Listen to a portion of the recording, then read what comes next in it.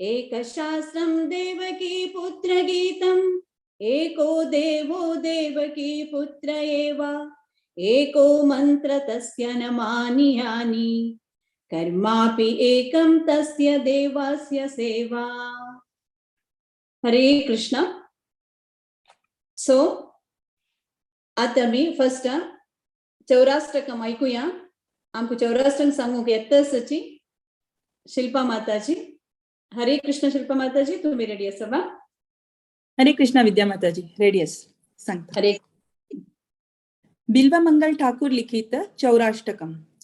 व्रजे प्रसिद्धं नवनीत चौरम गोपांगणानां चदुकूल चौरम.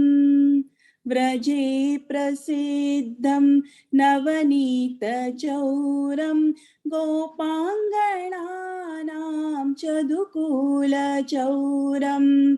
अनेक जन्मार्जित पाप चौरम चौराग्रगण्यं पुरुषं नमामि.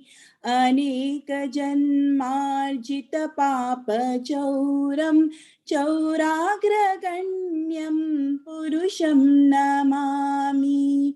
श्रीराधिकाया हृदयस्य चौरं नवाम्बुद श्यामलकान्ति चौरं पदाश्रितानां च समस्त चौरं चौराग्रगण्यं पुरुषं नमामि.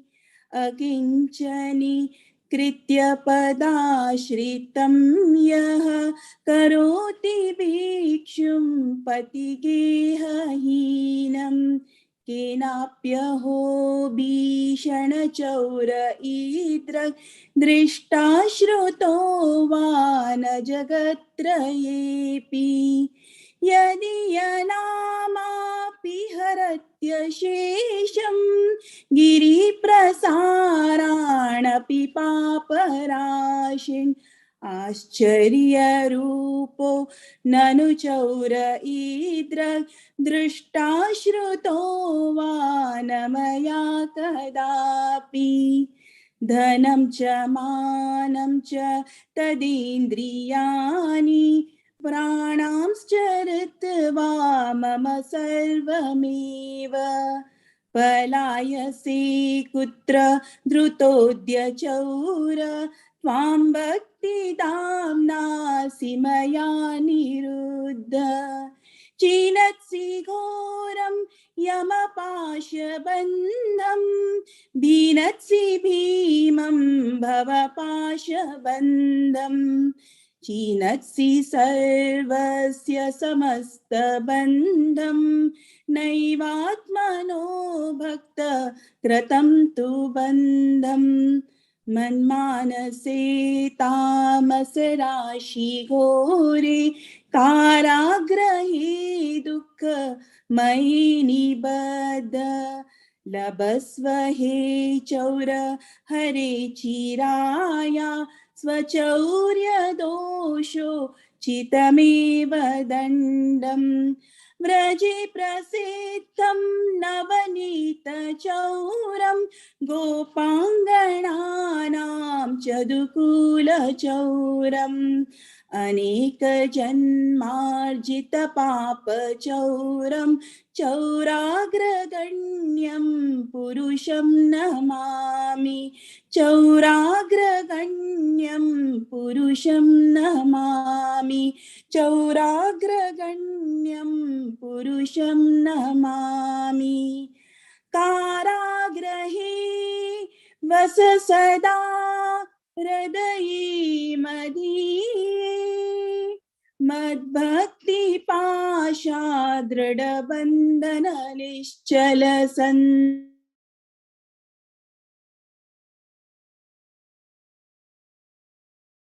कृष्ण प्रलयति शतान्तरेऽपि सर्वस्व चौर हृदयान् नहि मोचयामि. सर्वस्व चौर हृदयान् नहि मोचयामि। हरे कृष्णा कृष्ण कृष्ण हरे हरे, हरे राम राम राम हरे हरे। हरे कृष्णा कृष्ण कृष्ण हरे हरे, हरे राम राम राम हरे हरे। हरे कृष्णा कृष्ण कृष्ण हरे हरे, हरे राम राम राम हरे हरे। चौराग्रगण्यं पुरुषं नमामि, हरे कृष्ण. हरे कृष्णा. शिल्पा भारी चिंदुकोन सांगले, खुशी झालं ऐकून. Thank you Thanks. So much. बिल्वा मंगल ठाकूर की जय. जय. चंद आमकां चौराष्ट्रकाम केक सांग आमकां तांणी दिलेले, सो आमकां ते सांगून दिलेले राधिका भाव माताजीन. सो आमी पुरो धन्य हें शिकून काडून. हरे Krishna. Thank you Shilpa. Thank you so much. Next sorry Damodar Ashtakam सांगू येते सची दीपा भट माताजी. हरे कृष्ण दीपा भट माताजी. हरे हरे हरे कृष्ण. हांव सगळ्यांक प्रणाम करून सत्यव्रत मुनीन बरयलेलें दामोदर अष्टकम म्हणटात. नमामीश्वरं सच्चिदानन्दरूपम् लसत्कुण्डलं गोकुले व्रजमानम्. नमामीश्वरं सच्चिदानन्दरूपम् लसत्कुण्डलं गोकुले व्रजमानम्. यशोदावियोलुकलादवमानम् परामृष्टमत्यन्ततो द्रुतगोप्या. यशोदावियोलुकलादवमानम् परामृष्टमत्यन्ततो द्रुतगोप्या. रुदन्तं मुहुर्नेत्रयुग्मं रुजन्तं कराम्भोजयुग्मेन सातकं नेत्रम्. रुदन्तं मुहुर्नेत्रयुग्मं रुजन्तं कराम्भोजयुग्मेन सातकनेत्रम्. मुहुःश्वासकम्पत्रिरेखाककण्ठ स्थितग्रैव दामोदरं भक्तिबद्धम्. मुहुःश्वासकम्पत्रिरेखाककण्ठ स्थितग्रैव दामोदरं भक्तिबद्धम्. इति दृक्स्वलीलाभिरानन्दकुण्डे स्वघोषं निमज्जन्तं माख्यापयन्तम्. इति दृक्स्वलीलाभिरानन्दकुण्डे स्वघोषं निमज्जन्तं माख्यापयन्तम्.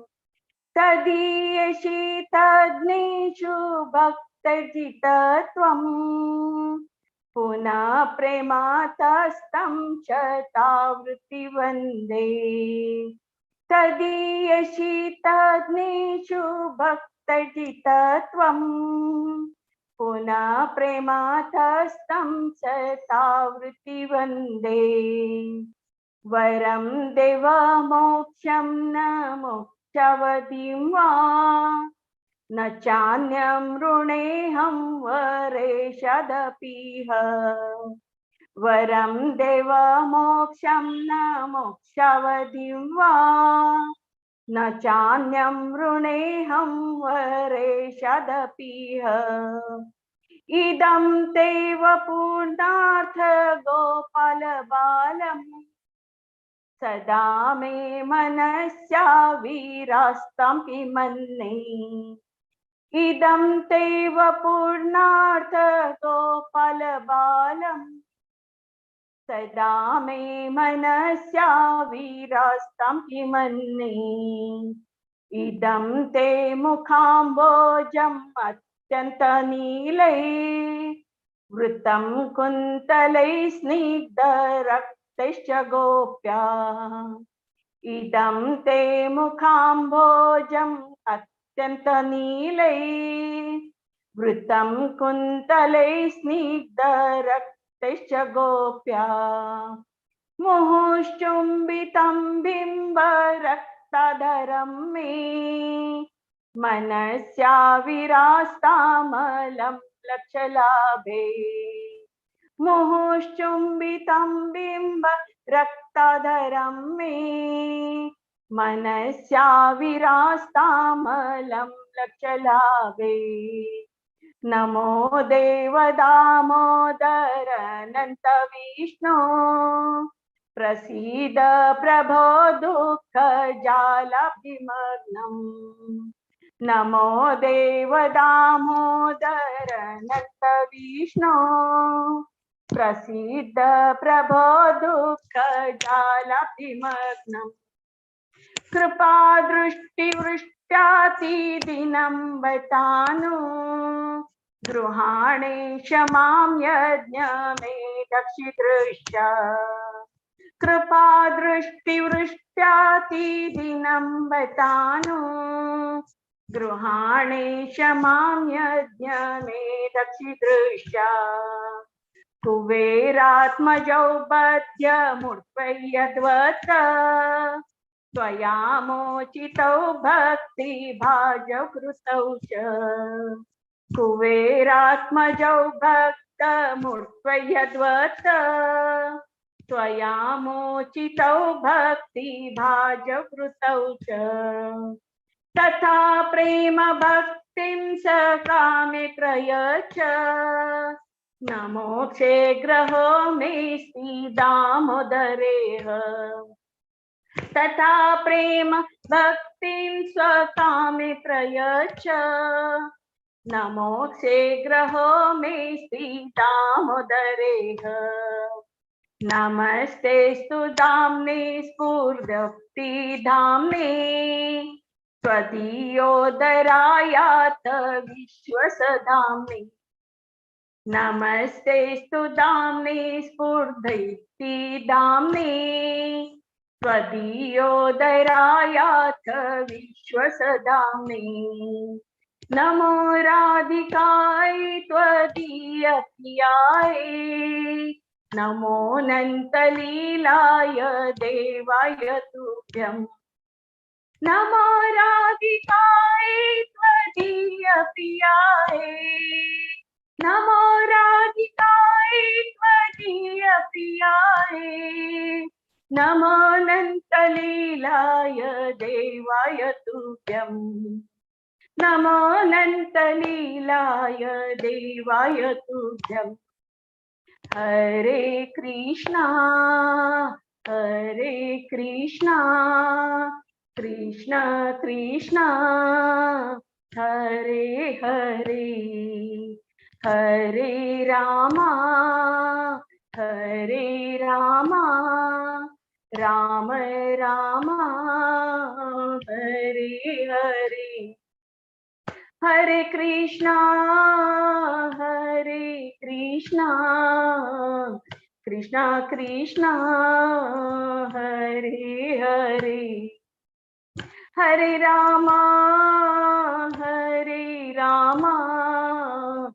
राम रामा हरे हरे जय राधा दामोदर राधा दामोदर राधे, राधा दामोदर, राधा दामोदर, राधा दामोदर राधे, राधे राधे राधे राधे, राधे राधे दामोदर राधे. हरे कृष्ण. हरे कृष्णा दीपभट माताजी, तुम्ही भारी चंदकोन सांगल्या. आम्ही तांतू भक्तीन बुड्डून गेलींची. Thank you so much. Satyavrata Muni की जय. आम कितलं चंद दामोदर अष्टकम दिले, तांतूय आमकां शिकून दिलेले. सरस्वती माताजी का खूप खूप धन्यवाद माताजी, खूप खूप धन्यवाद. हरे कृष्णा. नेक्स्ट आम्ही आता आमगेल्या एकादशी पारायणाक वचा भगवद्गीता पारायणाक मुखार सुया. आता फर्स्ट चॅप्टर सांगू येताची दोग जना 1 to 23 हेमापै माताजी सांगू येताची आणि 24 to 46 गंगा माताजी सांगू येताची. फर्स्ट 1 to 23 हेमापै माताजी. माताजी तुम्ही रेडी असाची. हा. हरे कृष्ण. हरे कृष्णा. ओम नमो भगवते वासुदेवाय. ओम नमो भगवते वासुदेवाय. ओम नमो भगवते वासुदेवाय. नारायणं नमस्कृत्यं नरं चैव नरोत्तमं देवीं सरस्वतीं व्यासं ततो जयम् उदीरयेत्. प्रथमोऽध्यायः अर्जुन विषाद योगः. धृतराष्ट्र उवाच धर्मक्षेत्रे कुरुक्षेत्रे समवेतायुयुत्सवः मामका पाण्डवाश्चैव किमकुर्वत संजय. संजय उवाच दृष्ट्वा तु पाण्डवानीकं व्यूढं दुर्योधनस्तदा आचार्य उपसंगम्य राजा वचनं ब्रवीत्. पश्येतां पाण्डुपुत्राणाम् आचार्य महतीं चमूं व्यूढां द्रुपदपुत्रेण तव शिष्येण धीमता. अत्र शूरा महेश्वासा भीमार्जुन समायुधि युयुधानो विराटश्च द्रुपदश्च महारथः. दृष्टकेतु चेकिताना काशीराजश्च वीर्यवान् पुरुजित् कुन्तिभोजश्च शैबश्च नरपुङ्गवा. युधामन्युश्च विक्रान्त उत्तमौजाश्च वीर्यवान् सौभद्रो द्रौपदेयाश्च सर्व एव महारथाः. अस्माकं तु विशिष्टाये तानि बोध द्विजोत्तम नायका मम सैन्यस्य संघार्थं तान् ब्रवीमि ते. भवान् भीष्मश्च कर्णश्च कृपश्च समितिञ्जयः अश्वत्थामा विकर्णश्च सौमदत्तिस्तथैव च अन्ये च बहवः शूरा मदर्थे त्यक्तजीविताः नानाशस्त्रप्रहरणा सर्वे युद्धविशारदाः. अपर्याप्तं तदस्माकं बलं भीष्माभिरक्षितं पर्याप्तं तिदमेतेषां बलं भीमाभिरक्षितम्. अयनेषु च सर्वेषु यथा भागमवस्थिता भीष्ममेवाभिरक्षन्तु भवन्तः सर्व एव हि. तस्य संजनयन् हर्षं कुरुवृद्धः पितामहः सिंहनादं विनद्योच्चे शङ्खं दद्मो प्रतापवान्. ततः शङ्खाश्च भैर्यश्च पणवानकगोमुखा सहसैव्याभ्यहन्यन्त सशब्दस्तु मूलो भवत्. ततः श्वेते हये युक्ते महति सन्दने स्थितो माधवा पाण्डवश्चैव दिव्यो शङ्खो प्रदद्मतु.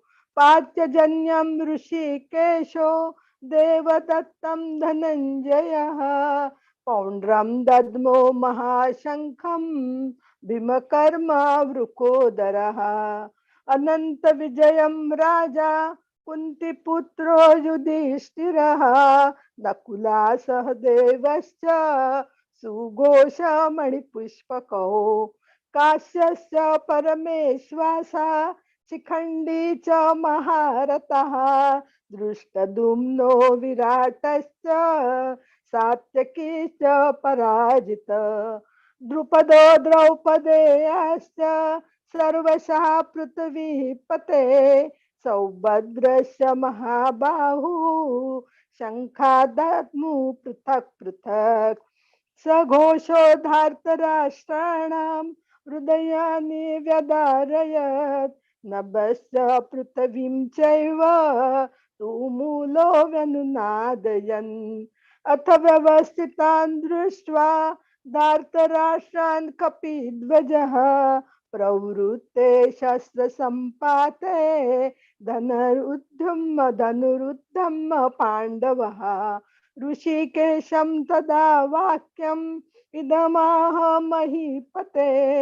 अर्जुन उवाच सेनयोर्भयो मध्ये रथं स्थापय मे अच्युत यावदेता निरीक्षेऽहं योद्धुकामानवस्थितान् केर्मया सह व्योद्धव्यम् अस्मिन् रणसमुद्यमे योत्स्नमानावेक्षेऽहं ययेतेऽत्र समागता धार्तराष्ट्रास्य दुर्बुद्धे युद्धे प्रियचिकीर्षवः।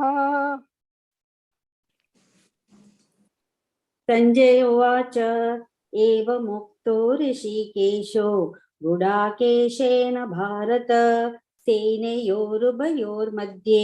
स्थापयित्वा रथोत्तमं भीष्मद्रोण प्रमुखतः सर्वेषां च महीक्षितान् पार्थ पश्यैतान् समवेतान् कुरुनिति तत्रा पश्यत् स्थितान् पार्थ पित्रानथ पितामहान् आचार्यान् मातुलान् भ्रात्रान् पुत्रान् पौत्रान् सखींस्तथा स्वशुरान् सुहृदश्चैव सेनयोरुभयोरपि तान् समीक्ष्य स कौन्तेयः स सर्वान् बन्धूनवस्थितान् कृपया परयाविष्टो विषीदन्निदम् अब्रवीत्। अर्जुन उवाच द्रष्टवेमं स्वजनं कृष्ण युयुत्सं समुपस्थितं सीदन्ति मम गात्राणि मुखं च परिशुष्यति वेपतुश्च शरीरे मे रोमहर्षश्च जायते गाण्डीवं स्रंसते हस्तात् त्वक्चैव परिधह्यते न च शक्नोम्यवस्थातुं भ्रमतीव च मे मनः निमित्तानि च पश्यामि विपरीतानि केशव न च श्रेयोनुपश्यामि हत्वा स्वजनमाहवे न काङ्क्षे विजयं कृष्ण न च राज्यं सुखानि च किं नो राजेन गोविन्द किं भोगैर्जीवितेन वा येषाम् अर्थे काङ्क्षितं नो राज्यं भोगा सुखानि च तैमेव स्थिता युद्धे प्राणां त्यक्त्वा धनानि च आचार्या पितरः पुत्राः तथैव च पितामहाः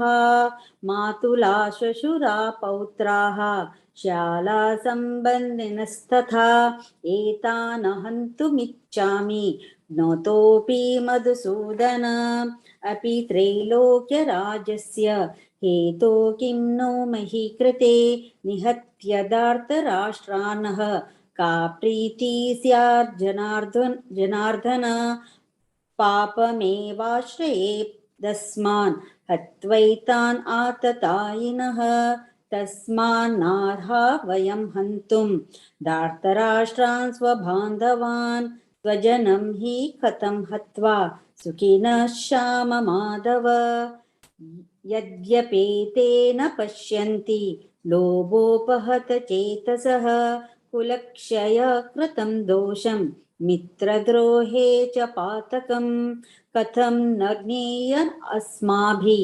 पापादस्मान्निवर्तितुं कुलक्षय कृतं दोषं प्रपश्यद्भिर्जनार्दन कुलक्षये प्रणश्यन्ति कुलधर्मा सनातनाः धर्मे नष्टे कुलं कृत्स्नम् अधर्मोऽभिभवत्युत अधर्माभिभवात् कृष्ण प्रदुष्यन्ति कुलस्त्रियः स्त्रीषु दुष्टाषु वार्ष्णेय जायते वर्णसङ्करः संकरो नरकायैव कुलज्ञानां कुलस्य च पतन्ति पितरो येषां लुप्तपिण्डोदकक्रियाः दोषैरेते कुलज्ञानां वर्णसङ्करकारकैः उत्स्यादन्ते जातिधर्माः कुलधर्माश्च शाश्वताः उत्सन्ना कुलधर्माणां मनुष्याणां जनार्दन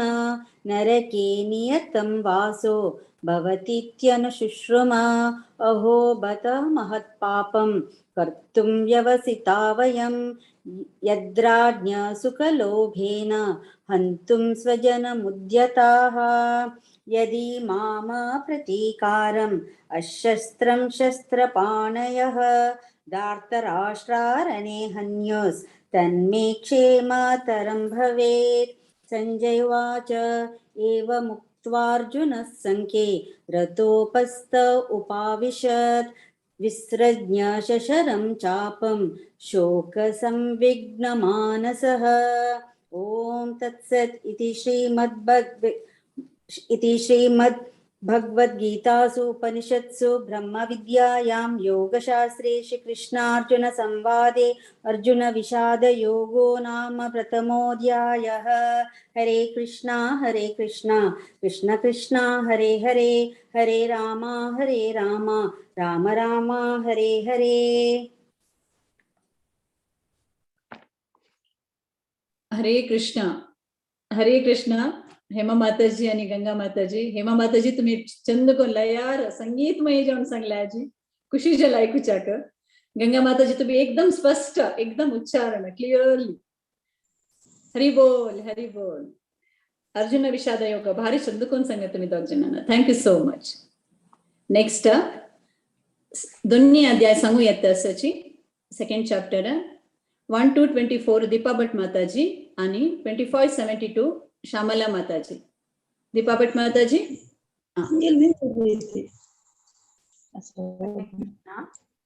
ओम नमो भगवते वासुदेवाय. ओम नमो भगवते वासुदेवाय.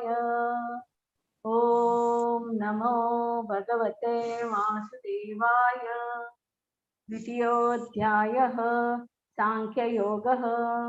संजय उवाच तं तथा कृपयाविष्टं पूर्णाकुलेक्षणं विषीदन्तमिदं वाक्य उवाच मधुसूदनः. श्रीभगवानुवाच कुतस्त्वाकश्मलमिदं विषमे समुपस्थितम् अनार्यजुष्टम स्वर्गमकीर्तिकरमर्जुन. क्लैबं मास्मगमः पार्थ नैत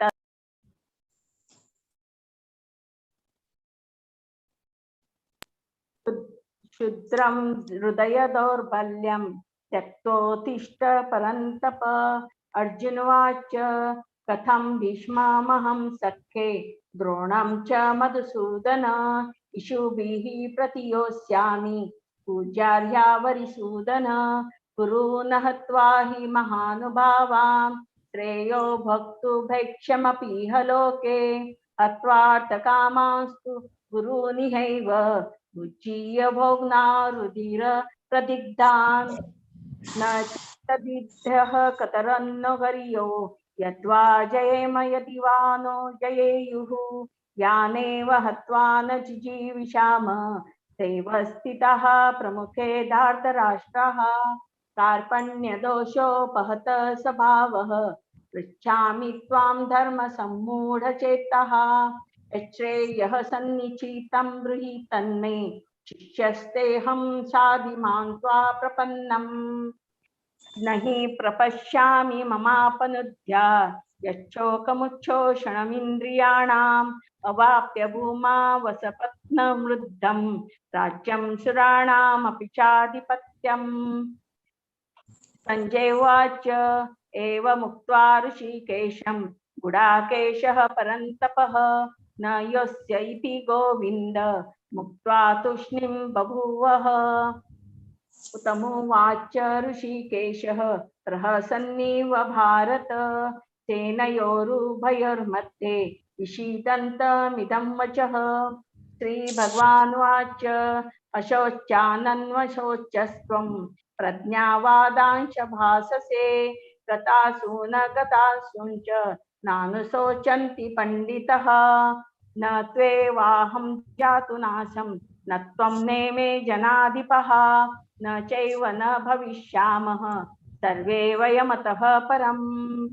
देहिनोऽस्मिन् यथा देहे कौमारं यौवनं जरा तथा देहान्तरप्राप्ति धीरस्तत्र न मुह्यति। मात्रा स्पर्शास्तु कौन्तेय शीतोष्ण सुखदुःखदः आगमापायिनो नित्यास्तां तितिक्षस्व भारत। यं हि न व्यथयन्ते ते पुरुषं पुरुषश्रभ तमा दुःख सुखं धीरं सोमृतत्वाय कल्पते। नासतो विद्यते भावो नाभावो विद्यते सतः उभयोरपि द्रष्टोऽन्त त्वनयोस्तत्त्वदर्शिभिः। Last time दिलेले तद्विद्धि येन सर्वमिदं ततं विनाशमव्ययस्यास्य न कच्चित् कर्तुमर्हति। अन्तवन्त्य इमे देहा नित्यसोक्ता शरीरिणः अनासीनो प्रमेयश्च तस्माद्युध्यस्व भारत। य एनं वेत्ति हन्तारं यश्चैनं मन्यते हतम् उभौ तौ न विजाति नीतो नायं हन्ति न हन्यते। न जायते म्रियते वा कदाचित् नायं भूत्वा भविता वा न भूयः। अजो नित्यः शाश्वतोऽयं पुराणो न हन्यते हन्यमाने शरीरे। वास वेदां विनाशिनं नित्यं यनमजमव्ययं कथं स पुरुषः पार्थ कं घातयन्ति हन्तिकं। वासांसि जीर्णानि यथा विहाय नवानि गृह्णाति नरोपराणि तथा शरीराणि विहाय जीर्णा नन्यानि संयाति नवानि देहि। नैनं छिन्दन्ति शस्त्राणि नैनं दहति पावकः न चैनं क्लेदयन्त्यापो न शोषयन्ति मारुतः। यच्चेद्यो यमदायो यमक्लेद्यो शोष्येव च नित्यः सर्वगतः स्थाणु प्रचलोऽयं सनातनः। हरे कृष्ण।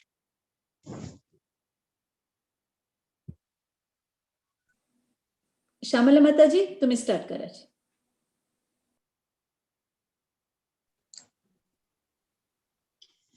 अव्यक्तोऽयम् अचिन्त्योऽयम् अविकार्योऽयमुच्यते तस्मादेवं विदित्वैनं नानुशोचितुमर्हसि.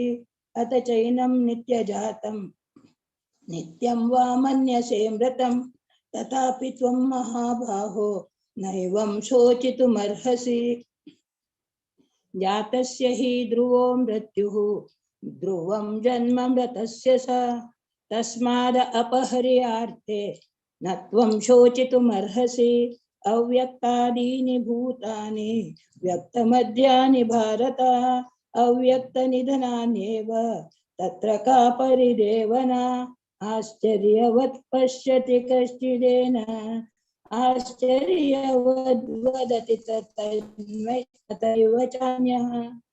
आश्चर्यवच्चेन मन्यः शृणोति श्रुत्वाप्येनं वेद न चैव कश्चित्. देहि नित्यम् अवध्योऽयं देहे सर्वस्य भारत तस्मात् सर्वाणि भूतानि न त्वं शोचितुमर्हसि. स्वधर्ममपि चावेक्ष्य न विकम्पितुमर्हसि धर्मादियुद्धाश्रेयोऽन्यत् क्षत्रियस्य न विद्यते यद्रच्छया चोपपन्नं स्वर्गद्वारमपावृतं सुखिनो क्षत्रिया पार्थ लभन्ते युद्धमीदृशम् अत चेत्त्वमिमं धर्म्यं संग्रामं न करिष्यसि तत स्वधर्मं कीर्तिं च हित्वा पापमवाप्स्यसि अकीर्तिं चापि भूतानि कथयिष्यन्ति ते व्ययां संभावित्यस्य चाकीर्तिं मरणाद्य अतिरिच्यते भयाद्रणादुपरतं मस्यन्ते त्वां महारथाः येषां च त्वं बहुमतो भूत्वा यास्वसि लाघ्वम् अवाच्यवादांश्च बहून्वा वदिष्यन्ति तवाहिताः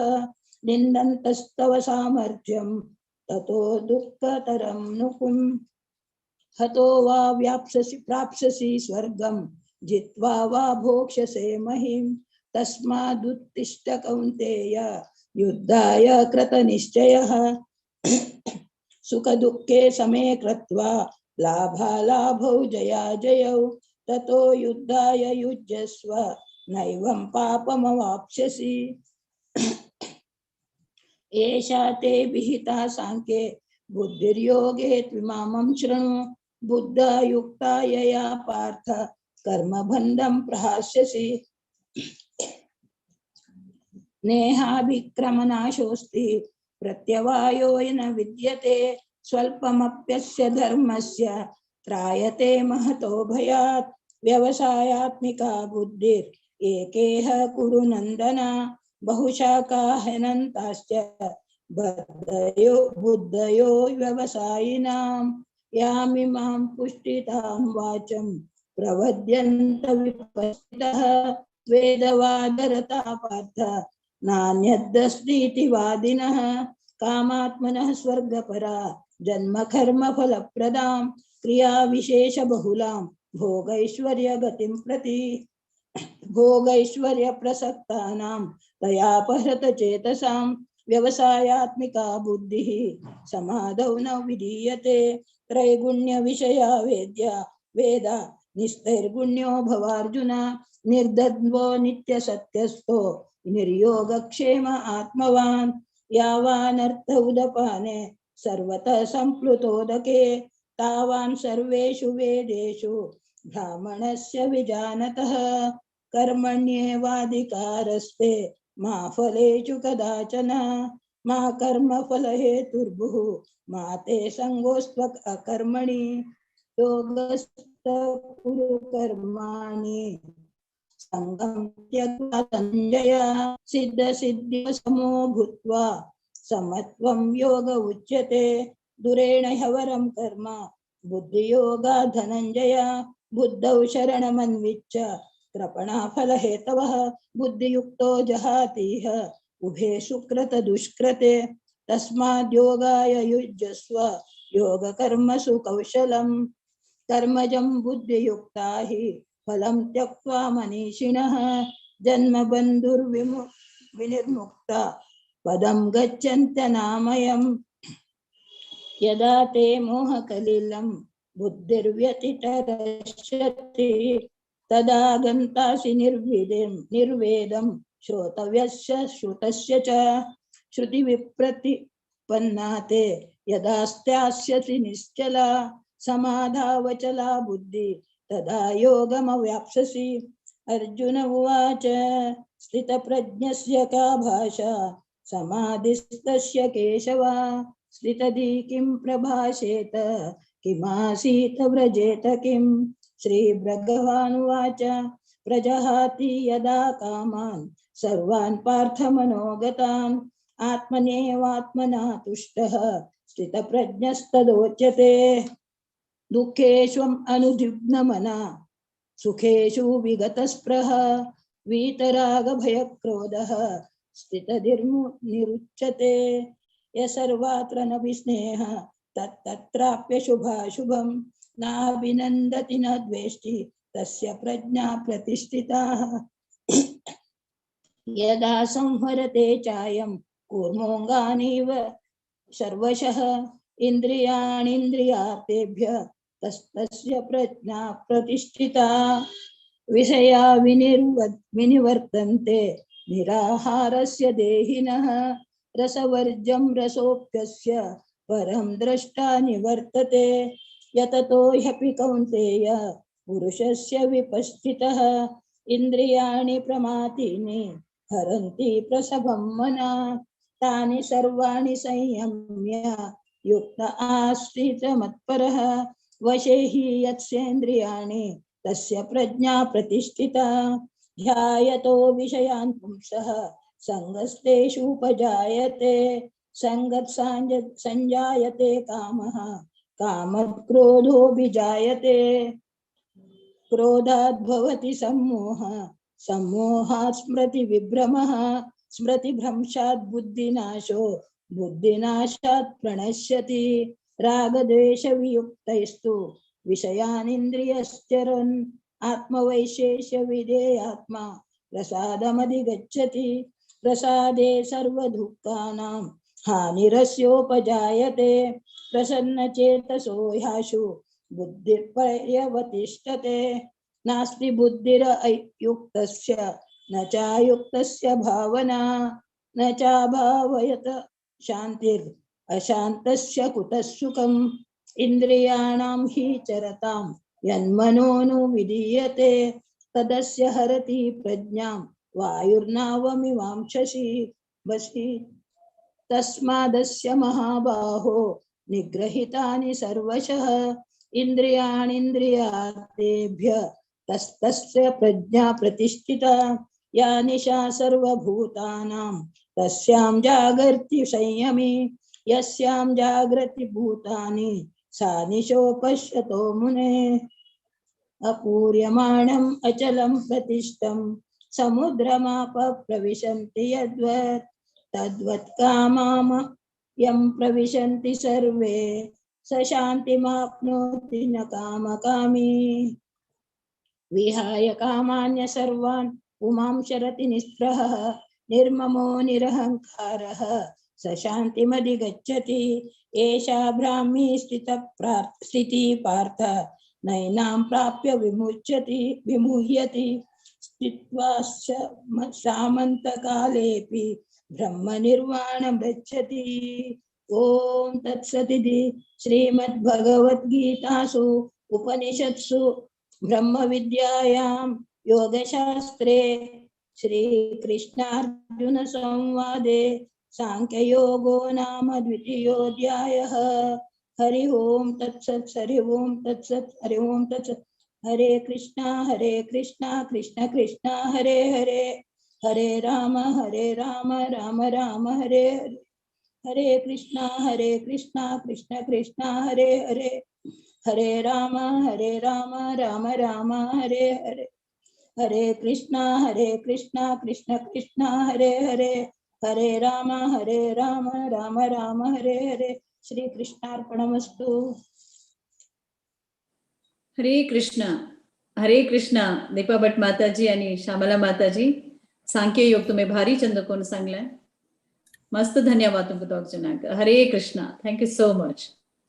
आता तिन्ही अध्यायो चॅप्टर बाजूच्या येता असाची 1 to 22 मीराकिनी आणि 23 to 43 डॉक्टर कामाक्षी माताजी। हरे कृष्णा मीरा। माताजी। हरे कृष्णा प्लीज। अथ तृतीयोऽध्यायः। अर्जुन उवाच जायसि चेत् कर्मणस्ते मता बुद्धिर्जनार्दन तत्किं कर्मणि घोरे मां नियोजयसि केशव। व्यामिश्रेणेव वाक्येन बुद्धिं मोहयसीव मे तदेकं वद निश्चित्य येन श्रेयो अहमाप्नुयाम्। श्रीभगवानुवाच लोके अस्मिन् द्विविधा निष्ठा पुरा प्रोक्ता मया नघ ज्ञानयोगेन साङ्ख्यानां कर्मयोगेन योगिनां न कर्मणामनारम्भान् नैष्कर्म्यं पुरुषो अश्नुते न च सन्न्यसनादेव सिद्धिं समधिगच्छति न हि कश्चित् क्षणमपि जातु तिष्ठत्य कर्मकृत् कार्यते ह्यवशः कर्म सर्वप्रकृतिजैर्गुणैः कर्मेन्द्रियाणि संयम्य य आस्ते मनसा स्मरन् इन्द्रियार्थान् विमूढात्मा मिथ्याचारः उच्यते यस्त्विन्द्रियाणि मनसा नियम्यारभते अर्जुन कर्मेन्द्रियै कर्मयोगम् असक्तः स विशिष्यते नियतं कुरु कर्म त्वं कर्मज्ञयो ह्यकर्मणः शरीरयात्रापि च ते न प्रसिद्ध्येद कर्मणः यज्ञार्थात् कर्मणो अन्यत्र लोकोऽयं कर्मबन्धनः तदर्थं कर्म कौन्तेय मुक्तसङ्गसमाचर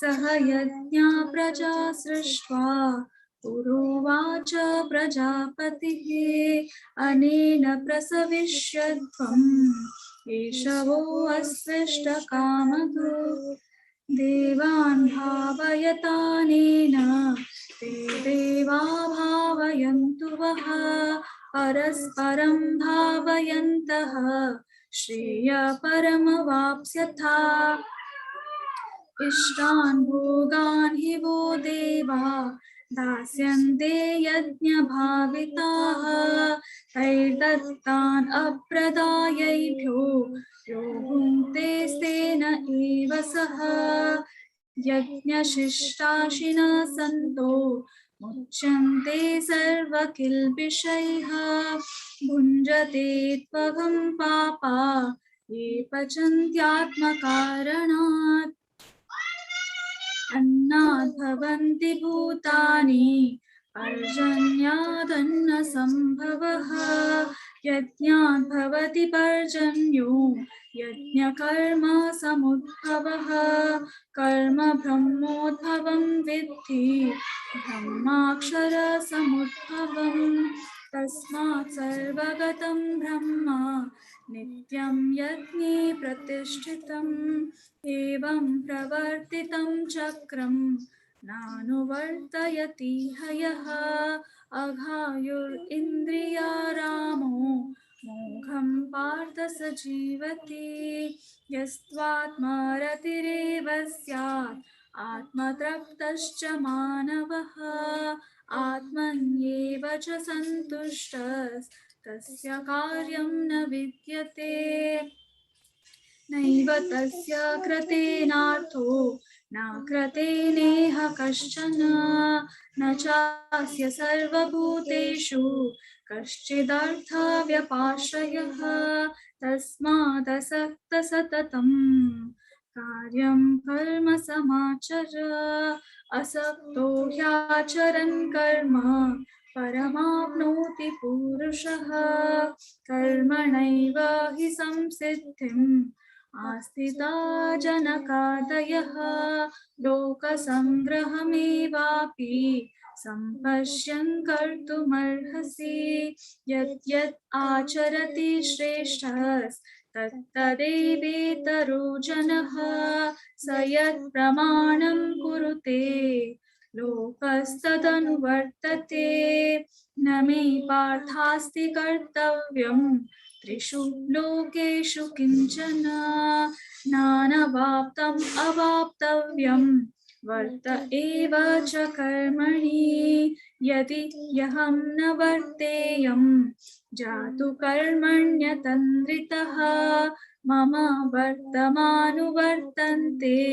मनुष्या पार्थ सर्वशः उत्सिदेयुरिमे लोका न कुर्यां कर्म चेदहं शङ्करस्य च कर्ता स्याम् उपहन्याम् इमा प्रजाः सक्ता कर्मण्य विद्वांसो यथा कुर्वन्ति भारत कुर्याद् विद्वांस तथा सक्तश्चिकीर्षुर्लोकसङ्ग्रहम् न बुद्धिभेदं जनयेत् अज्ञानां कर्मसङ्गिनां जोषयेत् सर्वकर्माणि विद्वान् युक्तसमाचरन् प्रकृते क्रियमाणानि गुणैः कर्माणि सर्वशः अहङ्कार विमूढात्मा कर्ताहमिति मन्यते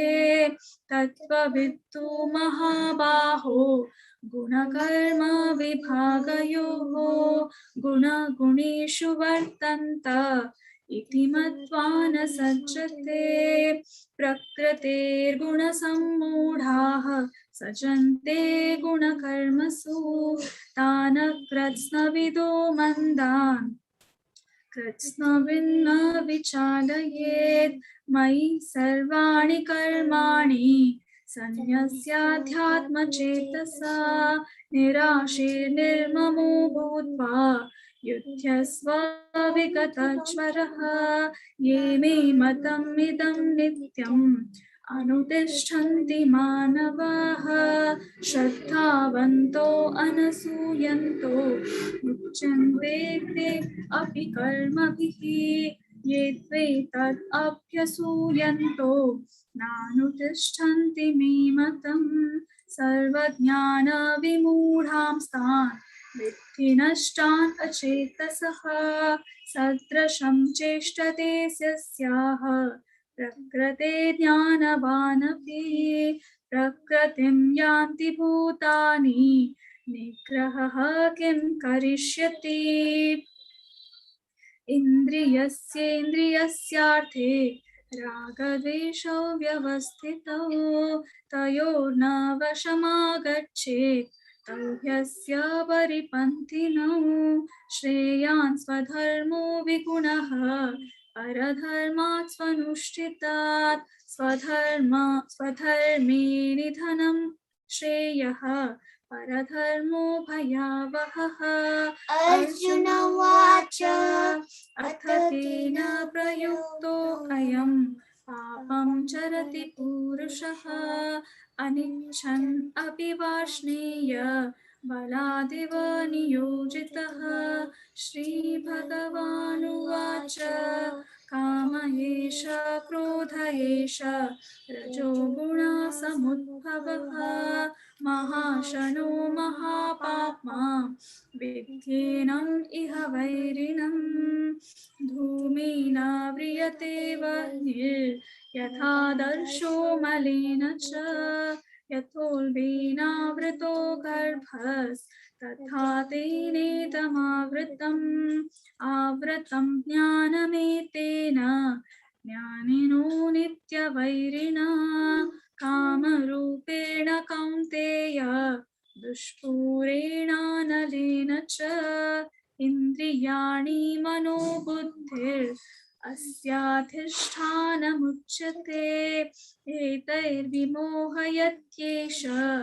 ज्ञानमावृत्य देहिनम् तस्मात् त्वम् इन्द्रियाण्यादौ नियम्य भरतर्षभ पाप्मानं प्रजहीह्येनं ज्ञानविज्ञाननाशनम् इन्द्रियाणि पराण्याहुर् इन्द्रियेभ्यः परं मनः मनसस्तु परा बुद्धिर्यो बुद्धे परतस्तु सः एवं बुद्धे परं बुद्ध्वा संस्तभ्यात्मानमात्मना जहि शत्रुं महाबाहो कामरूपं दुरासतम् ओम तत्सत् इति श्रीमद्भगवद्गीतासु उपनिषत्सु ब्रह्मविद्यायां योगशास्त्रे श्रीकृष्णार्जुन संवादे कर्मयोगो नाम तृतीयोऽध्यायः। हरे कृष्ण कृष्ण कृष्ण हरे हरे हरे राम राम राम हरे हरे. హరే కృష్ణ మీరా గుండి భారీ చందుకుని అమ్మాని సాథ్ దిల్దమా చందుకుని सांगले हा प्रति टाइम आम्हाला बयवट बैसून अशी सांगायची आहेत ओके.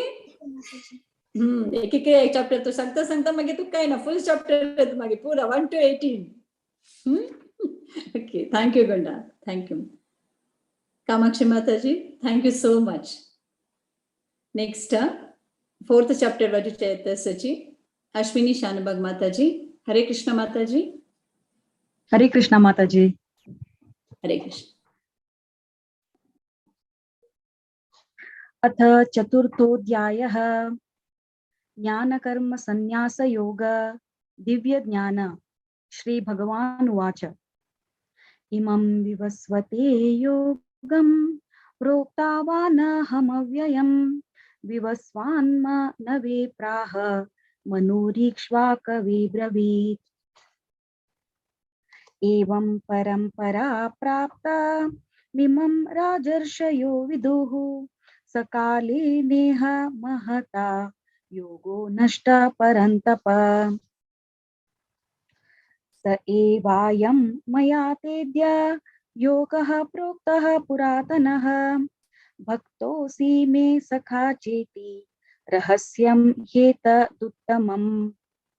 अर्जुन उवाच अपरं भवतो जन्म परं जन्म विवस्वतः कथमेतद् विजानीयां त्वमादौ प्रोक्तवानिति. श्री भगवान उवाच बहूनि मे व्यतीतानि जन्मानि तव चार्जुन तान्यहं वेद सर्वाणि न त्वं वेत्थ परन्तप. अजोऽपि सन्न व्ययात्मा भूतानामीश्वरोऽपि सन् प्रकृतिं स्वामधिष्ठाय सम्भवाम्यात्म मायया. यदा यदा हि धर्मस्य ग्लानिर्भवति भारत अभ्युत्थानमधर्मस्य तदात्मानं सृजाम्यहम्. परित्राणाय साधूनां विनाशाय च दुष्कृतां धर्म संस्थापनार्थाय संभवामि युगे युगे. जन्म कर्म च मे दिव्यमेवं यो वेत्ति तत्त्वतः त्यक्त्वा देहं पुनर्जन्म नैति मामेति सोऽर्जुन. वीतराग भयक्रोधा मन्मया मामुपाश्रिताः बहवो ज्ञान तपसा भूता मद्भावमागताः. ये यथा मां प्रपद्यन्ते तांस्तदैव भजाम्यहम्. मम वर्तानुवर्तन्ते मनुष्याः पार्थ सर्वशः. कान्यन्तः कर्मणां सिद्धिं यजन्त इह देवताः क्षिप्रं हि मानुषे लोके सिद्धिर्भवति कर्मजा. चातुर्वर्ण्यं मया सृष्टं गुणकर्म विभागशः तस्य कर्तारमपि मां विद्य कर्तारमव्ययम्.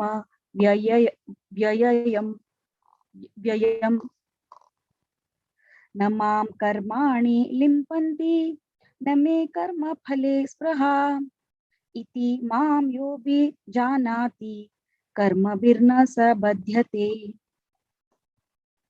एवं ज्ञात्वा कृतं कर्म पूर्वैरपि मुमुक्षुभिः कुरुं कर्मैव तस्मात् त्वं पूर्वतरं कृतम्.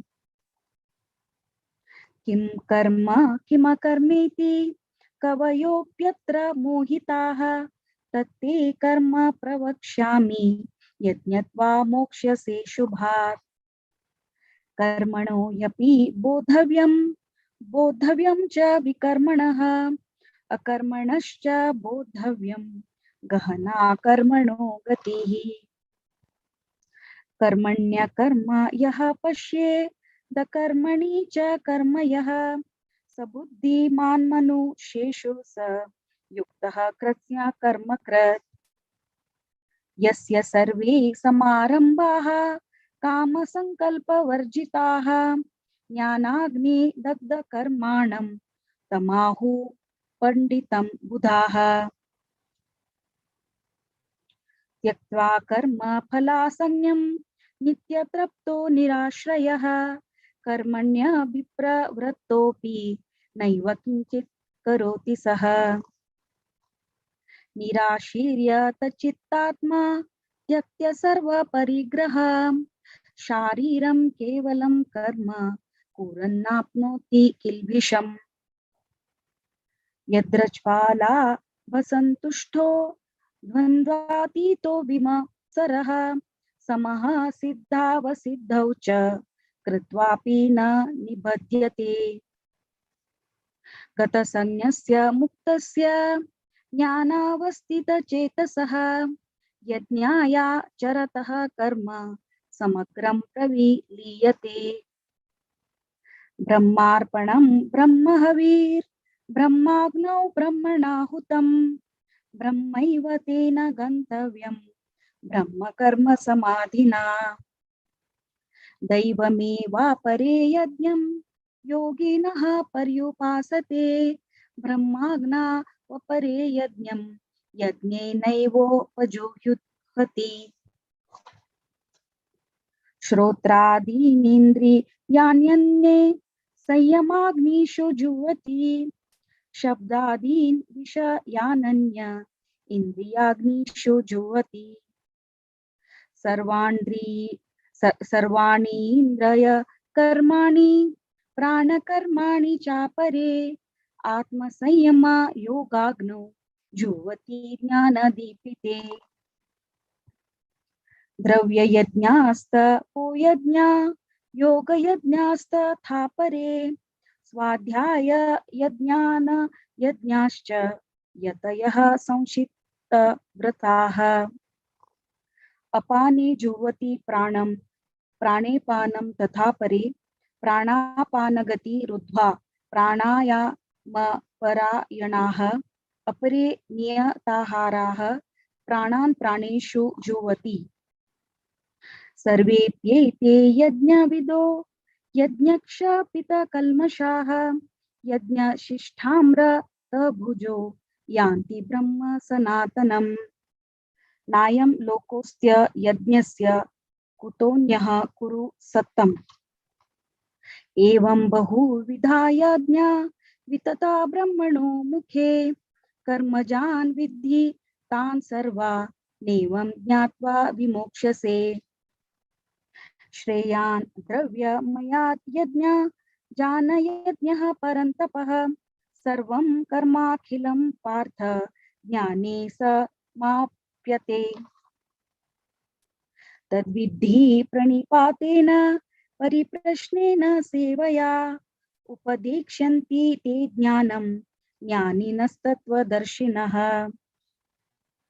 यद्यज्ञात्वा न पुनर्मोह नेवं यास्यसि पाण्डव येन भूतान्यशेषाणि द्रक्ष्यस्यात्मन्यथो मयि अपि चेदसि पापेभ्यः सर्वेभ्यः पापकृत्तमः सर्वं ज्ञानाप्लवेनैव व्रजिनं सन्तरिष्यसि यथैधांसि समिद्धोऽग्ने भस्मसात् कुरुतेऽर्जुन ज्ञानाग्निः सर्वकर्माणि भस्मसात् कुरुते तथा न हि ज्ञानेन सदृशं पवित्रमिह विद्यते तत् स्वयं योगसंसिद्धः कालेनात्मनि विन्दति श्रद्धावान् लभते ज्ञानं तत्परः संयतेन्द्रियः ज्ञानं लब्ध्वा परां शान्ति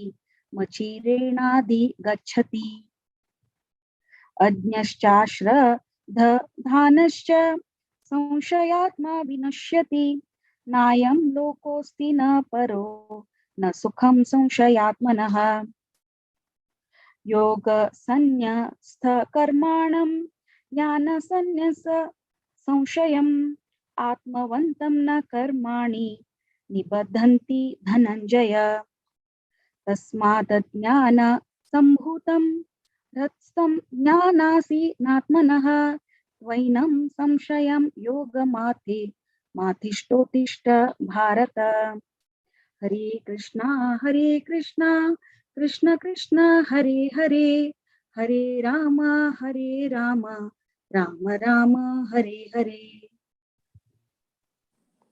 हरे कृष्णा. अश्विनी माताजी तुम्ही भारी चंदकोन सांगला.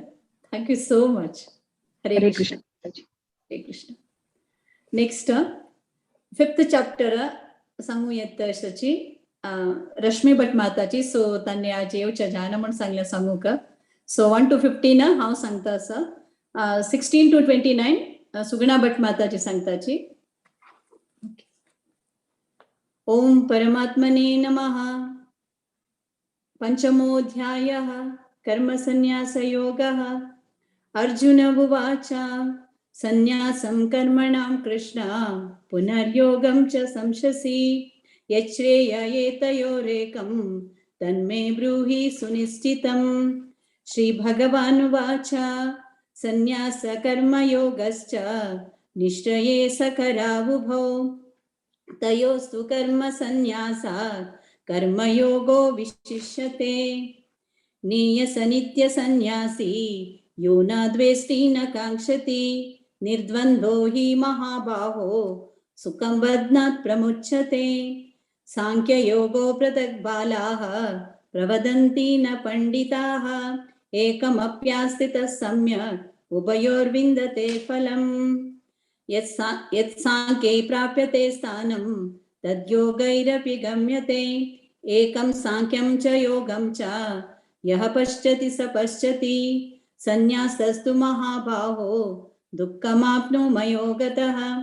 योगयुक्तो मुनिर्ब्रह्मा न चिरेणाधिगच्छति. योगयुक्तो विशुद्धात्मा विजितात्मा जितेन्द्रियः सर्वभूतात्मभूतात्मा कुर्वन्नपि न लिप्यते. नैव किञ्चित् करोमीति युक्तो मन्येत तत्त्ववित्.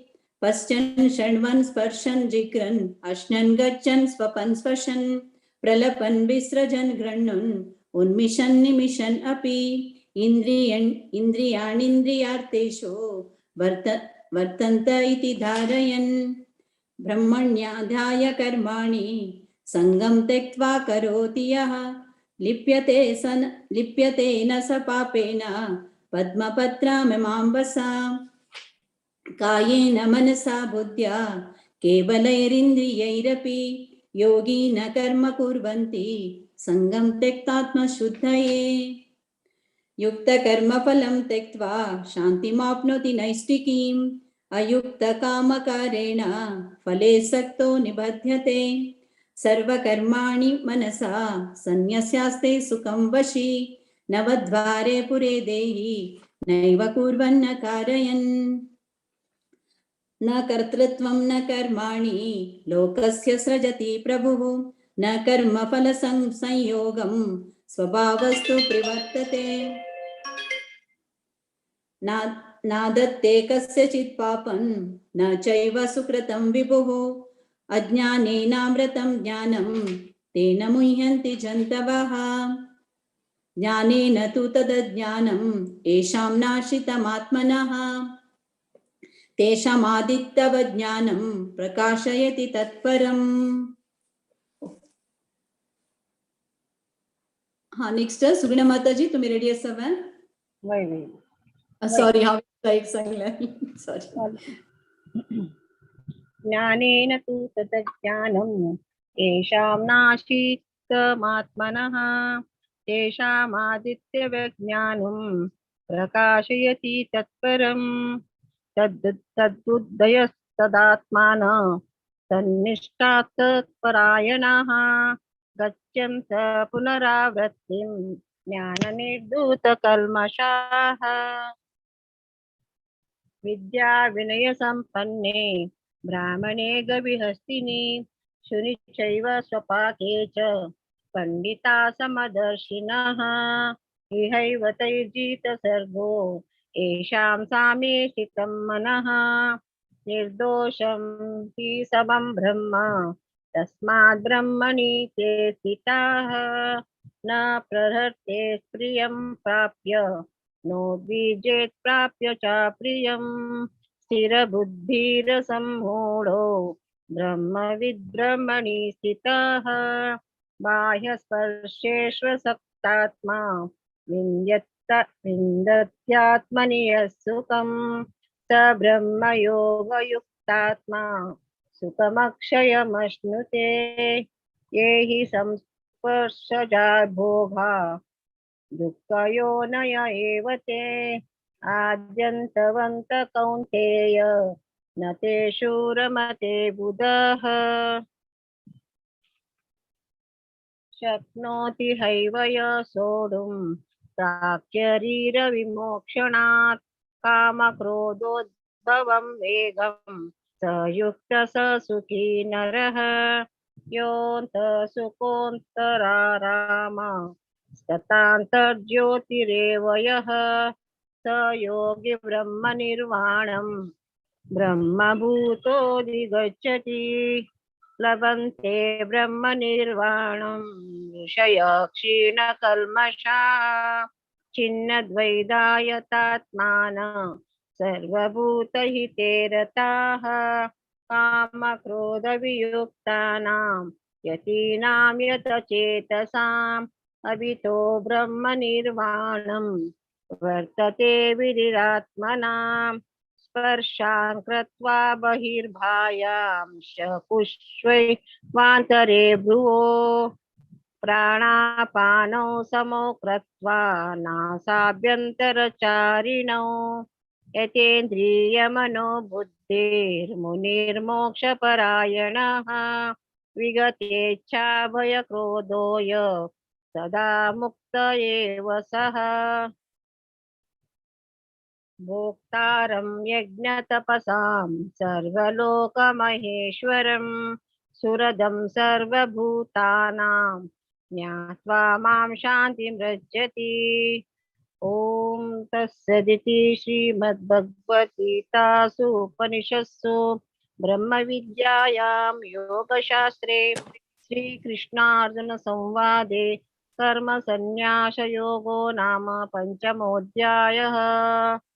श्रीकृष्णार्पणमस्तु। हरे कृष्णा कृष्ण कृष्ण हरे हरे, हरे राम राम राम हरे हरे, हरे कृष्णा कृष्ण कृष्ण हरे हरे, हरे राम राम राम हरे हरे, हरे कृष्णा. हरे कृष्णा. सुगुणा माताजी, तुम्ही भारी चंदकोन सांगले, तुमको खूप खूप धन्यवाद. हरे कृष्णा. नेक्स्ट 6th चॅप्टर सांगू इतिहासाची 1 to 24 शिल्पा शणे माताजी आणि 25 to 47 मीना मल्लिया माताजी. शिल्पा रेडी असा? ओके. हरे कृष्ण. हरे कृष्ण. अथ षष्ठमोऽध्यायः. श्री भगवानुवाच अनाश्रितकर्मफलं कार्यं कर्म करोति यः स सन्न्यासी च योगी च न निरग्निर्न चाक्रियः यं सन्न्यासमिति प्राहुर् योगं तं विधि पाण्डव नय संन्यस्तसंकल्पो योगी भवति कश्चन आरुरुक्षुर्मुनिर्योगं कर्म कारणमुच्यते योगारूढस्य तस्यैव शम कारणमुच्यते यदा हीनेन्द्रियार्थेषु न कर्मस्वनुसज्जते सर्वसंकल्प सन्न्यासी योगारूढस्य तदोच्यते उद्धरेदात्मनात्मानं नात्मानमवसादयेत् आत्मैव यात्मनो बन्धुर् आत्मैव रिपुरात्मनः बन्धुरात्मात्मनस्तस्य येनात्मैवात्मना जितः अनात्मनस्तु शत्रुत्वे वर्तेतात्मैव शत्रुत्वत् जितात्मन प्रशान्तस्य परमात्मा समाहितः शीतोष्ण सुख दुःखेषु तथा मानापमानयोः ज्ञान विज्ञान तृप्तात्मा कूटस्थो विजितेन्द्रियः युक्त इत्युच्यते योगी समलोष्टाश्मलाञ्छनः सुहृन्मित्रायुधासीन मध्यस्थ द्वेष बन्धुषु साधुष्वापि पापेषु समबुद्धिर्विशिष्यते योगी युञ्जित सततम् आत्मानं रहसि स्थितः एकाकीयत चित्तात्मा निराशिर परिग्रह शुचौ देशे प्रतिष्ठाप्य स्थिरमासनमात्मनः नात्युच्छ्रितं नातिनीचं चैलाजिन् कुशोत्तरं तत्रैकाग्रं मनः कृत्वा यतचित्तेन्द्रियाक्रियः उपविश्यासने युञ्जात् योगम् आत्मविशुद्धये समं काय शिरुर्ग्रीवं धारयन्नचलं स्थिरः सम्प्रेक्ष्य नासिकाग्रं स्वं दिशश्चानवलोकयन् प्रशान्तात्मा विगतभिः ब्रह्मचारी व्रते स्थितः मनः संयम्य मच्चित्तो युक्त आसीत् मत्परः युञ्जन्नेवं सदात्मानं योगी नियतमानसः शान्तिं निर्वाणपरमं मत्संस्थामधिगच्छति नात्यश्नतस्तु योगोऽस्ति न चैकान्तम् अनश्नतः न चाति स्वप्नशीलस्य जाग्रतो नैव चार्जुन युक्ताहार विहारस्य युक्तचेष्टस्य कर्मसु युक्तस्वप्नावबोधस्य योगो भवति दुःखः यदा विनियतं चित्तम् आत्मन्येव वतिष्ठते निष्पृह सर्वकामेभ्यो युक्त इत्युच्यते तदा यथा दीपो निवातस्थो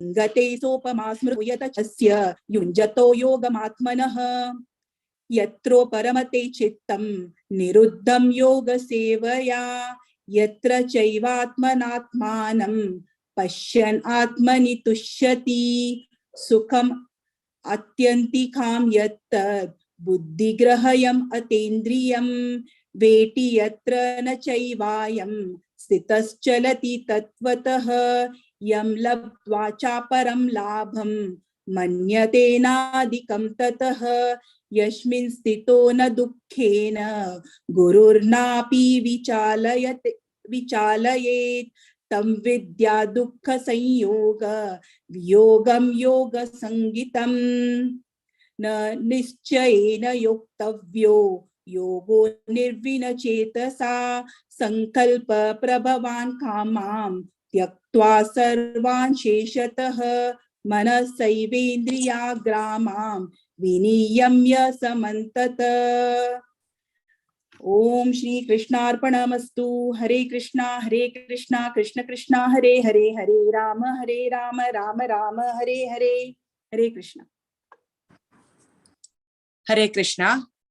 शनै शनैरुपरमेत् बुद्ध्या धृतिगृहीतया आत्मसंस्थान् मनः कृत्वा न किञ्चिदपि चिन्तयेत् यतो यतो निश्चरति मनश्चञ्चलमस्थिरं ततस्ततो नियमैतत् आत्मन्नेवावशं नयेत् प्रशान्तमनसं ह्येनं योगिनं सुखमुत्तमम् उपैति शान्तरजसं ब्रह्मभूतमकल्मषं युञ्जन्नेवं सदात्मानां योगी विगतकल्मषः सुखेन ब्रह्म संस्पर्शम् अत्यन्तं सुखमश्नुते सर्वभूतास्तमात्मानां सर्वभूतानि चात्मनि ईक्षते योगयुक्तात्मा सर्वत्र समदर्शनः यो मां पश्यति सर्वत्र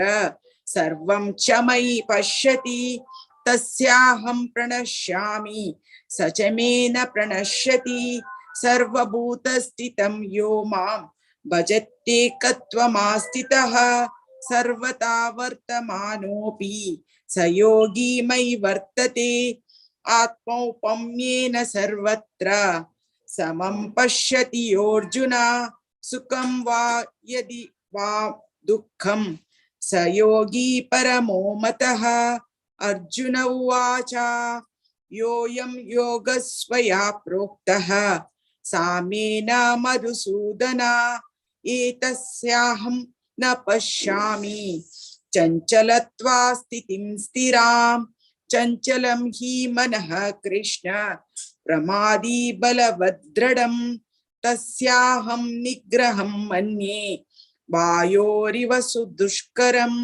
श्री भगवानुवाच असंशयं महाबाहो मनोदुर्निग्रहं चलम् अभ्यासेन तु कौन्तेय वैराग्येण च गृह्यते असंयातात्मना योगो दुष्प्राप इति मे मतिः वश्यात्मना तु यतता शक्यो वाप्तुमुपायतः अर्जुन उवाच अयति श्रद्धयोपेतो योगाच्चलितमानसः अप्राप्य योग संसिद्धिं कां गतिं कृष्ण गच्छति कच्चिनो भय विभ्रष्ट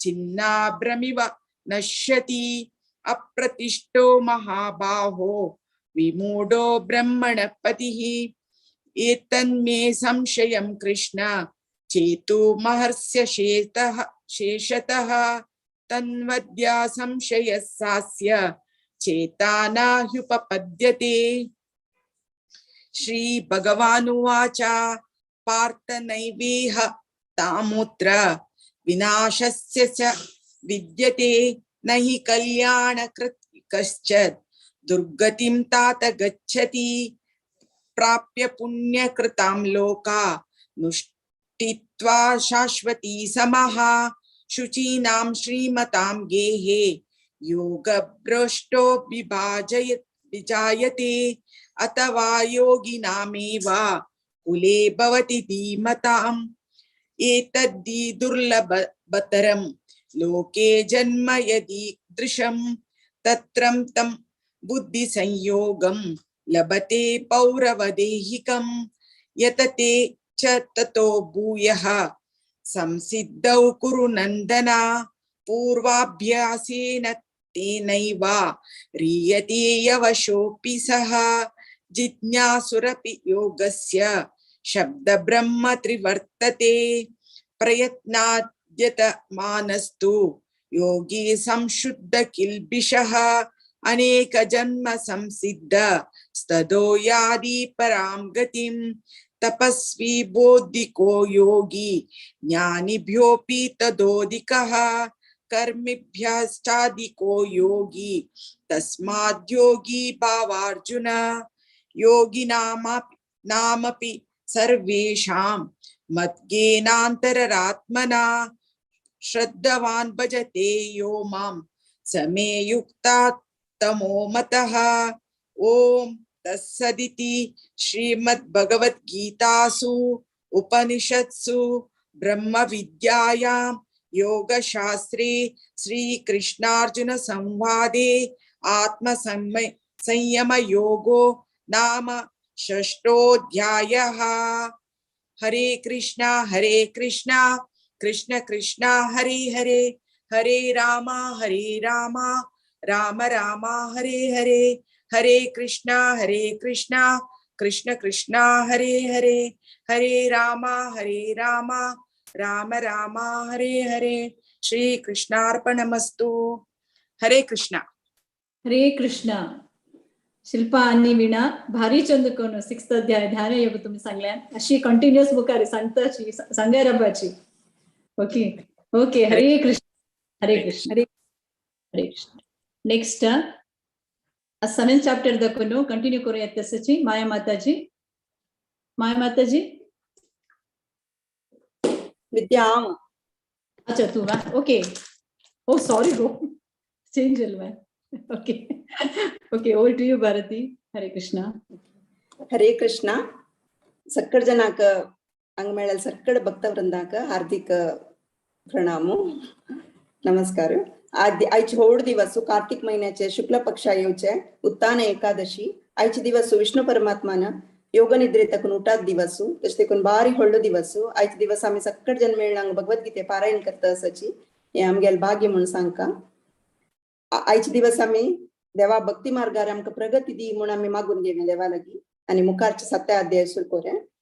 आता भक्ती योगात 7 ते 12 अध्याय पासून भगवद्गीतेचे भक्ती योग मस्त इम्पॉर्टंट पार्ट भगवद्गीतेचे श्रद्धेन वाजूया आमी आता. 7 अध्याय सांगू आमगे लोटू ज्ञान विज्ञान योग सांगू आमगे लोटू आसाची पद्मा भट माताजी 1 to 15 श्लोक 16 to 30 आशलता प्रभु माताजी. ओवर टू यू माताजी. पद्मा भट माताजी. हरे कृष्ण. हरे कृष्ण. ओम नमो भगवते वासुदेवाय. अथ सप्तमोऽध्यायः ज्ञान विज्ञान योग. श्री भगवानुवाच मय्यासक्तो मनः पार्थ योगं युञ्जन्मदाश्रयः असंशयं समग्रमां यथा ज्ञास्यसि तत् शृणु. ज्ञानं तेऽहं सविज्ञानम् इदं वक्ष्याम्य शेषतः. यज्ञात्वात्नेह भूयोऽन्य ज्ञातव्यमवशिष्यते. मनुष्याणां सहस्रेषु कश्चिद्यैतति सिद्धये यततामपि सिद्धानां कश्चिन्मा वेत्ति तत्त्वतः. भूमिरापो नलो वायुः खं मनो बुद्धिरेव च अहंकार इति यं मे भिन्ना प्रकृतिरष्टधा.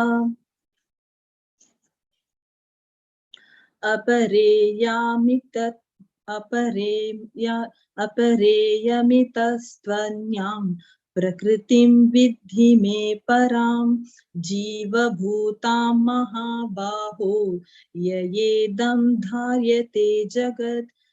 एतद्योनीनि भूतानि सर्वाणि त्युपराधारय. अहं कृत्स्नोऽस्य जगतः प्रभवः प्रलयस्तथा. मत्तः परतरं नान्यत् किञ्चिदस्ति धनञ्जय. मयि सर्वमिदं प्रोक्तं सूत्रे मणिगणा इव. रसोऽहमप्सु कौन्तेय प्रभास्मि शशिसूर्ययोः. प्रणवः सर्ववेदेषु शब्दः के पौरुषं दृशो. पुण्यो गन्धः पृथिव्यां च तेषुश्चास्मि विभावसौ. जीवनं सर्वभूतेषु तपश्चास्मि तपस्विषु. बीजं मां सर्वभूतानां विद्धि पार्थ सनातनं. बुद्धिर्बुद्धिमतामस्मि तेजस्तस्जस्विनामहम्. बलं बलवतां चाहं कामराग विवर्जितं. धर्माविरुद्धो भूतेषु कामोऽस्मि भरतर्षभ. ये चैव सात्विका भाव राजसास्तमशाश्च ये मत्त एवेति तान् विद्धि नत्वहं तेषु ते मयि. त्रिभिर्गुणमयैर्भावै येभिः सर्वमिदं जगत् मोहितं नाभिजानाति मामेभ्यः परम् अव्ययम्. दैवी ह्यशा गुणमयी मम माया दुरत्यया मामेव ये प्रपद्यन्ते तारन्ति ते न मां दुष्कृतिनो मूढः प्रपद्यन्ते नराधमः माययापहृतज्ञानम् असुरं भावमाश्रितः। हरे कृष्ण कृष्ण कृष्ण हरे हरे, हरे राम राम राम हरे हरे। कृष्णार्पणमस्तु।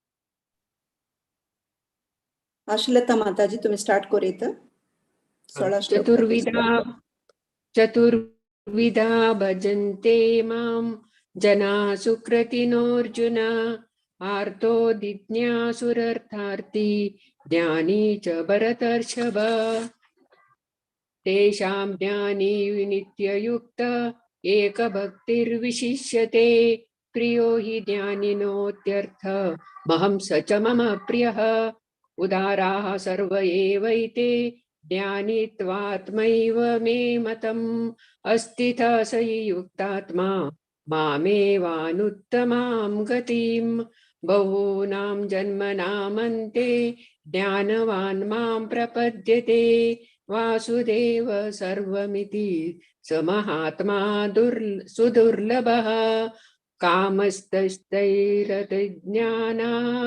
प्रपद्यन्ते न्यदेवताः तं तं नियममास्थाय प्रकृत्या नियता स्वया यो यो यां तनुं भक्तः श्रद्धयार्चितुमिच्छति तस्य तस्याचलं श्रद्धां तामेव विदधाम्यहम् सतया श्रद्धया युक्तस्तस्याराधनमीहते लभते च तत कामान् मयैव विहितान् हितान् अन्तवत्तु फलं तेषां तद्भवत्यल्पमेधसां देवान् देवयजो याति मद्भक्ता यान्ति मामपि अव्यक्तं व्यक्तिमापन्नं मन्यन्ते मामबुद्धयः परं भावमजानन्तो ममाव्ययमनुत्तमम् नाहं प्रकाशः सर्वस्य योगमाया समावृतः मूढोऽयं नाभिजानाति लोको मामजमव्ययम् वेदाहं समतीतानि वर्तमानानि चार्जुन भविष्यानि च भूतानि मां तु वेद न कश्चन इच्छाद्वेषसमुत्थेन द्वन्द्वमोहेन भारत सर्वभूतानि सम्मोहं सर्गे यान्ति परन्तप येषां त्वन्तगतं पापं जनानां पुण्यकर्मणां ते द्वन्द्वमोहविर्मुक्ता भजन्ते मां दृढव्रताः जरामरणमोक्षाय मामाश्रित्य यतन्ति ये ते ब्रह्म तद्विदुः कृत्स्न बध्यात्मकर्म चाखिलम् साधिभूतादिदैवं मां साधियज्ञं च ये विदुः प्रयाणकालेऽपि च मां ते विदुर्युक्तचेतसः ॐ तत्सदिति श्रीमद्भगवद्गीतासु उपनिषत्सु ब्रह्मविद्यायां योगशास्त्रे श्रीकृष्णार्जुनसंवादे ज्ञानविज्ञानयोगो नाम सप्तमोऽध्यायः। ॐ श्रीकृष्णार्पणमस्तु। हरे कृष्ण कृष्ण कृष्ण हरे हरे, हरे राम राम राम हरे हरे, हरे कृष्ण कृष्ण कृष्ण हरे हरे, हरे राम राम राम हरे हरे, हरे कृष्ण कृष्ण कृष्ण हरे हरे, हरे राम राम राम हरे हरे. हरी बोल माताजी. पद्मा माताजी तुम्ही बारीला ऐकून सांगले निदान चंदकोन खुशी झाली माताजी. हरी बोल. आशुलता माताजी तुम्ही बारी चंदकोन सांगले खुशी झाली माताजी. हरी बोल. आता मी 8 अध्याय अक्षर परब्रह्म योग सांगू कामगे लुटासाची 1 to 14 श्लोक लक्ष्मी मल्ल्या माताजी आणि 15 to 28 श्लोक गायत्री कामत माताजी. हरे कृष्ण माताजी. लक्ष्मी माताजी तुम्ही सचिव. हरे कृष्ण माताजी. हरे कृष्ण. ओम नमो भगवते वासुदेवाय. अथ अष्टमोऽध्यायः अक्षर ब्रह्म योगः भगवत् प्राप्तिः. अर्जुन उवाच किं तद् ब्रह्म किमाद्यत्वं किं कर्म पुरुषोत्तमा अधिभूतं च किं प्रोक्तम् अधिदैवं किमुच्यते अधियज्ञः कथं कोत्र देहेऽस्मिन् मधुसूदन प्रयाणकाले च कथं ज्ञेयोऽसि नियतात्मभिः. श्रीभगवान् उवाच अक्षरं ब्रह्म परं स्वभावोऽध्यात्ममुच्यते भूतभावोद्भवकरो विसर्ग कर्म संचितः आदिभूतं क्षुरो भावः पुरुषस्यादिदैवतम् अधियज्ञोऽहमेवात्र देहदेहाव्रतं वर अन्तकाले च मामेव स्मरन् युक्ता कळेबरं यः प्रयातीश मद्भावं याति नष्टश्च संशयः यं यं व्यापि स्मरन् भावं त्यजत्यन्ते कळेवरं तं तमेवैति कौन्तेया सदा तत्भावभावितः तस्मात् सर्वेषु कालेषु मामनुस्मर युध्य च मय्यर्पितर्मनोर्बुद्धिः मामे वैष्णेश संशयः अभ्यासयोगयुक्तेन चेतसा नान्यगामिना परमं पुरुषं दिव्यं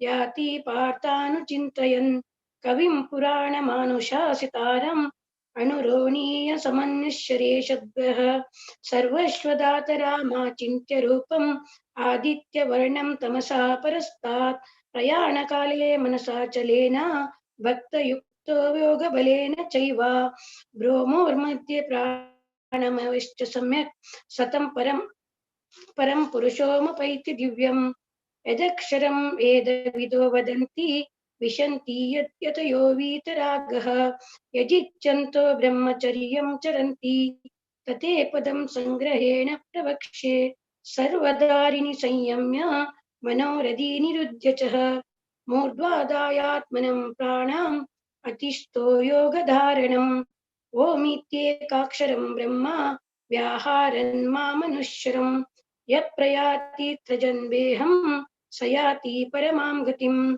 अनन्यचेतः सततं यो मां स्मरति नित्यशः तस्यहं सुलभं पार्थ नित्ययुक्तस्य योगिनः. हरे कृष्णा कृष्ण कृष्णा हरे हरे हरे राम राम राम हरे हरे. हरे कृष्ण. मामुपेत्य पुनर्जन्म दुःखालयम् अशाश्वतं नाप्नुवन्ति महात्मानः संसिद्धिं परमागताः आब्रह्म भुवनालोकाः पुनरावर्तिनोऽर्जुन मामुपेत्य नु कौन्तेय पुनर्जन्म न विद्यते सहस्रयुगपर्यन्तम् अहं यत् ब्रह्मणो विदु रात्रिं युगसहस्रां तां तेहोरात्राविदो जनाः अव्यक्ताव्यक्तयः सर्वाः प्रभवन्त्याः रागमे रात्र्यागमे प्रलीयन्ते तत्रैवाव्यक्य संजके भूताग्रामः स एवायं भूत्वा भूत्वा प्रलीयते रात्र्यागमे वशः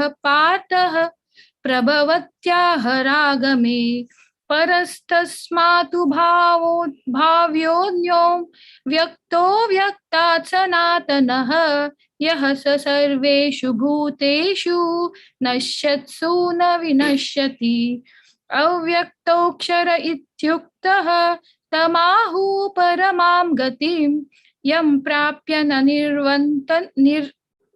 निर्वर्तन्ते तद्धाम परमं मम पुरुषः स परः पार्थ भक्त्या लभ्यस्वनन्यया यस्यान्तस्थानि भूतानि येन सर्वमिदं तं तं यत्र काले त्वनावृत्तिम् आवृत्तिं चैव योगिनः प्रयात यान्ति तं कालं वक्ष्यामि भरतर्षभ अग्निः ज्योतिः अहं शुक्लः षण्मास उत्तरायणं तत्र प्रयात गच्छामि ब्रह्म विदो जनाः धूमो रात्रिः तथा कृष्णः षण्मासा दक्षिणायनं तत्र चान्द्रामसं ज्योतिः योगी प्राप्य निवर्तन्ते शुक्लकृष्णे गति हेते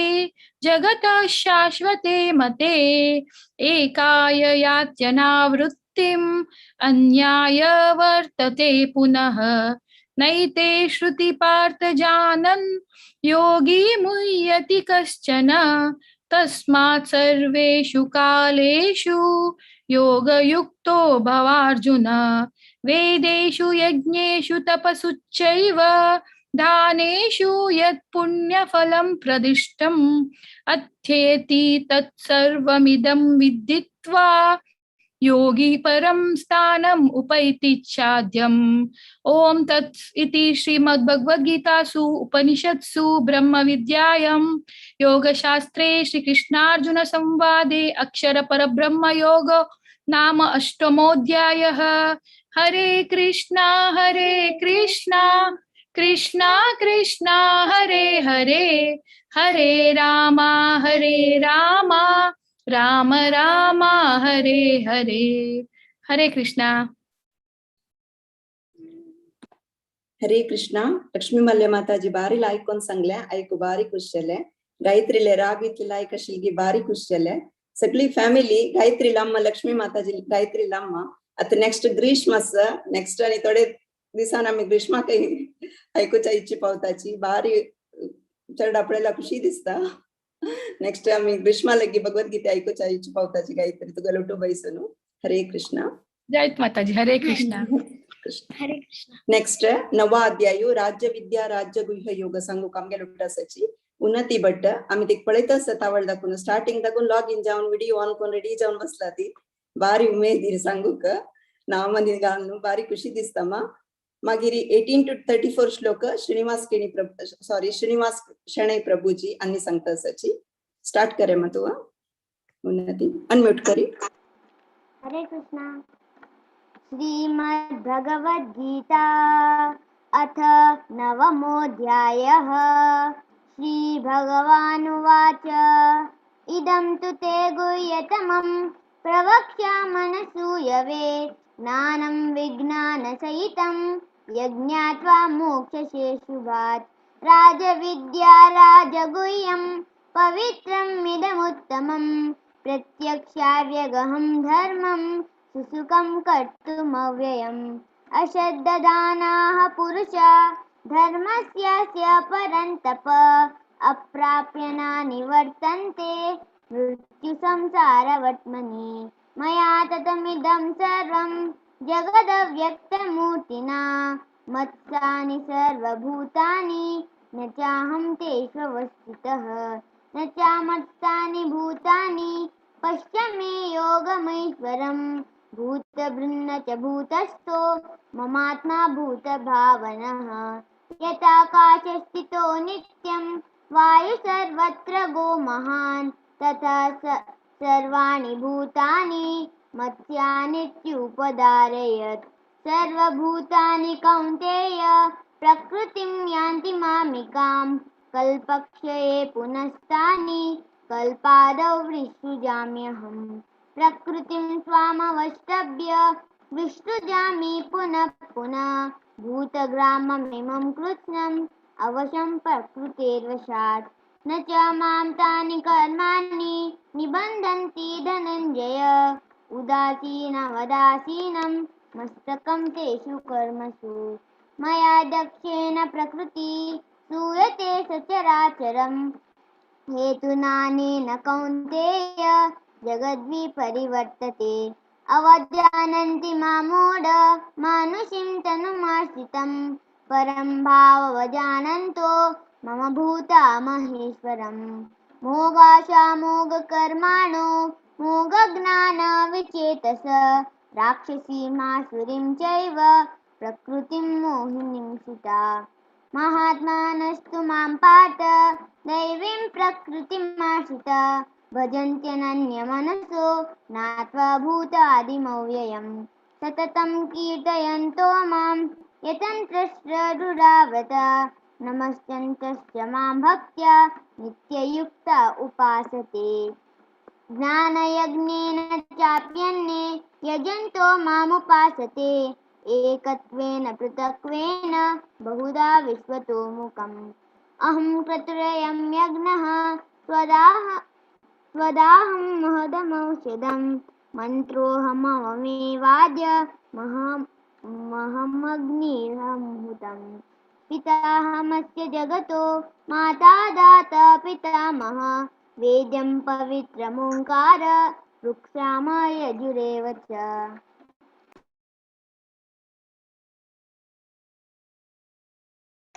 हरे कृष्ण।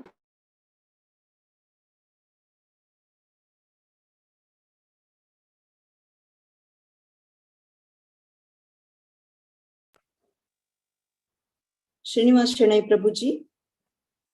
हरे कृष्णा। गतिर्भर्ता प्रभु साक्षी निवास शरणं सुरत प्रभव प्रलय स्थानं निदानं बीजमव्ययम् तपाम्य हमहं वर्षं निगृह्णाम्युत जामि च अमृतं चैव मृत्युश्च सदसश्चाहमर्जुन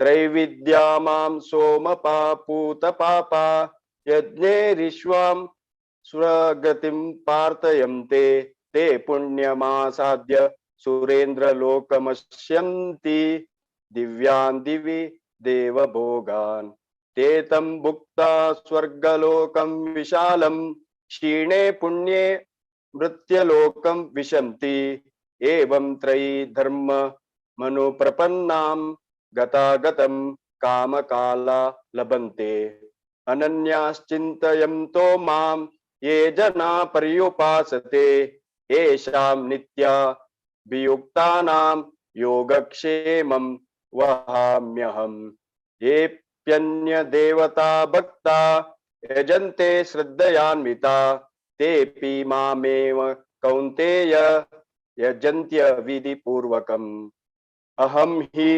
सर्वयज्ञानां भोक्ता च प्रभुरेव च न तु माम विजानन्ति तत्त्वेनातशन्वन्ति ते यान्ति देवव्रता देवान्मि तुन्यान्ति पृत्तव्रता भूतानि यान्ति भूतेज्या यान्ति मद्या जिनोऽपि माम् प्रथम पुष्पं फलं तोयं यो मे भक्त्या प्रयच्छति तदहं भक्त्युप्रहतमस्यामि प्रयतात्मनः यक्तरोषि यदस्नासि यद्मुहोषि ददासि यत् पश्यसि कौन्तेय तत्कुरुष्क मदर्पणम् शुभाशुभ फलैरेवं मोक्षसे कर्म बंधनै संन्यास योग युक्तात्मा विमुक्तो मामुपैष्यसि सर्वोहं सर्वभूतेषु न मे द्वेष्यो स्ति न प्रिया ये भजन्ति तुमा भक्त्या मयि ते तेषु चाप्यहम् अपि चेस्तु दुराचारो भजते मामनन्यभाक् साधुरेव स मन्त्यव्य सम्यक् गुरवसीतो हि सा क्षिप्रं भवति धर्मात्मा शश्वचान्पि निगच्छति कौन्तेय प्रतिजानिहि न मे भक्त प्रणश्यति मां हि पार्थ व्यपाश्रित्य येऽपि स्युः पापयोनयः स्त्रियो वैश्यास्तथा शूद्रा तेऽपि यान्ति परागतिम् किं पुनर्ब्राह्मणा पुण्या भक्ता राजर्षय यस्तथा अनित्यम सुखं लोकमिमं प्राप्य भजस्य मां मन्मना भव मद्भक्तो मद्याजी मां नमस्कुरु मामे वैश्यसि युक्ते वमात्मानं मत्सरायण। ओम तत्सदिति श्रीमद्भगवद्गीतासु उपनिषत्सु ब्रह्म विद्यायां योगशास्त्रे श्री कृष्णार्जुन संवादे राध्य विद्या राजगुह्य योगो नाम नवमोऽध्यायः। हरे कृष्णा कृष्ण कृष्ण हरे हरे, हरे राम राम राम हरे हरे। हरे कृष्णा। Thank you. हरे कृष्णा.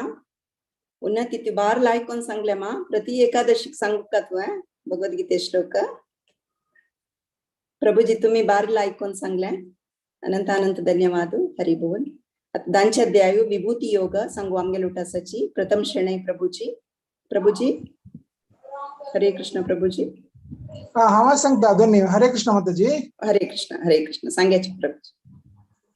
ओम नमो भगवते वासुदेवाय. अथ दशमोऽध्यायः. विभूतियोगः. श्री भगवानुवाच भूय एव महाबाहो शृणु मे परमं वचः यत्तेऽहं प्रीयमाणाय वक्ष्यामि हितकाम्यया. न मे विदुः सुरगणाः प्रभवं न महर्षयः अहमादिर्हि देवानां महर्षीणां च सर्वशः. यो माम् अजम् अनादिं च वेत्ति लोकमहेश्वरम् असम्मूढ समर्थ्येषु सर्वपापै प्रमुच्यते. बुद्धिर्ज्ञानमसम्मोहः क्षमा सत्यं दमः शमः सुखं दुःखं भवो भावो भयं च भयमेव च. अहिंसा समता तुष्टिः तपोदानं यशो यशः भवन्ति भावा भूतानां मत्त एव पृथग्विदाः. महर्षय सप्त पूर्वे चत्वारो मनवस्तता मद्भावा मानसा जाताः येषां लोक इमा प्रजाः. एतां विभूतिं योगं च मम यो वेत्ति तत्त्वतः सो विकल्पेन योगेन युज्यते नात्र संशयः. अहं सर्वस्य प्रभवो मत्तः सर्वं प्रवर्तते इति मत्वा भजन्ते मां बुधा भाव समन्विताः. मच्चित्ता मद्गत प्राणाः बोधयन्तः परस्परं कथयन्तश्च मां नित्यं तुष्यन्ति च रमन्ति च. तेषां सततयुक्तानां भजतां प्रीतिपूर्वकं ददामि बुद्धियोगं तं येन मामुपयान्ति ते. तेषामेवानुकम्पार्थं अहमज्ञानजं तमः नाशयामि आत्मभावस्थो ज्ञानदीपेन भास्वता. अर्जुन उवाच परं ब्रह्म परं धाम पवित्रं परमं भवान् पुरुषं शाश्वतं दिव्यम् आदिदेवम् अजं विभुम्. आहुस्त्वां ऋषयः सर्वे देवर्षि नारदस्तदा असीतो देवलो व्यासः स्वयं चैव ब्रवीषि मे. सर्वमेतत्कृतं मन्ये यन्मां वदसि केशव न हि ते भगवन् व्यक्तिं विदुर्देवा न दानवाः. स्वयमेवात्मनात्मानं वेत्तत्वं पुरुषोत्तम भूतभावन भूतेश देवदेव जगत्पते. वक्तुमर्हस्य शेषेण दिव्यायात्मविभूतयः याभिर्विभूतिर्भिर्लोकान् इमांस्त्वं व्याप्य तिष्ठसि. कथं विद्यामहं योगिन् त्वां सदा परिचिन्तयन् केषु केषु च भावेषु चिन्त्योऽसि भगवन्मया. विस्तरेणात्मनो योगं विभूतिं च जनार्दन भूय कथय तृप्तिर्हि शृण्वतो नास्ति मे मृतम्. श्रीभगवानुवाच हन्त ते कथयिष्यामि दिव्या ह्यात्मा विभूतयः प्राधान्यत कुरु श्रेष्ठ नास्त्यन्तो विस्तरस्य मे अहमात्मा गुडाकेश सर्वभूताशय स्थितः अहमादिश्च मध्यं च भूतानामन्त एव च आदित्यानामहं विष्णु ज्योतिषां रविरंशुमान् मरीचिर्मरुतामस्मि नक्षत्राणामहं शशि वेदानां सामवेदोऽस्मि देवानामस्मि वासवः इन्द्रियाणां मनश्चास्मि भूतानामस्मि चेतना रुद्राणां शङ्करश्चास्मि वित्तेशो यक्षराक्षसां वसूनां पावकश्चास्मि मेरुशिखरिणामहम् पुरोदसां च मुख्यं मां विद्धि पार्थ बृहस्पतिं सेनानीनामहं स्कन्दः सरसामस्मि सागरः महर्षीणां भृगुरहं गिरामस्मैक अक्षरं यज्ञानां जपयज्ञोऽस्मि स्थावराणां हिमालयः अश्वत्थ सर्ववृक्षाणां देवर्षीणां च नारदः गन्धर्वाणां चित्ररथः सिद्धानां कपिलो मुनिः उच्चैश्रवसम् अश्वानां विद्धि माम् अमृतोद्भवम् ऐरावतं गजेन्द्राणां नराणां च नराधिपम् आयुधानाम् अहं वज्रं धेनूनामस्मि कामधोक् प्रजनश्चास्मि कन्दर्पः सर्पणामस्मि वासुकी अनन्तश्चास्मि नागानां वरुणो यादसामहं पितॄणामार्यमा चास्मि यमः संयमतामहं प्रह्लादश्चास्मि दैत्यानां कालकलयतामहं मृगाणां च मृगेन्द्रोऽहं वैनतेयश्च पक्षिणां पवनपवतामस्मि रामाशस्त्रभृतामहं जषाणां मकरश्चास्मि स्रोतसामस्मि कामछान्नवी सर्गाणामादिरन्तश्च मध्यं चैवाहमर्जुन अध्यात्मविद्या विद्यानां वाद प्रवदतामहम् अक्षराणामख अकारोऽस्मि द्वन्द्व समासिकस्य च अहमेवाक्षय कालो दाताहं विश्वतो मुखः मृत्यु सर्वहरश्चाहम् उद्भवश्च भविष्यतां कीर्ति श्रीवाक्च नारीणां स्मृतिमेधा धृति क्षमा बृहस्सामतदासाम्नां गायत्री छन्दसामहं मासानां मार्गशीर्षोऽहं ऋतूनां कुसुमाकरः द्यूतं चलयतामस्मि तेजस्तेजस्विनामहं जयोऽस्मि व्यवसायोऽस्मि सत्त्वं सत्त्ववतामहं वृष्णीनां वासुदेवोऽस्मि पाण्डवानां धनञ्जयः मुनीनामप्यहं व्यासः कवीनामुशना कविः दण्डोदमयतामस्मि नीतिरस्मि जिगीषतां मौनं चैवास्मि गुह्यानां ज्ञानं ज्ञानवतामहम् यच्चापि सर्वभूतानां बीजं तदहमर्जुन न तदस्ति विना यस्यात् मया भूतं चराचरम् नान्तोऽस्ति मम दिव्यानां विभूतीनां परन्तप येष तूद्देश्यतः प्रोक्तो विभूतेर्विस्तरो मया यत् विभूतिमस्तत्त्वं श्रीमत् ऊर्जितमेव वा तत्तत् एवावगच्छत्वं मम तेजोंश संभवम् अथवा बहुनैतेन किज्ञातेन तवार्जुन विष्टभ्याहम् इदं कृष्णम् एकांशेन स्थितो जगत् ओम तत्सत् इति श्रीमद्भगवद्गीतासु उपनिषत्सु ब्रह्म विद्यायां योगशास्त्रे श्रीकृष्णार्जुन संवादे विभूति योगो नाम दशमोऽध्यायः। हरे कृष्णा कृष्ण कृष्ण हरे हरे हरे राम राम राम हरे हरे। हरी बोल प्रभुजी मस्त ऐकून सांगली तुम्ही खुशी झाली ऐकूच्याक इंगेलुटू तेच रागार सांगो प्रयत्न करता आशिल्ली गावांत देवस्थाना भटमा मनी हेच रागार सांगताची खुशी झाली प्रभुजी अनंत धन्यवाद। आता 11 अध्यायु विश्वरूप संदर्शन योग सांगूक आमगेलुटा सची गौरी भट माताजी आणि आमगेल सकलाल प्रीतीची राधिका भाऊ माताजी। ओवर टू यू माताजी। हरे कृष्ण। ओम श्री कृष्ण परमात्मने नमः। अथ विश्वरूप संदर्शन योगो नाम एकादशोऽध्यायः। अर्जुन उवाच मदनुग्रहाय परमं गुह्यमध्यात्मसन्नितं यत्त्वयोक्तं वचस्तेन मोहोऽयं विगतो मम भवाप्ययौ हि भूतानां श्रुतौ विस्तरसो मया त्वत्तः कमलपत्राक्ष महात्म्यामपि चाव्ययम् एवमेतद्यदात्मा त्वम् आत्मानं परमेश्वर द्रष्टुमिच्छामि ते रूपम् ऐश्वरं पुरुषोत्तम मन्यसे यदि तच्चक्यं मया द्रष्टुमिति प्रभो योगेश्वर ततो मे त्वं दर्शयात्मनमव्ययम्।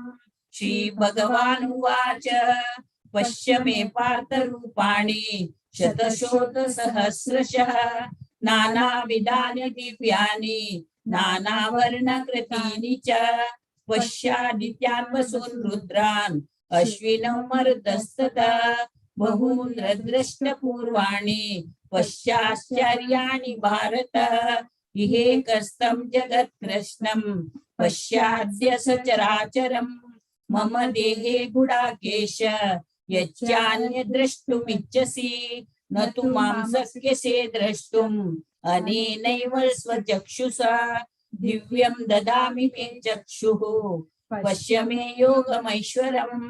संजय उवाच एवमुक्ता ततो राजन् महायोगेश्वरो हरिः दर्शयामास पार्थाय परमं रूपमैश्वरम् अनेकवक्त्रनयनम् अनेकाद्भुतदर्शनम् अनेकदिव्याभरणम् दिव्यानेकोद्यतायुधम् दिव्यमालाम्बरधरम् दिव्यगन्धानुलेपनम् सर्वाश्चर्यमयं देवम् अनन्तं विश्वतोमुखम् दिवि सूर्यसहस्रस्य भवेद्युगपदुत्थिता यदि भासदृशी साक्षात् भासस्तस्य महात्मनः तत्रैकस्तं जगत्कृष्णं प्रविभक्तमनेकदा अपश्य देवदेवस्य शरीरे पाण्डवस्तथा ततः स विश्वयाविष्टो हृष्टरोमा धनञ्जय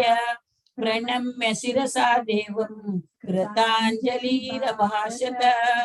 अर्जुन उवाच पश्यामि देवांस्तव देवदेहे सर्वांस्तथा भूतविशेषसङ्गान् ब्रह्माण्डमीशं कमलासनस्थं ऋषींश्च सर्वानुरगांश्च दिव्यान् अनेकबाहूदरवक्त्रनेत्रं पश्यामि तां सर्वतोऽनन्तरूपं नान्तं न मध्यं न पुनस्तवादिं पश्यामि विश्वेश्वर विश्वरूप किरीटिनं गदिनं चक्रिणं च तेजोराशिं सर्वतो दीप्तिमन्तं पश्यामि त्वां दुर्निरीक्षं समन्ता दीप्तानलार्कद्युतिप्रमेयम् त्वमक्षरं परमं वेदितव्यं तमस्य विश्वस्य परं निदानं त्वमव्यय शाश्वत धर्मगोप्ता सनातनस्त्वं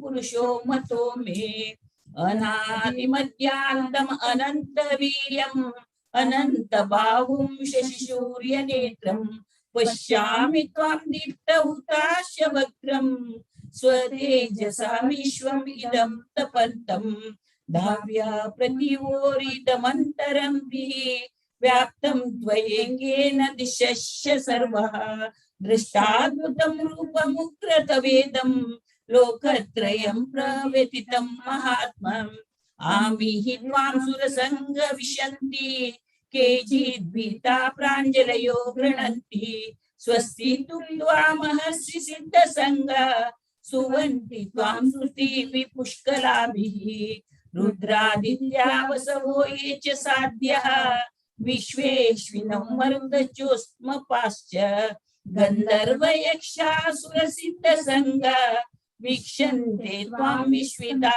चैव सर्वे रूपं महत्ते बहुवक्त्रनेत्रं महाभावो बहुपादं बहुदूरं बहुद्रष्टा करालं दृष्टा लोकः प्रवित्रास्तताहम् नभस्पर्शं दीप्तमनेकवर्णं व्याताननं नीतविशालनेत्रं दृष्ट्वा हि त्वां प्रवतितान्तरात्मा धृतिं न विन्दामि शमं च विष्णो दंष्ट्राकरालानि च ते मुखानि दृष्ट्रैव तारानलसन्निभानि दिशो न जाने न लभे च शर्म प्रसीद देवेश जगन्निवास आमि च त्वां धृतराष्ट्रपुत्रः सर्वे सहैवावनिपालसङ्घे भीष्मो द्रोणसूतपुत्रस्तथासो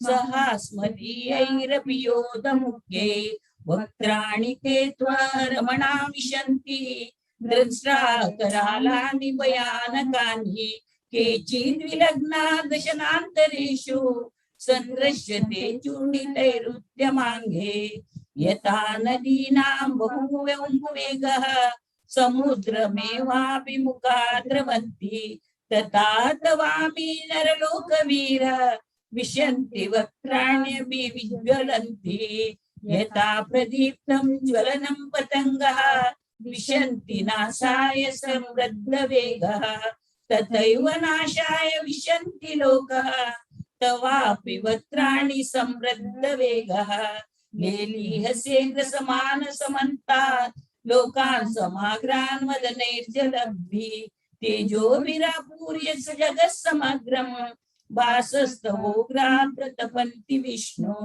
आख्याहि मे को भवानुग्रहरूपो नमोऽस्तु ते देववर प्रसीद विज्ञातुमिच्छामि भवन्तमाद्यं नहि प्रजानामि तव प्रवृत्तिम् श्रीभगवानुवाच कालोऽस्मि लोकक्षयकृत् प्रवृद्धो लोकान् समाहर्तुमिव प्रवृत्तः रथेऽपि त्वां न भविष्यन्ति सर्वे ये व्यवस्थिता प्रत्यगनिकेषु योधा तस्मात् ममुत्तिष्ठ यशो लभस्व जित्वा शत्रून् भुङ्क्ष्व राज्यसमग्रम् मयैवैते निहता पूर्वमेव निमित्तमात्रं भव सव्यसाचिन् द्रोणं च भीष्मं च जयद्रथं च कर्णं तथान्यानपि व्योधवीरान् मया हतां त्वं जयिमावितिष्ठ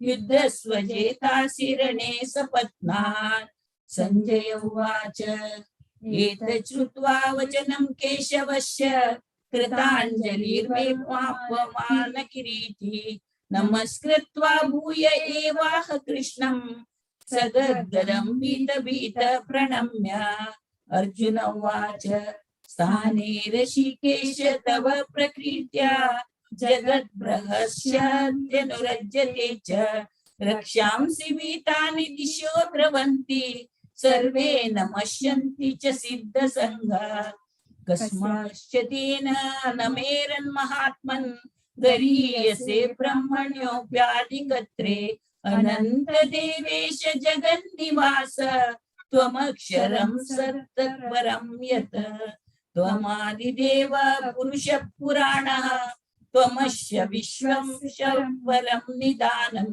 वेतासि वेद्यं च परं च धाम त्वया ततं विश्वमनन्तरूपम् वायुर्यमोऽग्नि वरुणः शशाङ्क प्रजापतिस्त्व प्रपितामहश्च नमो नमस्ते तु सहस्रकृत्वः पुनश्च भूयोऽपि नमो नमस्ते नमः पुरस्तात् तत्पृष्ठतस्ते नमोऽस्तु ते सर्वत एव सर्व अनन्तवीर्यामितविक्रमस्तं सर्वं समाप्नोषि ततोऽसि सर्व सखेति मत्वा वृषभं यदुक्तं हे कृष्ण हे यादव हे सखेति अजानता महिमान्तवेदं मया प्रमादात् प्रणयेन वापि यच्छावहासार्थमसक्रतोऽसि विहारशय्यासनभोजनेषु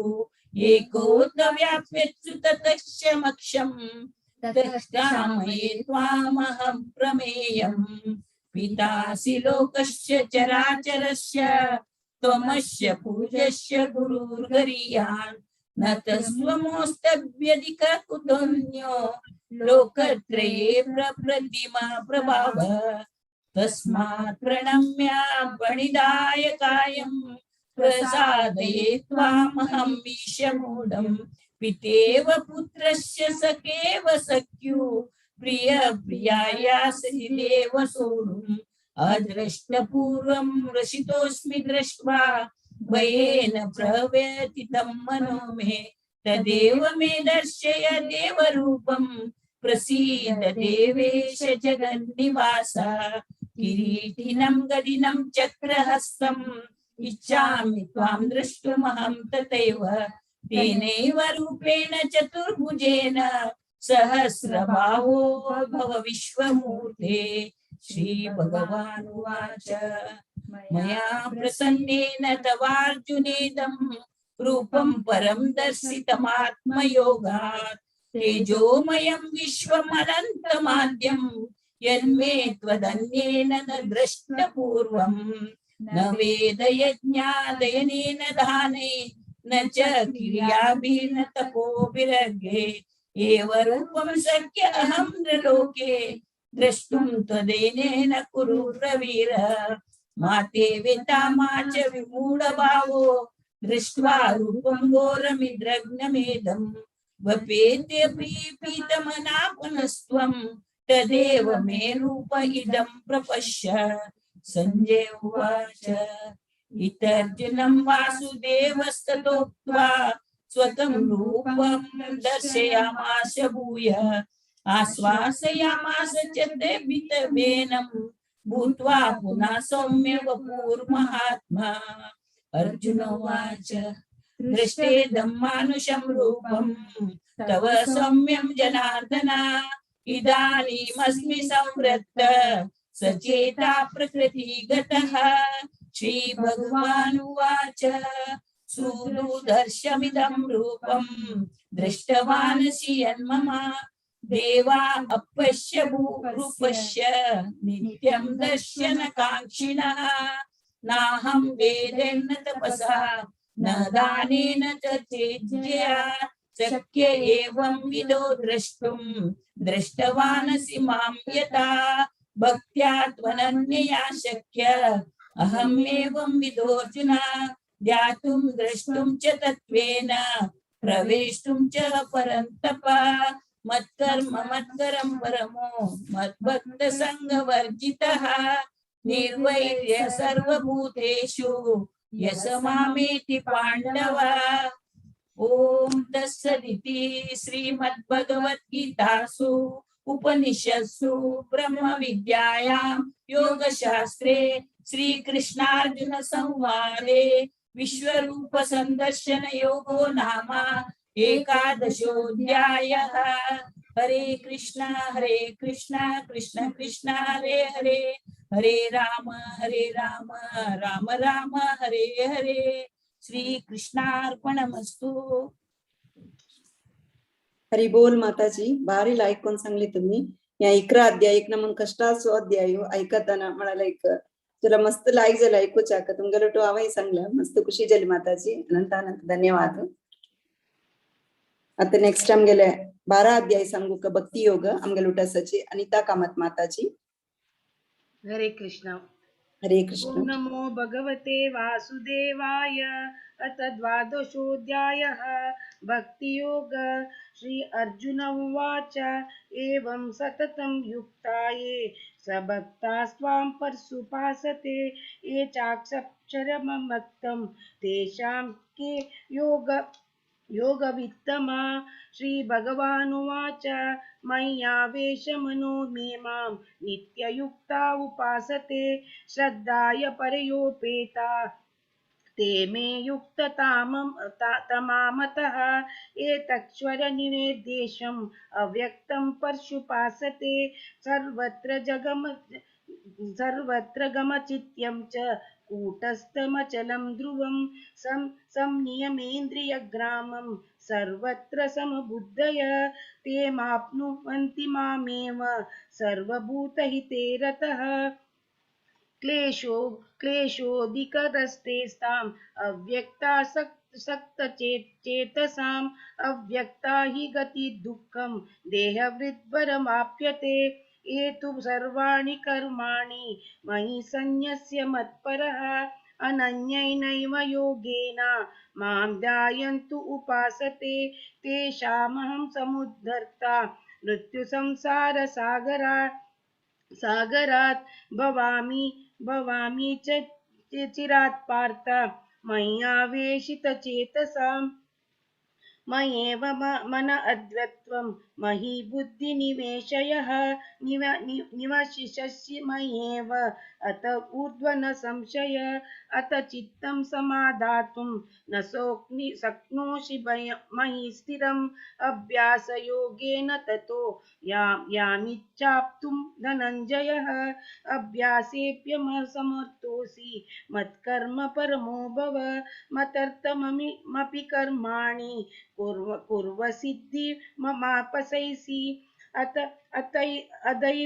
अदैत्वमप्यसक्तोषि कर्तुं मद्योगमाश्रितः सर्वकर्मफलत्यागं ततः कुरु यतात्मवान् श्रेयो हि ज्ञानाभ्यासात् ज्ञानध्यानं विशस्यते ज्ञानान् कर्मफलत्यागः त्यागाञ्चान्तिरनन्तरम् अद्वेष्टा सर्वभूतानां मैत्रः करुण एव च निर्ममो निहङ्कारः समदुःखसुखक्षमी सन्तुष्टु सततं योगी यतात्मा दृढनिश्चय मर्यम्पितमनो बुद्धि यो मद्भक्त समे प्रियः यस्मानोद्विजते लोके लोकानोद्विजते च यः हर्षामर्षभयोद्वेगै मुक्तो यः स च मे प्रियः अनपेक्ष शुचिर्दक्ष उदासीन गतव्यतः सर्वारंभ परित्यागी यो मद्भक्त समे प्रियः यो न हृष्यति न द्वेष्टि स न शोचति न काङ्क्षति शुभा परित्यागी भक्तिवान् यः समे प्रियः समासतौ च मित्रे च तथा मानपमानयो तृष्णो शीतोष्टो सुखदुःखेषु समः सङ्गविवर्जितः तुल्यनिन्दास्तुतिर्मौनी सन्तुष्टो येन केनचित् अनिकेत स्थिरमति भक्तिवान् मे प्रियो नरः यो तु धर्मामृतमिदं यथोक्तं पर्शुपासते श्रद्धादानमत्परमा भक्तास्तेतीव ये प्रियः ॐ तत्सत् इति श्रीमद्भगवद्गीतासु उपनिषत्सु ब्रह्मविद्यायां योगशास्त्रे श्रीकृष्णार्जुनसंवादे भक्तियोगे नाम द्वादशोऽध्यायः हरे कृष्णा हरे कृष्णा कृष्ण कृष्ण हरे हरे हरे राम राम राम हरे हरे हरे कृष्ण ಹರೇ ಕೃಷ್ಣ ಹರಿ ಬೋಲ್ ಮಾತಾಜಿ तुमगे अश्विनी वरीची तुमगे वॉइस इतली मधुर असगी ऐकूच्या खुशी माताजी अनंत धन्यवाद आता 13 अध्यायदकुनु माया माताजी या करताची लीड करताची हरे कृष्ण माताजी हरे कृष्ण भारती माताजी थँक यू धन्यवाद आता मुखारचे 13 अध्याय क्षेत्रज्ञ विभाग योग स्फूर्तिपै माताजी नमस्कार ओम श्री परमात्मने नमः अथ त्रयोदशोऽध्यायः क्षेत्रज्ञ विभाग योगः अर्जुन उवाच प्रकृतिं पुरुषं चैव क्षेत्रं क्षेत्रज्ञमेव च एतद्वेदितुमिच्छामि ज्ञानं ज्ञेयं च केशव श्रीभगवानुवाच इदं शरीरं कौन्तेय क्षेत्रमित्यभिधीयते एतद्यो वेत्ति तं प्राहुः क्षेत्रज्ञ इति तद्विदः क्षेत्रज्ञं चापि मां विद्धि सर्वक्षेत्रेषु भारत क्षेत्र क्षेत्रज्ञयो ज्ञानं यत् ज्ञानं मतं मम तत्क्षेत्रं यच्च यादृक् यद्विकारी यतश्च यत् स च यो यत् प्रभावश्च तत्समासेन मे शृणु ऋषिभिर्बहुधा गीतं छन्दोभिर्विविधैः पृथक् ब्रह्मसूत्रपदैश्चैव हेतुमद्भिर्विनिश्चितैः महाभूतान्यहङ्कारः बुद्धिरव्यक्तमेव च इन्द्रियाणि दशैकं च पञ्चचेन्द्रियगोचरः इच्छा द्वेष सुखं दुःखं संघातश्चेतना धृतिः एतत् क्षेत्रं समासेन सविकारमुदाहृतम् अमानित्वमदम्भित्वम् अहिंसा क्षान्तिरार्जवम् आचार्योपासनं शौचं स्थैर्यमात्मविनिग्रहः इन्द्रियार्थेषु वैराग्यम् अनहङ्कार एव च जन्म मृत्यु जरा व्याधि दुःखदोषानुदर्शनम् असक्तिरनभिष्वङ्गः पुत्रदारगृहादिषु नित्यं च समचित्तत्वम् इष्टानिष्टोपपत्तिषु मयि चानन्ययोगेन भक्तिरव्यभिचारिणी विविक्तदेशसेवित्वम् अरतिर्जन संसदि अध्यात्मज्ञाननित्यत्वम् तत्त्वज्ञानार्थदर्शनम् एतज्ज्ञानमिति प्रोक्तम् अज्ञानं यदतोऽन्यथा ज्ञेयं यत्तत् प्रवक्ष्यामि यज्ञात्वामृतमश्नुते अनादिमत्परं ब्रह्म न सत्तनासदुच्यते सर्वतः पाणिपादं तत् सर्वतोक्षिशिरोमुखं सर्वतः श्रुतिमल्लोके सर्वमावृत्य तिष्ठति सर्वेन्द्रियगुणाभासं सर्वेन्द्रियविवर्जितम् असक्तं सर्वभृत्यैव निर्गुणं गुणभोक्तृ च बहिरन्तश्च भूतानाम् अचरं चरमेव च सूक्ष्मत्वात् तद्विज्ञेयं दूरस्थं चान्तिके च तत् अविभक्तं च भूतेषु विभक्तमिव च स्थितं भूतभर्तृ च तज्ज्ञेयं ग्रसिष्णु प्रभविष्णु च ज्योतिषामपि तज्ज्ञोतिः तमसः परमुच्यते ज्ञानं ज्ञेयं ज्ञानगम्यं हृदि सर्वस्य विष्ठितम् इति क्षेत्रं तथा ज्ञानं ज्ञेयं चोक्तं समासतः मद्भक्त एतत् विज्ञाय मद्भावायोपपद्यते प्रकृतिं पुरुषं चैव विध्यनादि उभावपि विकारांश्च गुणांश्चैव विद्धि प्रकृति संभवान् कार्यकरणकर्तृत्वे हेतु प्रकृतिरुच्यते पुरुष सुख दुःखानां भोक्तृत्वे हेतुरुच्यते पुरुष प्रकृतिस्थो हि भुङ्क्ते प्रकृतिजान् गुणान् कारणं गुणसङ्गोऽस्य सदसद्यो निजन्मसु उपदृष्टानुमन्ता च भर्ता भोक्ता महेश्वरः परमात्मेति चाप्युक्तः देहेऽस्मिन् पुरुषः परः य एवं वेत्ति पुरुषं प्रकृतिं च गुणैः सह सर्वथा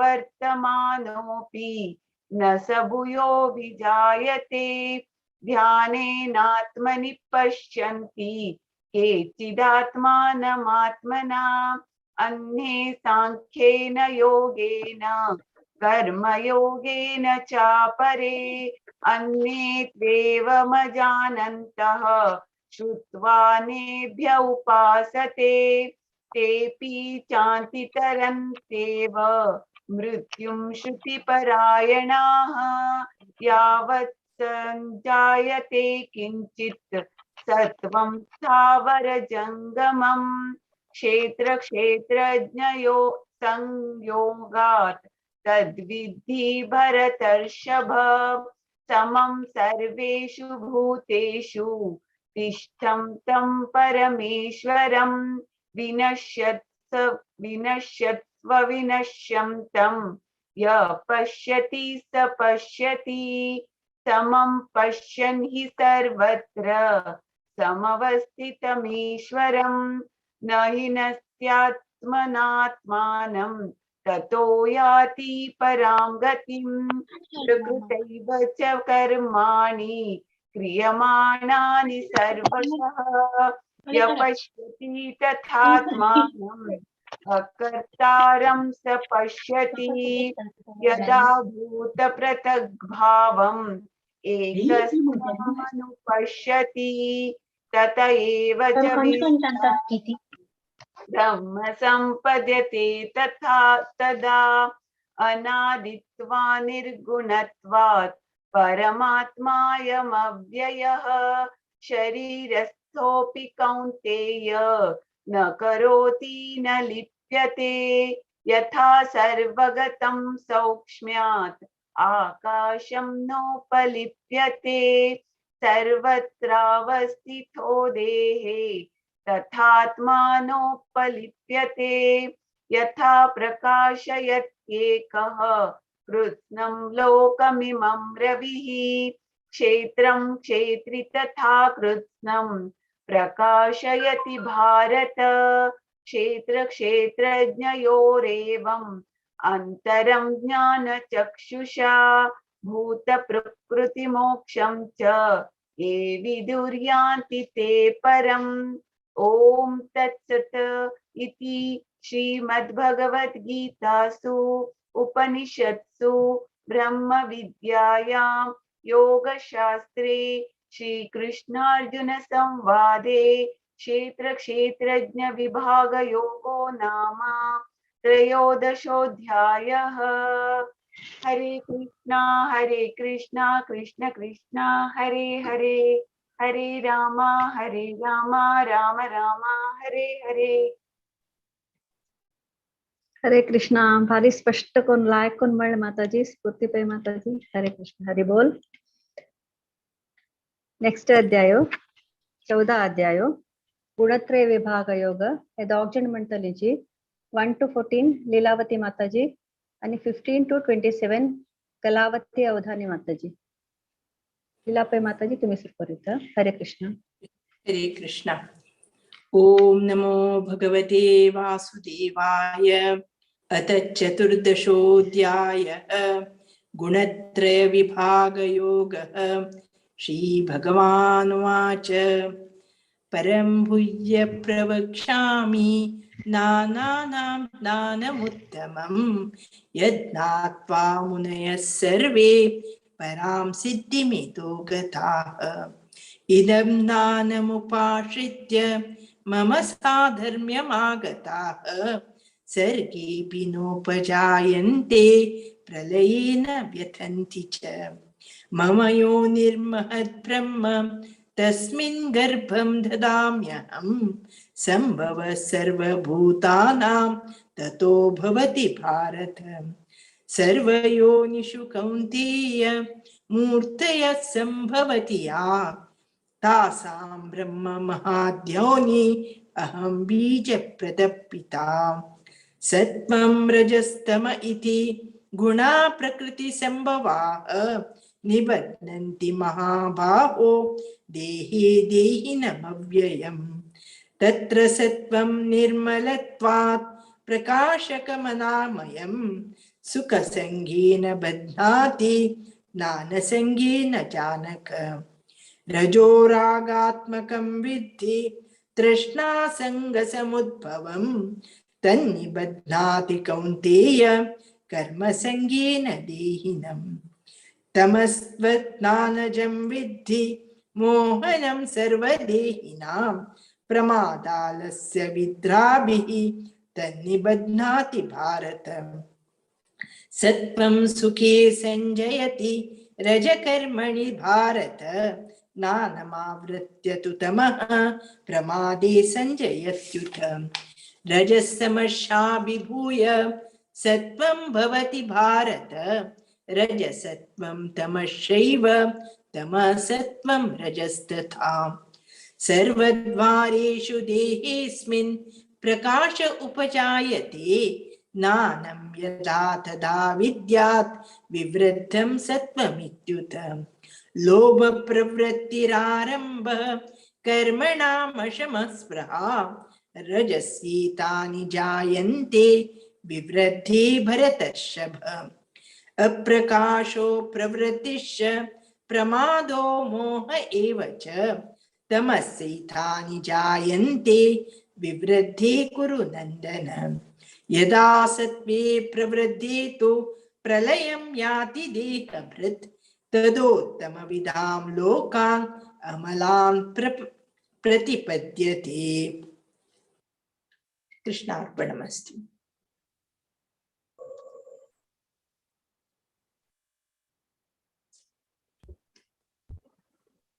रजसी प्रलयं गत्वा कर्मसङ्गिषु जायते तथा प्रलीनस्तमसि मूढयोनिषु जायते।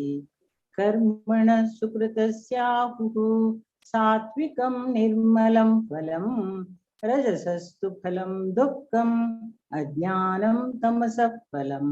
सत्त्वा संजायते ज्ञानं रजसो लोभ एव च प्रमादमोहौ तमसो भवतो ज्ञानमेव च। ऊर्ध्वं गच्छन्ति सत्त्वास्ता मध्ये तिष्ठन्ति राजसाः जगन्यगुणवृत्तिस्था अधो गच्छन्ति तामसाः। नान्यं गुणेभ्यः कर्तारं यदा द्रष्टानुपश्यति गुणेभ्यश्च परं वेत्ति मद्भावं सोऽधिगच्छति। गुणानेतानतीत्यत्वेन देही देहसमुद्भवान् जन्म मृत्यु जरा दुःखे विमुक्तो मृतवश्नुते।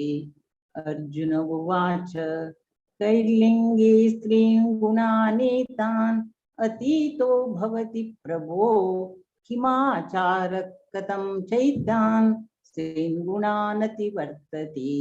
श्रीभगवानुवाच प्रकाशं च प्रवृत्तिं च मोहमेव च पाण्डव न द्वेष्टि सम्प्रवृत्तानि न निवृत्तानि काङ्क्षति। उदासीनवदासीनो गुणेनो विचाल्यते गुणा वर्तन्त नित्येव योऽवतिष्ठति नेङ्गते। समदुःखसुखस्वस्थः समलोकाश्मनः काञ्चनः तुल्यप्रिया प्रियो धीर तुल्यनिन्दात्मसंस्तुतिः। मानापमानयो तुल्यो मित्रारिपक्षयोः सर्वारम्भ परित्यागी गुणातीतः स उच्यते। मां च यो व्यभिचारेण भक्तियोगेन सेवते स गुणानस्मतीतान् ब्रह्म भूयाय कल्पते। ब्रह्मणो हि प्रतिष्ठाः अमृतस्याव्ययस्य च शाश्वतस्य च धर्मस्य सुखस्यैकान्तिकस्य च। ओम तत्सदिति श्रीमद्भगवद्गीतासु उपनिषत्सु ब्रह्म विद्यायां योगशास्त्रे श्रीकृष्णार्जुन संवादे गुणत्रय विभाग योगो नाम चतुर्दशोऽध्यायः। हरे कृष्ण कृष्ण कृष्ण हरे हरे हरे राम राम राम हरे हरे।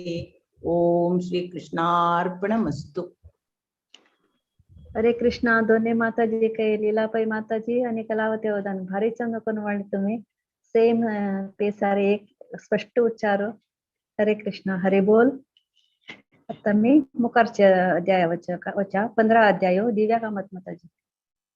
पुरुषोत्तम योग. हरे कृष्णा. हरे कृष्णा मायका. हा ऐक. एक मिनिट. नका नका. ओम नमो भगवते वासुदेवाय. अथ पंचदशोऽध्यायः पुरुषोत्तमयोगः.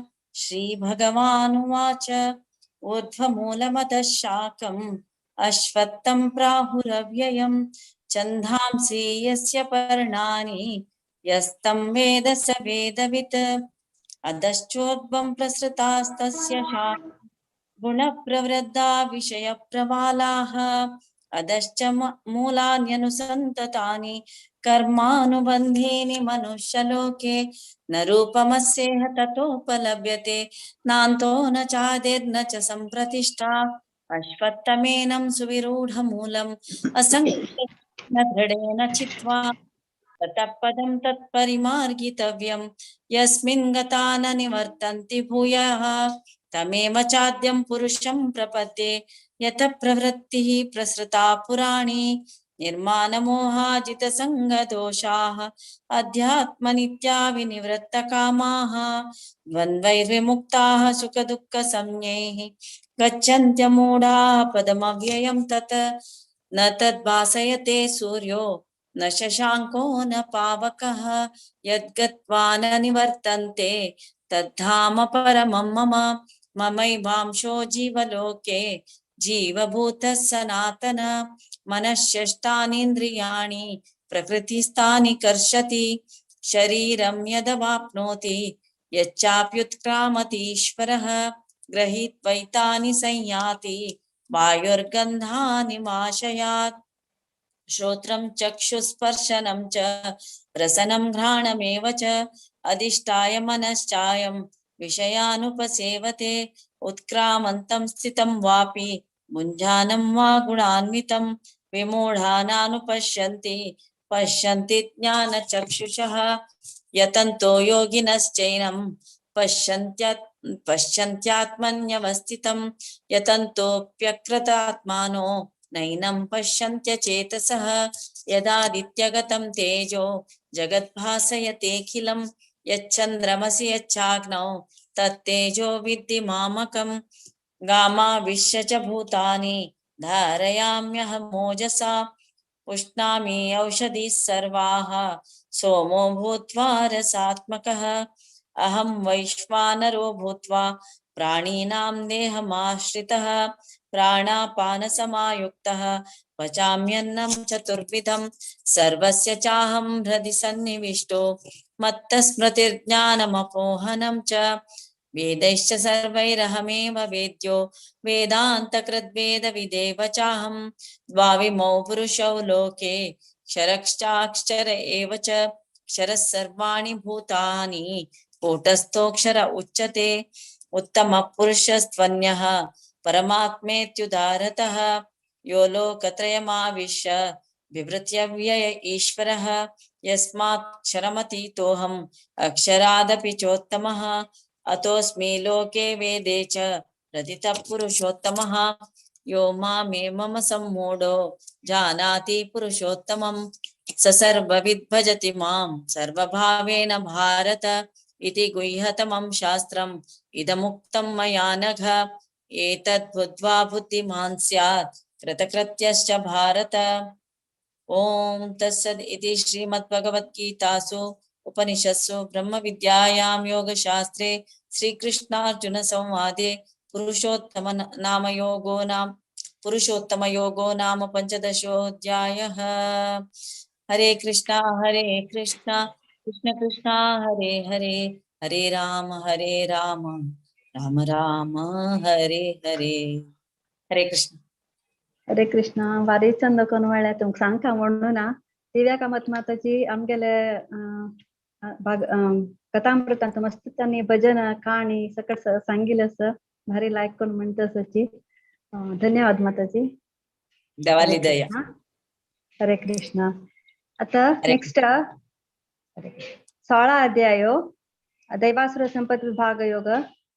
डॉक्टर अपर्णा प्रभू बोलतोय. हरे कृष्ण. अनम्यूट करा माताजी.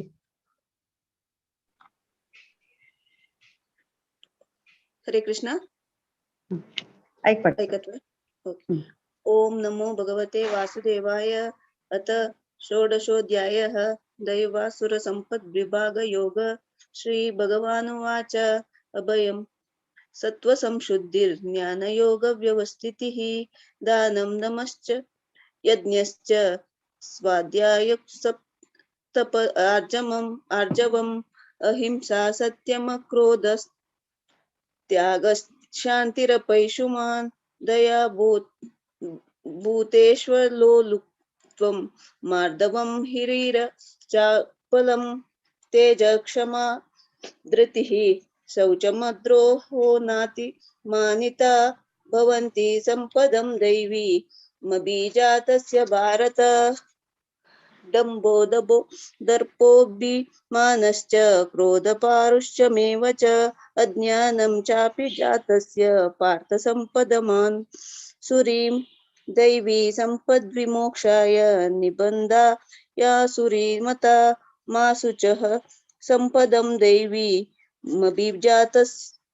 मभिजातोऽसि पाण्डव. द्वौ भूतः सगौ लोकेऽस्मिन् दैव आसुर एव च दैवो विस्तरशः प्रोक्त आसुरं पार्थ मे शृणु.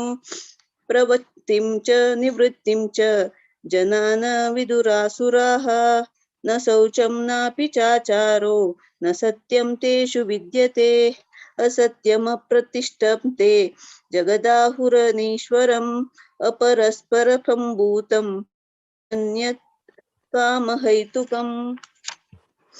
एतां दृष्टिमवष्टभ्य नष्टात्मानोऽल्पबुद्धयः प्रभवन्त्युग्रः कर्माणः क्षयाय जगतो हिताः.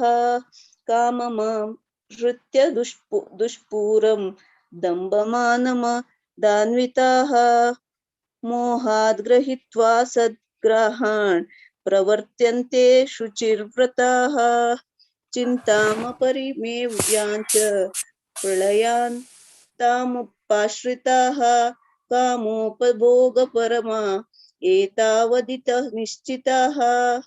आशापाशसतैर्बद्धा कामक्रोधपरायणाः इहन्ते कामभोगार्थम् अन्ययेनार्थसंशयान्.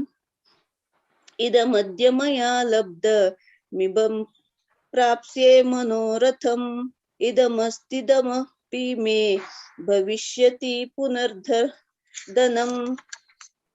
असौ मया हतः शत्रुर्हर्निशे चापरान्नपि ईश्वरो हमहं भोगी सिद्धोऽहं बलवान् सुखी.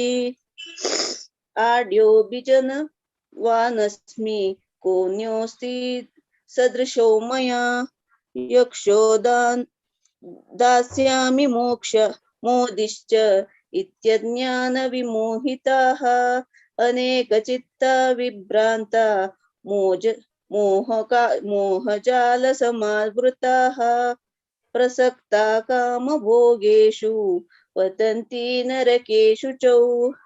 आत्मसम्भाविताः स्तब्धा धनमानमदान्विताः यजन्ते नाम यज्ञैस्ते दम्भेनाविधिपूर्वकम् अहङ्कार बलं दर्पं कामं क्रोधं च संश्रिताः.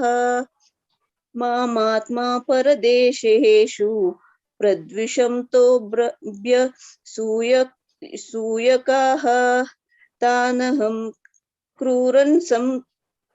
तानहं द्विषतः क्रूरान् संसारेषु नराधमान् क्षिपाम्यजन् श्रमशुभान् नासुरेष्विव योनिषु.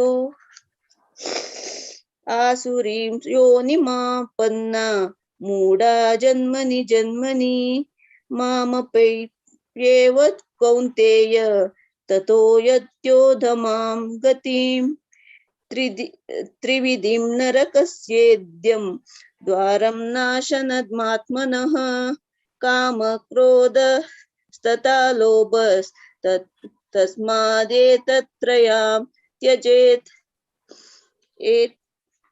एतैर्विमुक्तयो कौन्तेय तमोद्वारैस्तिभिर्नरः आचरत्यात्मनः श्रेयस्ततो याति परां गतिं यः शास्त्र विधिमुत्सृज्य वर्तते कामकारतः न स सिद्धिमवाप्नोति न सुखं न परां गतिम् तस्मात् शास्त्रं प्रमाणं ते कार्यकार्या व्यवस्थितौ ज्ञात्वा शास्त्रविधो विधानोक्त कर्म कर्तुमिहर्षि। ओम तत्सदिति श्रीमद्भगवद्गीतासु उपनिषत्सु ब्रह्म विद्यायां योगशास्त्रे श्रीकृष्णार्जुन संवादे दैवासुर संपद्विभाग योग नाम षोडशोऽध्यायः। हरे कृष्णा कृष्ण कृष्ण हरे हरे, हरे राम राम राम हरे हरे. हरे कृष्णा माताजी लायकोन म्हणले अपर्णा प्रभू लायकोन म्हळ्यार एक्चुअली प्रार्थना न्ही तांगेले ओटो म्हणचे आशिल्ले तिका म्हणून जाय न्ही म्हणून म्हाका मेसेज येयले तांगेले लायकोन म्हणले माताजी. हरे कृष्णा. मुखारे 17 अध्यायो श्रद्धात्रय विभाग योग. अश्विनी कामत माताजी म्हणटलीची. ओवर टू यू माताजी. हरे कृष्णा माताजी. ओम नमो भगवते वासुदेवाय. अथ सप्तदशोऽध्याय श्रद्धात्रय विभाग योग. अर्जुन उवाच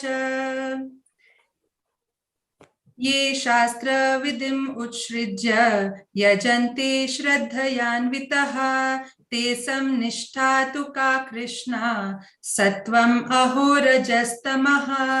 श्रीभगवान् उवाच त्रिविधा भवति श्रद्धा देहिनां सा स्वभावजा सात्विकी राजसी चैव तामसी चेति तां शृणु. सत्वानुरूप सर्वस्य श्रद्धा भवति भारत. श्रद्धामयोऽयं पुरुषो यो यच्छ्रद्धाः स एव सः. यजन्ते सात्विका देवान् यक्षरक्षांसि राजसः प्रेतान् भूतगणंश्चन्ये यजन्ते तामस जनः. अशस्त्र विहितं घोरं तप्यन्ते ये तपो जनाः दम्भाहंकार संयुक्तः कामराग बलान्विताः कर्षयन्तः शारीरस्थं भूतग्रामम् अचेतसः मां चैवान्तः शरीरस्थं तन्विद्यासुरनिश्चयान्. आहारस्त्वापि सर्वस्य त्रिविधो भवति प्रिया यज्ञास्तप तथा दानं तेषां भेदमिमं शृणु. आयु सत्व बलारोग्य सुख प्रीति विवर्धनाः रस्या स्निग्धाः स्थिरहृद्या आहारा सात्विक प्रियाः. कट्वं लालवनाति उष्णा तीक्ष्ण रुक्षा विदाहिनाः आहार राजसश्रेष्ठ दुःख्य शोकामया प्रदाः. यातयामं गतारसं पूतिपर्युषितं च यत् उच्छिष्टम् अपि च मेध्यं भोजनं तामस प्रियम्. अपलाकाङ्क्षिभिर्यज्ञो विदिदिष्टो य युज्यते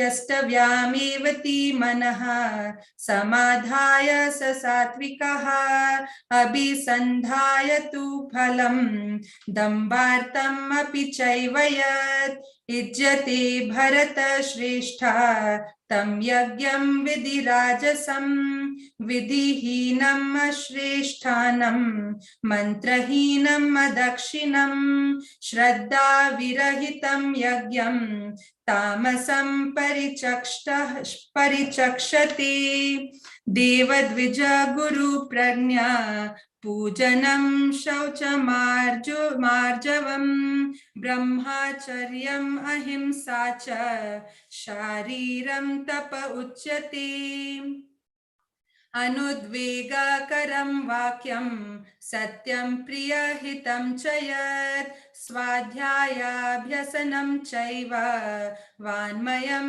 तप उच्यते मनप्रसाद सौम्यत्वं मौनम् आत्मविनिग्रहः भावसंशुद्धिरित्येतत् तपोमानसमुच्यते श्रद्धया परया तप्तं तपस्तत्त्रिविधं नरैः अपलाकाङ्क्षिभिर्युक्तैः सात्विकं परिचक्षते सत्कारमानपूजार्थं तपोदम्भेन चैव यत् क्रियते तद्दिह प्रोक्तं राजसं चल अध्रुवं मूढग्रहे तत्मनो यत् पीडया क्रियते तपः परस्योत्सादनार्थं वा तत्तामसम् उदारतम् दातव्यम् इति यद्दानं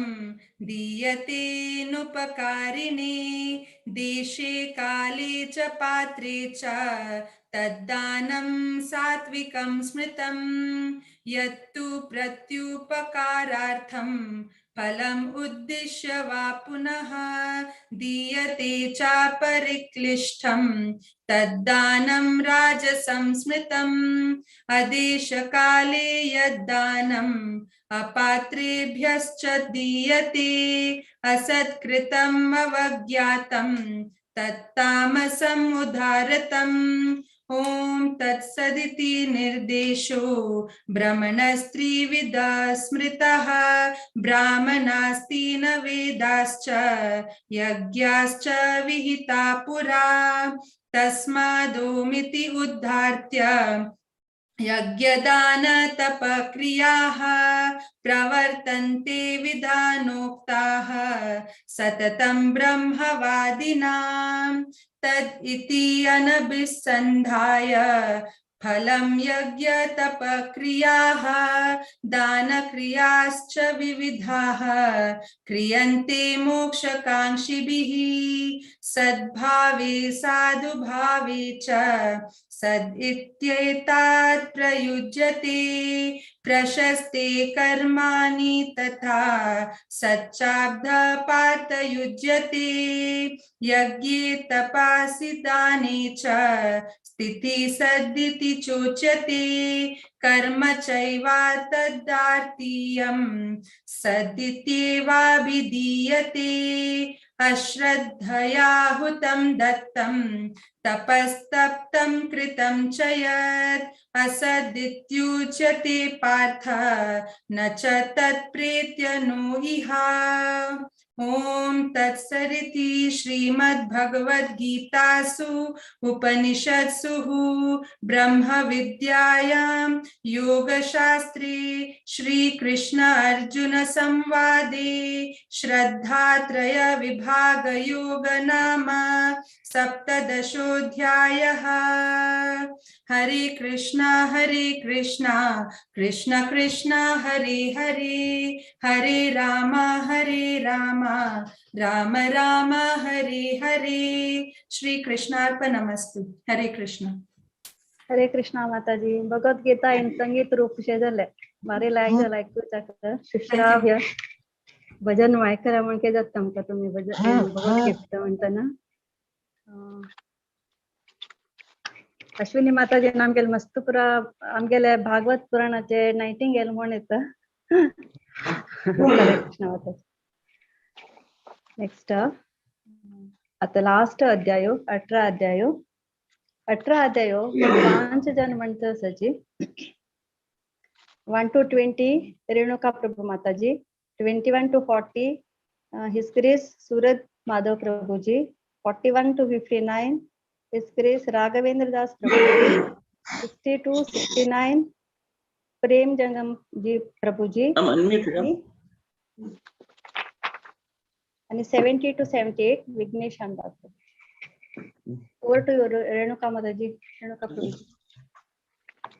ओम नमो भगवते वासुदेवाय. अथ दशोऽध्याय मोक्ष संन्यास योग. अर्जुन उवाच संन्यासस्य महाभावो तत्त्वमिच्छामि वेदितुं त्यागस्य च ऋषिकेश पृथक् केशिनिषूदन. श्रीभगवानुवाच काम्यानां कर्मणां न्यासं संन्यासं कवयो विदुः. सर्वकर्मफलत्यागं प्राहुस्त्यागं विचक्षणा. त्याजं दोषविदित्येक कर्म बाहुर्मनीषिणाम्. यज्ञादानतपः कर्म न त्याज्यमिति चापरे. निश्चयं शृणु मे मत्तत्र त्यागे भरत सत्तम.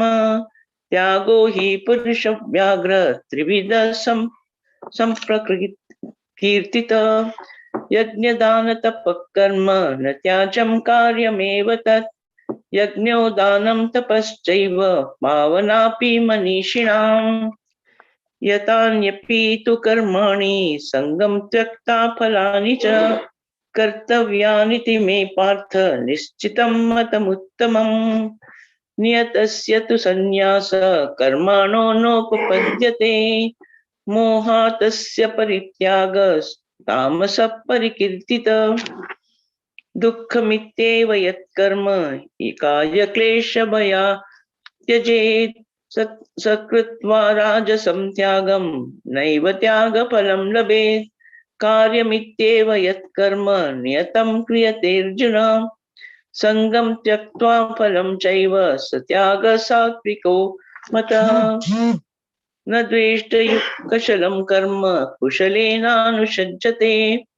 त्यागी सत्त्वसमाविष्टो मेधावी छिन्न संशयः. न हि देहभृतात् शक्यं त्यक्तुं कर्माण शेषतः.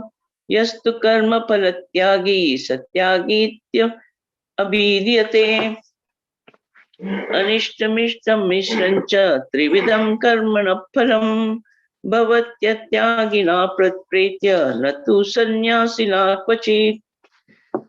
पञ्चेतानि महाभागो कारणानि न बोध मे.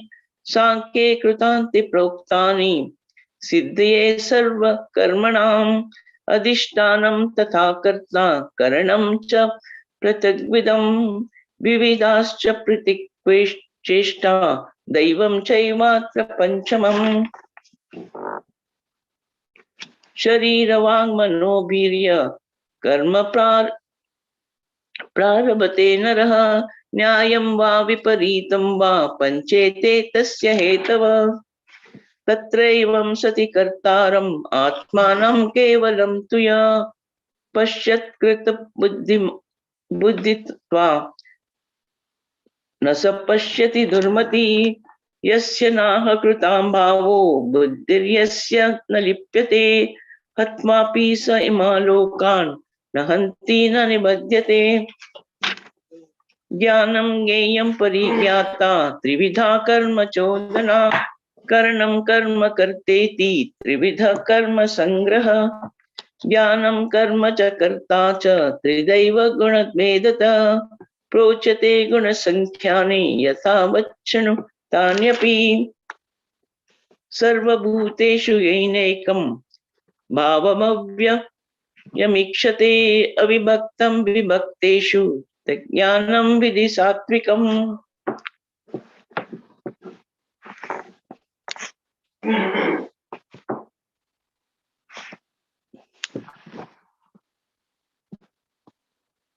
झालं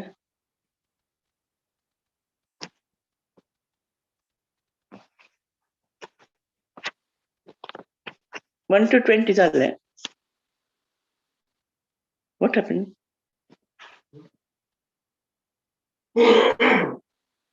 I don't know what happened.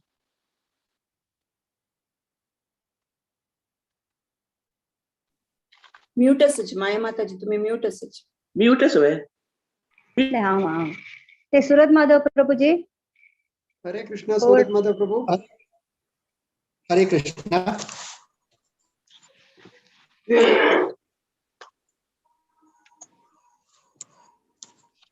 हरे कृष्णा.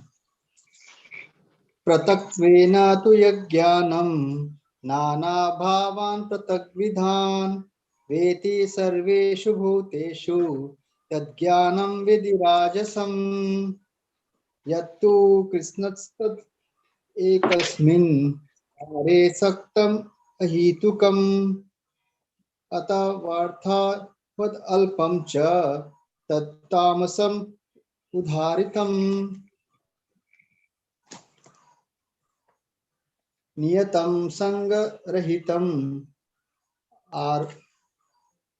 आराग देहेषु कृतम् अफा जस्ट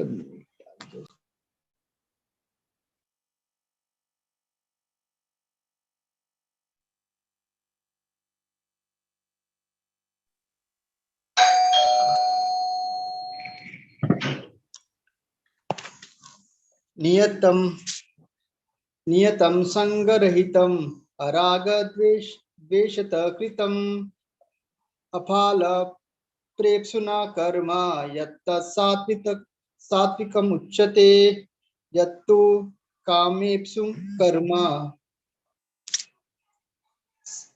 सहंकारेण वा पुनः क्रियते बहुलायसं तद्राजसम् उदाहृतम्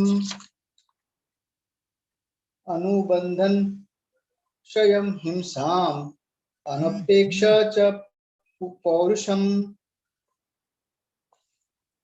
मोहाद् आरभ्यते कर्म यत्तत्तामसमुच्यते मुक्तसंगो अहंवादी धृत् उत्साह समन्वितः सिद्ध्य असिद्धयोर् निर्विकारः कर्ता सात्विक उच्यते रागी कर्म फल प्रेप्सुर लुब्धो हिंसात्मको शुचि हर्ष शोकान्वित कर्ता राजस परिकीर्तितः अयुक्त प्राकृत स्तब्धः शटो नैष्कृतो आलसः विषादी दीर्घसूत्री च कर्ता तामस उच्यते बुद्धिर्भेदं धृतिश्चैव गुणतस्त्रिविधं शृणु प्रोचमानम् अशेषेण पृथक्त्वेन धनञ्जय प्रवृत्तिं च निवृत्तिं च कार्याकार्य भयाभये बन्धं मोक्षं च या वेति बुद्धिश्च पार्थ सात्विकी यया धर्मम् अधर्मं च कार्यं च कार्यमेव च अयतावत् प्रजानाति बुद्धि सा पार्थ राजसी अधर्मं धर्ममिति या मन्यते तमसावृता सर्वार्था विपरीतांश्च बुद्धिः सा पार्थ तामसी धृत्या यया धारयते मन प्राणेन्द्रिय क्रिया योगना अव्यभिचारिण्या धृति सा पार्थ सात्विकी यया तु धर्म कर्मार्थं धृत्या धार्यते अर्जुन प्रसंगेन फलाकांक्षी धृति सा पार्थ राजसी यया स्वप्न भयं शोकं विषादं मदम् एव च न विमुच्यन्ति दुर्मेधा धृति स पार्थ तामसी सुखं त्व इदानीं त्रिविधं शृणु मे भरतर्षभ अभ्यासाद् रमते यत्र दुःखान्तरं च निगच्छति यत्तद् अग्रे विषम् इव परिणामे अमृतोपमं तत्सुखं सात्विकं प्रोक्तम् आत्मा बुद्धि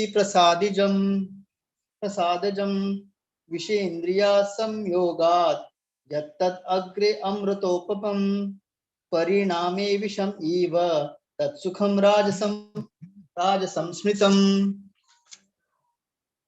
यत् अग्रे चानुबन्धे च सुखं मोहनम् आत्मनः निद्रालस्य प्रमादोत्तं तत्तामसम् उदाहृतं न तद् अस्ति पृथ्व्यां च वा दिवि देवेषु वा पुनः सत्वं प्रकृतिजैर्मुक्तं यत् एभिः स्यात् त्रिभिर्गुणे।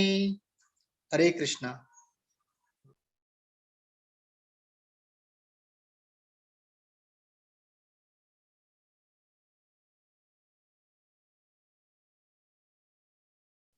Mute us, Prabhu.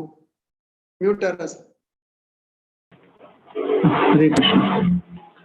ब्राह्मण क्षत्रिय विशाम शूद्राणां च परन्तप कर्माणि प्रविभक्तानि स्वभाव प्रभवैर्गुणैः शमोदमस्तप शौचं क्षान्तिरार्जवम् एव च ज्ञानं विज्ञानम् आस्तिक्यं ब्रह्मकर्म स्वभावजम् शौर्यं तेजो धृतिर्दाक्ष्यं युद्धे चापि अपालयनम् दानम् ईश्वर भावश्च क्षात्रं कर्म स्वभावजं कृषि गोरक्ष वाणिज्यं वैश्यकर्म स्वभावजं परिचर्यात्मकं कर्म शूद्रस्यापि स्वभावजं स्वे स्वे कर्माणि अभिरतः संसिद्धिं लभते नरः स्वकर्मनिरतः सिद्धिं यथा विन्दति तच्छृणु यतः प्रवृत्तिर्भूतानां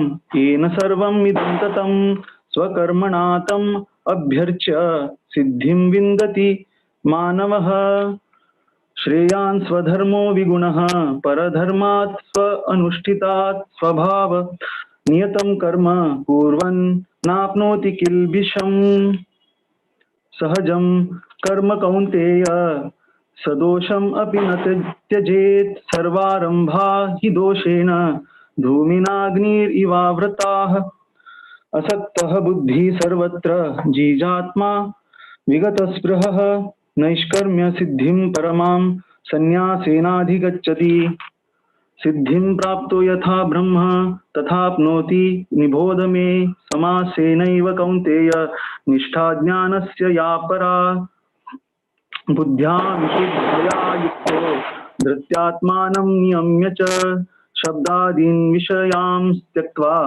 रागद्वेषौ युद्धश्च च विविक्तसेवी लघ्व आसी यत वाक्कायमानसः ध्यानयोग परो नित्यं वैराग्यं समुपाश्रितः अहंकारं बलं दर्पं कामं क्रोधं परिग्रहं विमुच्य निर्मम शान्तो ब्रह्मभूयाय कल्पते ब्रह्मभूतः प्रसन्नात्मा न शोचति न काङ्क्षति समः सर्वेषु भूतेषु मद्भक्तिं लभते परम् भक्त्या मामभिजानाति यावान्याचास्मि तत्त्वतः ततो मां तत्त्वतो ज्ञात्वा विशते तद् अनन्तरम् सर्वकर्माणि अपि सदा कुर्वाणो मद्व्यपाश्रयः मत्प्रसादात् अवाप्नोति शाश्वतं पदम् अव्ययम् चेतसा सर्वकर्माणि मयि सन्न्यासमत्परः बुद्धियोगमुपाश्रित्य मच्चित्तः सततं भव मच्चित्तः सर्वदुर्गाणि मत्प्रसादात् तरिष्यसि अथ चेत्त्वम् अहङ्कारं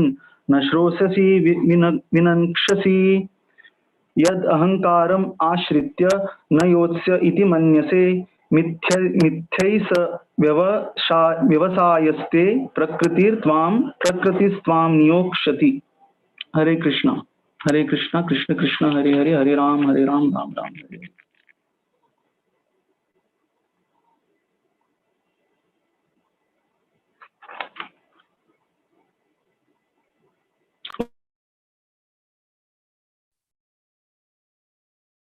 हरे कृष्णा। सगळ्यांक दंडवत प्रणाम आणि विघ्नेश आणि प्रेम प्रेम प्रेम प्रभुजी. हाँ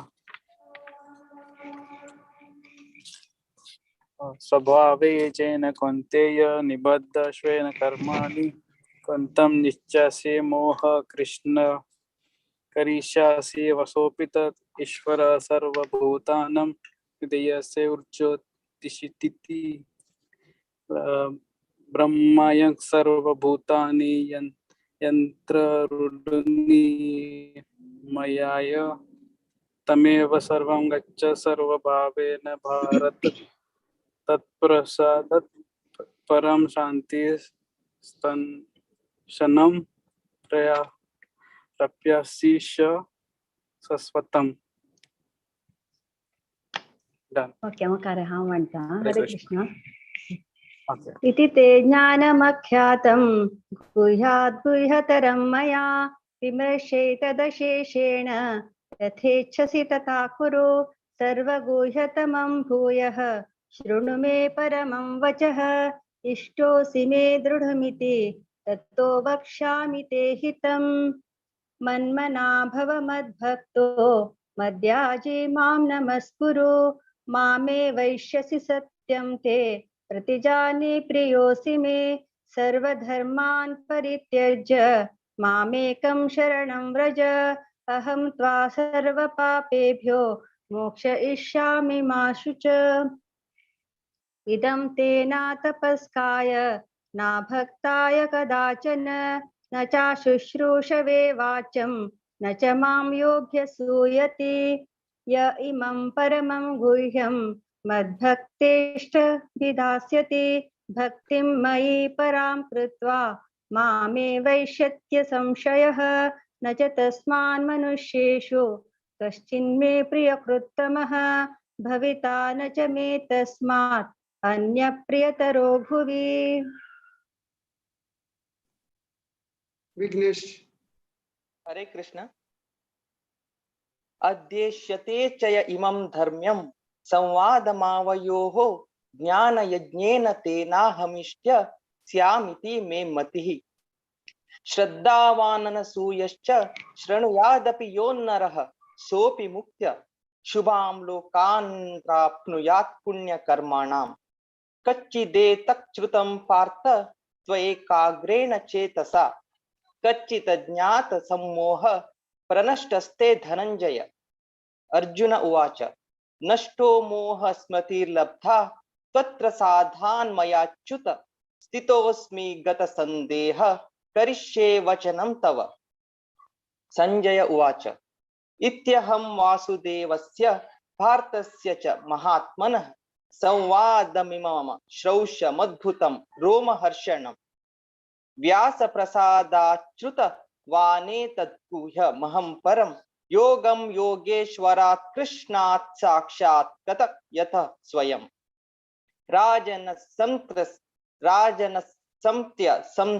संसृत्य संवादमिममद्भुतं केशवार्जुनयोः पुण्यं हृष्यामि च मुहुर्मुहुः. तच्च संसृत्य रूपमत्यद्भुतं हरेः विस्मयो मे महान् राज्यन्यस्यामि च पुनः पुनः. यत्र योगेश्वर कृष्णो यत्र पार्थो धनुर्धरः तत्र श्रीर्विजयो भूतिर्ध्रुवा नीतिर्मतिर्मम. ओम तत्सदिति श्रीमद्भगवद्गीतासूपनिषत्सु ब्रह्म विद्यायां योगशास्त्रे श्री कृष्णार्जुन संवादे मोक्ष संन्यास योगो नामाष्टादशोऽध्यायः. श्री हरे कृष्ण. हरे कृष्णा. पुरा प्रभुजी सांगतात. रेणुका प्रभु माताजी काय हरे कृष्णा लायक कोण म्हणले सकडाने. रेणुका माताजी, सुरद माधव प्रभुजी, इसग्री सुरद माधव प्रभुजी, इसग्री राघवेंद्र प्रभुजी, प्रेम प्रभुजी आणि विघ्नेश शानबा प्रभुजी सकडाने लायक कोण म्हणले. प्रेम प्रभुजीन लायक कोण मस्त प्रयत्न केला. नेक्स्ट टाइम तुम्ही जरूर आमगेला तो भाग घेवका म्हणून हांव विनंती करता. आता आमगेले 18 अध्याय जाल्ले पुरा कंप्लीट जाल्ले आणि मुखारी अनेक असे कार्यक्रम मंदाकिनी शणे माताजी हानी टेक ओवर करतलीची. Over to you Mandakini Mataji. Hare Krishna. हरे कृष्ण माताजी, दंडवत प्रणाम. धन्यवाद प्रणाम. थँक्यू. इथले पासून अँकर केलेले माया माताजी, विद्या माताजी आणि भारती माताजी भरती भरती धन्यवाद, कोटी कोटी प्रणाम करता. आणि प्रप्रथम दावनो मग हे सेव करचेक भाग्य दिलेले भगवत पुराण कोंकणी टीमाक भरती हांव आभारी असं धन्यवाद करता. आणि आज आम्ही 7th श्लोका दामोदर अष्टकाचे 7th वर्स शिकता असती. आम्ही last class Antu 6th verse शिकिल असती. 6th वर्स आमकां हर ग्रेस सुष्मिता सखी माताजीनं सांगिल असं. तांतू कसं सांगता असत म्हणल्यार सत्यव्रत मुनी कृष्णा कापिता असं देवा आणि म्हणता असं अनंता विष्णू म्हाका हे दुःखाले तुकून बिडूकेड करी म्हणतास आणि मिगेल वैरी कृप दवरी म्हणतास आणि म्हणता ती ना जाल्यार हांव हे दुस्थितीन तूं मुळगून आसता म्हणून सांगता असं ती. आज आम्ही दामोदर अष्टकाचे 7th वर्स ऐकूया. ते आमकां सांगूक शिकून दिवचे येता असं ती हर ग्रेस आम्हाला भक्ती माताजी. ऍक्च्युली हांगेर विशय सांगया म्हळ्यार म्हाका कसं न्ही योग्य तिना जाल्यार हांव मागेल प्युरिफिकेशना खातीर आनी माताजीले आशीर्वाद घेवन तांगेल विशय सांगता. माताजी हर ग्रेस आम्हाला Bhakti Mataji disciple of his holiness Radhanath Swami Maharaj आणि हांगेले कार्मिक नाव अश्विनी कामत म्हणून.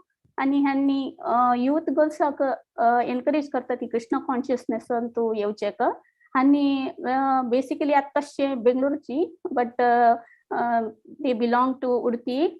आणि ह्यांनी कथामृतांतू आणि भजनामृतांत पुरा भरती सेक्शन घेतील असं तुम्ही पळयला तांगेले युट्यूबांत पुरा भरती तुम्ही पळोवेत. आणि ह्यांनी बालोत्सवांतू भरती पटी जज जावन आयलेले आसा ती. आणि अँकर वरे आमले भगवत पुराण कोंकणी तू भरती पटी तुम्ही अँकरिंग केलें पळयलें असं. आणि वैष्णव असल भरती सर्व्हिस करता ती टेम्पल अंत टीचिंग बुक डिस्ट्रीब्युशन अशी भरती काम आम्ही इस्कॉन अंत भरती काम करता आसा ती. हांनी wife of his grace Madhav Sharan Prabhu तांणी were very great devotee of the lord. दोग जण सिनियर वैष्णव असं हांव भरती अनंत कोटी उद्दंड नमस्कार घालता दोग जण. हरे कृष्णा. माताजी ओवर टू यू. हरे कृष्णा. डिवोटीज केदनाय विंगडच्यान डिवोटीजांक होगळुचें तोस्ताची. सो माताजी म्हाका हांगा चेडा होगळिला हांव ताका कसने योग्यत ना आमकां जाल्यार एक पुराजनक एक भागवत अजे दामोदर मंथ कार्तिक म्हयन्यांतू एक म्हाका एक ऑपॉर्च्युनिटी दिला हे वर्स 7 आतू सांगचेक. हांव मेगेले अर्था प्रकार म्हाका कितले कळला की तितले सांगचेक हांव प्रयत्न करता संग. म्हाका ऑपॉर्च्युनिटी दिल्यार भागवत पुराण कोंकणी टीम पुराजनक मेगेले दंडवत्स आणि thank you for the opportunity.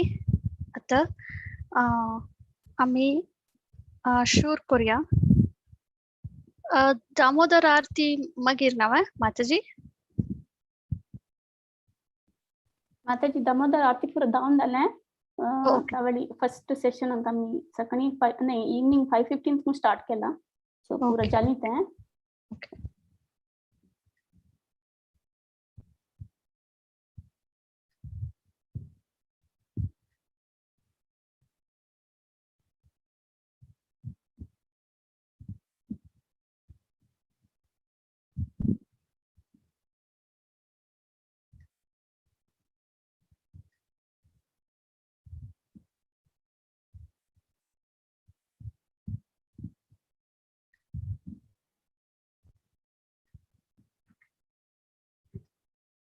चल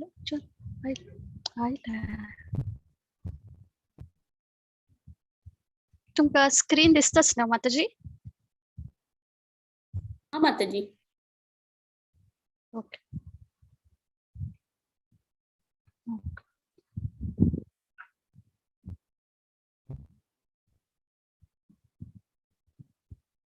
आम्ही फर्स्ट प्रणव मंत्र सांगून घेऊया.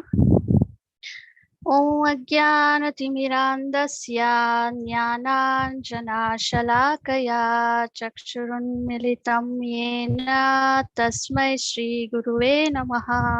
श्रीचैतन्यमनोभीष्टं स्थापितं येन भूतले स्वयं रूपा कदा मह्यं ददाति स्वपदान्तिकम्।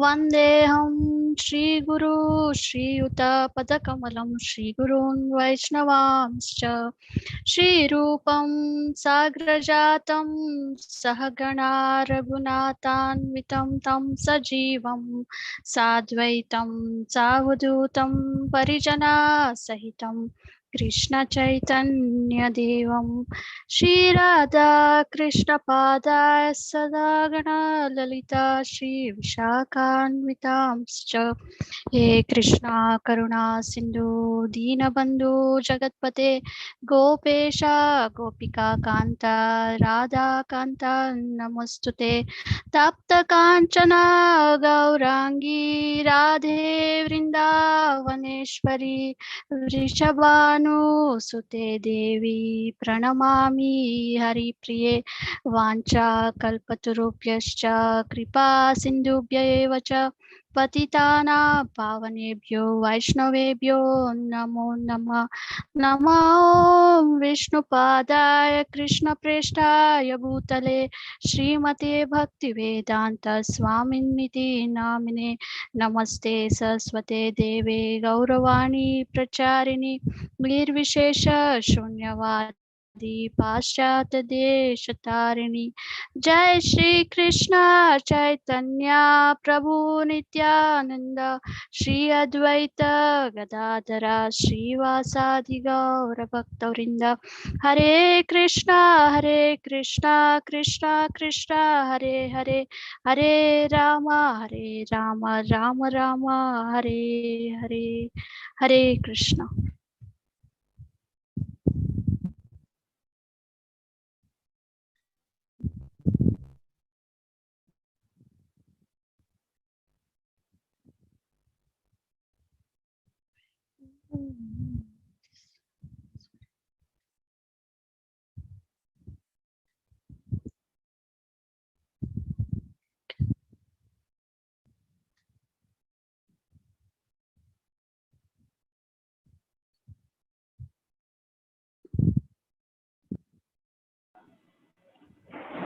स्क्रीन दिसतस ना माताजी? हा माताजी दिसता असं. ओके दिसतास माताजी. Okay thank you. आता आम्ही 7th वर्साची आम्ही ह्या वर्स सांगया.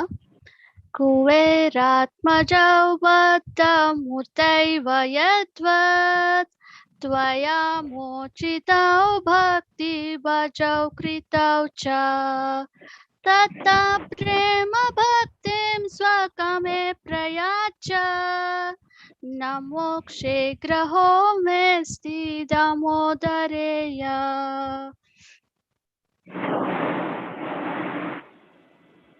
ह्या वर्सांतू आम्ही आता तनक दामोदर अष्टकम म्हणताची अंतू ह्या 7 वर्ष हंतू कुवेराले कुवेरात्मजौ बद्ध कुवेराले आत्मजौ मळरी कुवेराले दोगजन चढू पूत ते दोगजनाल पूतू हंग दिला मणिग्रीव आणि नल कुवेरा म्हणून तंक एक शाप मेळण असता नारद मुनी तुलान आणि त्यांनी ते शापा तुलान कशी बाहेर येताची मळरी देवान कृष्णान तांका डेलिव्हर करचस आणि तांका डेलिव्हर केलेल मात्र नेशी तांका तांगे कृष्ण प्रेम समेत मेळचस सांगा. आणि हांगा सत्यव्रत मुनीन समेत कशी ह्या मणिग्रीव आणि नलकुवेराक कशी प्रेम भक्ती मेळ्ळी की मकाय तशी प्रेम भक्ती दी दामोदरा म्हणू प्रे करता सची आणि मागता सची ते प्रेम भक्ती दिवचक आणि विंगड कस्सने विंगड कंचे नमुनेचे मोक्ष मक्का नक्का म्हणून सांगता सची. ह्या श्लोकाचे ते अर्थ आता हंगामी पडेलिंची कुवेराले दोनी चढू मणिग्रीव आणि नलकुवेरा तांका नारद मुनी तुला शाप मिळाले. आता आम्ही ಸ್ವಲ್ಪ नारद मुनील विषय कोण घेऊया. तुमक पुराजनक आता नारद मुनील विषय कोण नसचे पूर नारद मुनी महाजन. आम्ही महाजन बार महाजन टॉपिक सांगतो नारद मुनील समेत तुम्ही ऐकून असताची. जस्ट एक स्मॉल रिकॅप नारद मुनी विषयारी. नारद मुनी त्यांनी कृष्णाला एक ओढ भक्त त्यांनी ते आमक गोतस. त्यांनी कितले ओढ भक्त मळारी त्यांनी कंच मुवमेंट आरी खई असताच की ते कोण मेळताच की अथवा कोणाक तांगेला अनुग्रह मेळत की त्यांनी पुराजन भक्त जाताची आणि कृष्ण प्रज्ञेक येताची अथवा येऊच तशी त्यांनी तांगेले मर्सी तांका दाखयताची. हंग कृष्ण प्रज्ञेक मात्र येऊच नाही त्यांनी ते कंच भक्त अथवा कंच पर्सन अथवा कोण तांका मेळत की तांका अनुग्रह मेळत की तांका पुराजनक कृष्ण प्रेम मेळालस. आता आम्ही पळोयत आम्ही केन्नाय नरसिंह आरती सांगताची प्रल्हाद महाराजाक समेत पोट्टा भितर असतानाची कृष्ण प्रज्ञे विषय पुरा ऐकून त्यांनी भायर येतानाची होड भक्त जावन देवाल वेरी कितले नंबीक आणि श्रद्धे आम्ही पळयला असत. ते पुरा नारद मुनी त्यांनी तांगेल गुरु जावन असेल म्हणकी. तशीची आम्ही ध्रुव महाराजाल समेत पळयला अस. 5 वर्ष चढू समेत कशी आशिकोरच्या मेटीरियल डिझायर आकाची जलर मगिरी नारद मुनील तसले स्पिरिच्युअल मास्टरले गೈಡೆನ್ಸ್ ಹತ್ರಲನು कशी सिन्सियरली सांगिल म्हणके ऐकलल तेदना कशी त्यांनी नारद मुनील निमित्त तांका देवाले दर्शन मेळटा आणि देवाले भक्ती करचेक साध्य जाता. तशीची आम्ही व्यासदेवाक समेत पळयताची. हे श्रीमद भागवतम आज भरोलेले श्रीमद भागवतम व्यासदेवन हे नारद मुनील निमित्तची जाऊन असुचे एक अनुग्रह आमगेलवेर सकडाले वेरी आणि आम्ही पळयताची श्रीमद भागवतम अंतू पुरा क्यांटोंದು कई ना कई कॉन्वर्सेशन नारद मुनीले आसिलेची मगिरी तनी तशीची मस्त जन असची.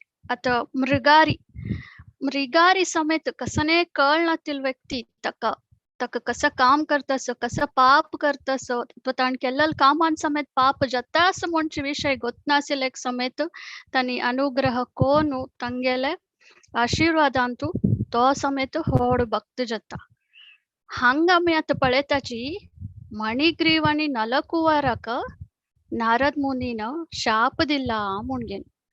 सो ते क्वेश्चन उठयता कसन म्हळ्यारी नारद मुनी इतलो होड भक्त जला पुरा जनक उद्धार केला त्यांनी म्हणगेन.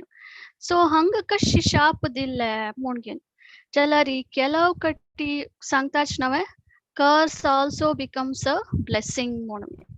तशी ह्या ब्लेसिंग जाता मणिग्रीवा आणि नलकुवेराक कशी ब्लेसिंग जाता म्हणगेन आम्ही मुखार पळया.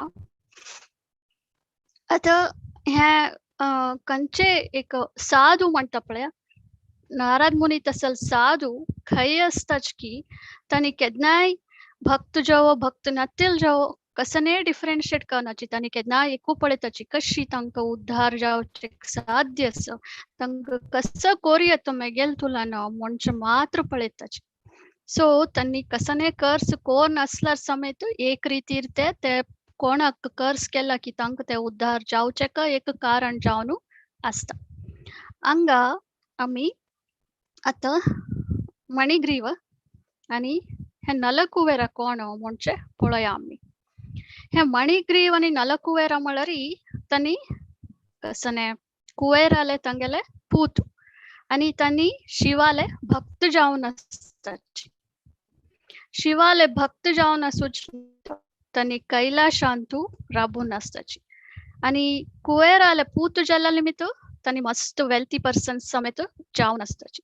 सो अशी जावन स्क्रिप्चर्स अंतू इवन एक पटी कसं जाता म्हळ्यारी हे दोग जन नलकुवेरा आणि मणिग्रीव त्यांनी मंदाकिनी नदींतू ते कैलाशातून होगू देवचे रिवर ते गँजेसक समेत कनेक्ट जावन येता. थंय त्यांनी अप्सरेसलोटू नदी ते रिवर अंतू गमत करता असताची पिऊन तांगेले नग्न जावन त्यांनी गमत करता असताची. त्या टायमाक नारद मुनी येता. ते नारद मुनी आयल तेदाना ते अप्सर येतानी तांकां साधू आयला म्हणून अळशीक करता आनी तांणी तांगे लांगोल धांपून घेवन तांकां कवर कोन्न घेताची. जाल्यार नलकुवेर आनी मणिग्रीवा तांणी नारद मुनीक पळयल्यार समेत तांणी एक साधूक एक प्रणाम करचे, एक रेस्पेक्ट दिवचे म्हणचे आसनावे ते करनाची, तांणी नेग्लेक्ट करताची. तांणी तितले इंटॉक्सिकेटेड जावन आसताची म्हळ्यार पिवन पुरा तांकां नारद मुनी एद्रा येवन आसूत समेत तांकां कळ नासना. तशी त्या टायमारी नारद मुनी तांकां शाप दिता, तुम्ही रूक जावन वसाची म्हूण घेवन. हांगा मणिग्रीव आनी नलकुवेरा अशी जावचे कारण कसने म्हूण घेवन नारद मुनी ह्या श्रीमद भागवतमंतू जांचे स्कंदांतू सांगताची. श्री नारद उवाच नायन्योजसतो जोषयान् बुद्धिभ्रंशो रजो गुणः श्रीमदभिजात्यादिर् यत्र श्रीद्यूतमस्वः. म्हळ्यारी हांगा कसं सांगताची म्हळ्यारी एकलो प्राईड म्हळ्यारी प्राऊड जावचे 4 कॅरेक्टरिस्टिक्स अथवा अशी इंटॉक्सिकेटेड जावचे म्हळ्यार मद आयला म्हणके म्हणटाच नवे. मद आयल तेजान कसं करचें म्हण कळना अशी पुरा कसं की करताचे अथवा समकर्ण अशी पुरा वायट करचे तशी पुरा ऍक्ट करताच नवे. वेल बिहेव्ड असनाच नवे. तर कारण कसन म्हळ्यार एक तांकां प्राईड येवन आसचे, फॉल्स प्राईड म्हणून येता आमी. प्राऊड जावन आसताची. कसं लायक प्राऊड जावन आसताची 4 कॅरेक्टरिस्टिक्स मेनली म्हणून सांगचेस. ते कसं नाही म्हळ्यार एक मस्त छंद आसूचे, हांव आपण मस्त छंद असो म्हूण तांकां त्या मनांत आसता ते एक प्राईड आसता. आनी एक मस्त शिकला, मस्त बुद्धवंतीक तशी. आनी एक लायक कुटुंबान तूं जन्मा येवन आसूचे, लायक व्हडले घराचे जन म्हणटाच नवे तशी. आनी एक लास्ट हे वेल्थ, मस्त ಬಂಗಾರು ಮಸ್ತ್ ದುಡ್ಡು ಅಸಿಲ್ಲ ಮಳರಿ ಕೋಟ್ಯಾಧಿಪತಿ ಹಂಗ ತನ್ನಿ ಕುವೇರಾಲೆ ಪೂತು. ಕುವೇರ್ ಕೋಣು ಟ್ರೆಜರರ್ ಆಫ್ ದ डेमिगॉड्स म्हणटाची. सो तांकां ते वेल्थ आयिल्ले निमित्त तांणी तितले पफ्ड अप जावन आसताची, तितले प्रायड येवन आसता म्हळ्यार ते पफ्ड अप जाल्यार तेदाना हे वेल्थ तांणी मिसयूज कोन्न घेताची. कशी यूज करताची तांणी म्हळ्यार मिसयूज करताची म्हळ्यार तांणी इंटॉक्सिकेशन करताची, बायल मनशाचो इलिजिट रिलेशनशिप जावन घेताची आनी इवन गॅम्बलिंग समेत करताची म्हणून नारद मुनीन हे श्लोकांत सांगिल्लें आसा. हानी असुचे हेवनली प्लॅनेटांत म्हळ्यार तुमी अर्थ कोण घेवेतो तांणी भूलोका वयर असुच प्लॅनेट आसूचे. सो थंय वचका जाल्यार कितले की पुण्य आनी कोणू आसुका. थंय गेले मागीर थंय समेत आमी लायक रितीर भक्ती केल्यार आमी मुखारी डिवोटीज जावन घेवन गोलोका वचचेत. जाल्यार हांगा कुवेराल चेडू कसं करता आसाची तांणी तांकां आयिल्ल्या प्रायडा निमित्त तांणी पुरा मिसयूज करता आसाची. सो अशीची इवन कुंती महाराणी समेत सांगता कसन म्हळ्यार आमकां ह्या श्लोकांत भागवतम फर्स्ट कॅन्टोच्या श्लोकांत कुंती महाराणी सांगता कोणाक अज्जे कोण बरी हे वेल्थ ऑक्युपाय करचे, ब्युटी ऑक्युपाय करचे अथवा मस्त सिकूक आपोवन म्हणचे असल कोण हक्क पुरा अटेम्प्ट करता आसता, बरी मेटेरियल डिझायर्स तो आसता तसल हेंकां भक्ती करचेक अथवा देवाक अप्रोच करचेक भारी कष्ट जाता म्हणून इवन कुंती महाराणीन समेत फर्स्ट कॅन्टोंत सांगिल्लें आसा. आतां हांगा आमी पळयलेंची आनी साधू म्हळ्यार नारद मुनीन एद्र आयल तेदाना मणिग्रीवान आनी नलकुवेरान तांकां पळयन अशी तांकां एक प्रणाम समेत करनी तशी. सो आमगेले खंय स्कंद पुराणांत कसं सांगताच म्हळ्यार एकलो साधू एद्र आयल तेदाना ताका आमी प्रणाम करता, ताका एक रेस्पेक्ट दिवका, ताका तागेल मर्याद दिवका. ते मर्याद दिनातील तेदाना ते पश्चाताप करूक आमी 3 दीस उपवास करता. हे स्कंद पुराणांतू सांगिल्लें आसा. ते प्रायश्चित केलें तेदाना आमी उपवास केला तेदाना तेदन आमकां रियलायज जाता आमी एक साधूक प्रणाम कोरका म्हूण घेवन तांकां दिवका रेस्पेक्ट म्हूण घेवन. सो हांगा आमी कसो शिकता म्हळ्यार आमी वैष्णवानिंद कोरुनचे म्हूण घेवन आमी केदान वैष्णवानिंद करताची अथवा केदान आमी वैष्णव जाली फॉल्ट फायंड कोरूंक पळयताची म्हळ्यार आमी केदान विंगड जनाक आमगेले के सुपिरियर म्हूण पळयताची तेदान आमी वैष्णवास अथवा कोणालांतू फॉल्ट फायंड करचेक पळयताची म्हणून हिज होलिनेस राधानाथ महाराजान हे विशय सांगिल्लो आसा. मागीर आमी केदनाय आमगेले सिनियर म्हणटलांक केदनाय तांकां आमी एक रेस्पेक्ट दिवका एक प्रणाम करचे एक तांकां एक मर्याद दिवका म्हणचेच न्हय ते केदनाय आसूं आनी आमगेले इक्वल्स म्हणचलोच्यो आमी केदनाय शेअर करचे सीक एंड गेट म्हणटाचे म्हळ्यार तांगेलोटो आमी रेसिप्रोकेट आमी फ्रेंड्स म्हणके अशें येता आमी इक्वल्स आवट. आनी कोण नवे आयलींची कोणाक हे कृष्ण प्रज्ञा तो कसने विशय गोतना तांकां आमी आमगेल असोसिएशन दिवन सेवे रूपारी असोसिएशन दिवन आमी तांकां हे कृष्ण प्रज्ञे विशय सांगून दिवका शिकोवन दिवका हे सेवे रितीर मात्र कोरका हांव आपले व्हड म्हाका पुरा गोत्तस म्हणचे भावनेर न्ही हांव आपणेक एक सेवे करता आसा हांगा म्हूण भावनेर मात्र आमी हे करचेक प्रयत्न कोरता. आनी हांगा नारद मुनीन कुबेराला चेडवान नारद मुनीक हांगा अफेंड केलेल म्हणके जाला एक वैष्णवाक अफेंड केलेल म्हणके जाला जाल्यारी हांगा नारद मुनी आपणेकच वैष्णवा म्हणून कन्सिडर करना ताका कोण नमस्कार केला कोण नमस्कार करनी कोण रेस्पेक्ट दिता कोण रेस्पेक्ट दिता ना म्हणचे मनांतू ना कसलेक म्हळ्यार तो केदनाय ट्रान्सेंडेंटल ब्लिसांतू आसता तो कितलो खुशार आसता म्हळ्यार तो केदनाय तागेले विणे हे करता आसता आनी देवाल नाम स्मरणे करता आसता ताका कसं म्हणटाच म्हळ्यार देव दर्शन म्हणटा तो केदनाय देवाका उडगास करता असो देवाका पळयता आसता म्हणटाची तशी हांगा नलकुवेरा आनी अशी हांगा शाप दिल्ल जाले न्हय. आतां नारद मुनीन कसं पळयला हांगा कसं लेख तांणी ताका रेस्पेक्ट दिनी म्हूण शाप दिल्वे न्हय. हांगा केदनाय नारद मुनी तसले वैष्णवास ग्रेट वैष्णवास कसं करताचे म्हळ्यार हे हांनी अशी इतली लायक पोजिशन हेवनली प्लॅनेट्स येवन अशी मेटेरियलिस्टिकली ऍक्ट केल्यारी तांकां आमी उद्धार कोरका हांव न्हयशी आनी कोण उद्धार करचे हांव घरचे जावन घेवन आतां घरचे चेडवांक घरचे जावन न्हयशी कोण उद्धार करूं जाता आनी अशी ऍक्ट करता आसल्यार तांणी कितलो जन वैष्णवाक तांणी अफेंड करताची ताकाची हे पुरा रब्बो चुका उद्धार कोरका म्हूण घेवन तांणी शाप दिले आनी तांणी नग्न अवस्था आशिल्ले निमित्त तुमी रूक जावन वच म्हूण घेवन सांगले. तांणी रूक जावन समेत आयलींची जाल्यार तांणी रूक जावन आयल खंय तांणी यमला अर्जुना ट्रीज म्हणून आमी पळयलेंची. यमला अर्जुना ट्रीज म्हळ्यार ट्विन अर्जुना ट्रीज म्हळ्यार तांणी दोग जण आशिल्ले मित्र ट्विन जावन अर्जुना ट्रीज जालेंचे. हे अर्जुना ट्रीजाचे विशेषता कसन म्हळ्यार तांगेल रूट्स कितले स्ट्रॉंग आसता म्हळ्यार तुमगेल सायक्लोन जावं अथवा सुनामी जावं कसं आयल्यार समेत तांकां हल्लोवचे जायना तो तांकां पड म्हळ्यार जोर पावस आनी सुनामी तसो आयल्यार रूख पडटाच न्हय. ते यमला अर्जुना ट्रीज कितले स्ट्रॉंग आसताच म्हळ्यार तांणी तांकां अपरूट करचेक तितले सुलभ ना हांगा म्हूण घेवन.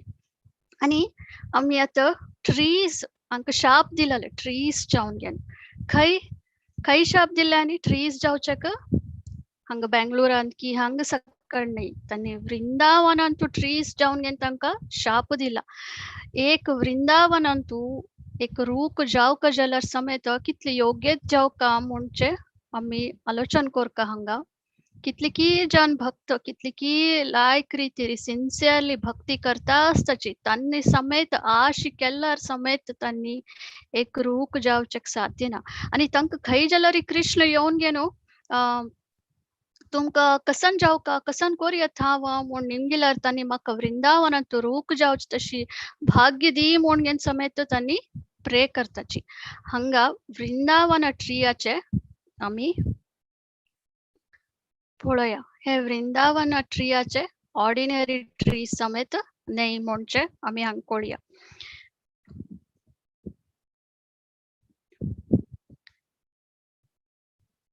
हे वृंदावन अंतू वृंदावन वासीस म्हणतात ना, व्रजवासीस म्हणतात. तर 3 टाइप व्रजवासीस असतात हांगा. परंतु 3 टाइप कोण म्हळ्यार एकलो कोण वृंदावन जन्म घेता ताका आमी व्रजवासीस म्हणटाची. एकलो वृंदावन जन्म घेनी जाल्यार तो वास जावन असो वृंदावन ताका समेत व्रजवासीस म्हणटाची. आणि कोण देवाल भाग्य निमित्त तई देह सोडताची तांक समेत आम्ही व्रजवासीस म्हणटाची. अशी 3 कॅटेगरींतू व्रजवासीस जन येताची. ह्या तांणी हांगा जन्म घेवन आसताची, हांगा आसताची, हांगाच तांणी देह सोडताची. सो ह्या 3 कॅटेगरीन समेत तांणी येताची. ह्या ट्रीज हांगा वृंदावनांतू आसूचे ऑर्डिनरी ट्रीज नाही. कसले म्हळ्यार मस्त मस्त भक्ती केलेले तांणी कोण वृंदावनात असल अंतू आसू का हांव देवाले केदनाय दर्शन पळयता आसू त्यो देवाले केदनाय 5 टाइम्स पळोवन घेवन हांव आसयत म्हणचे कारणाक तांणी रूप जावन आसू का म्हूण घेवन प्रे कोन घेवन आसताची. आणि तांकां ते योग्य जावन तांणी ट्रीज जावन आसताची. सो आनी ऑर्डिनरी सोल्स नाही आनी पुरा भक्त जावनू आसूचे तांणी म्हूण सांगेत आमी हांगा. देवस्थाना वचची, देवा पाय पडताची, पुरा नमुने देवस्थाना वचताची.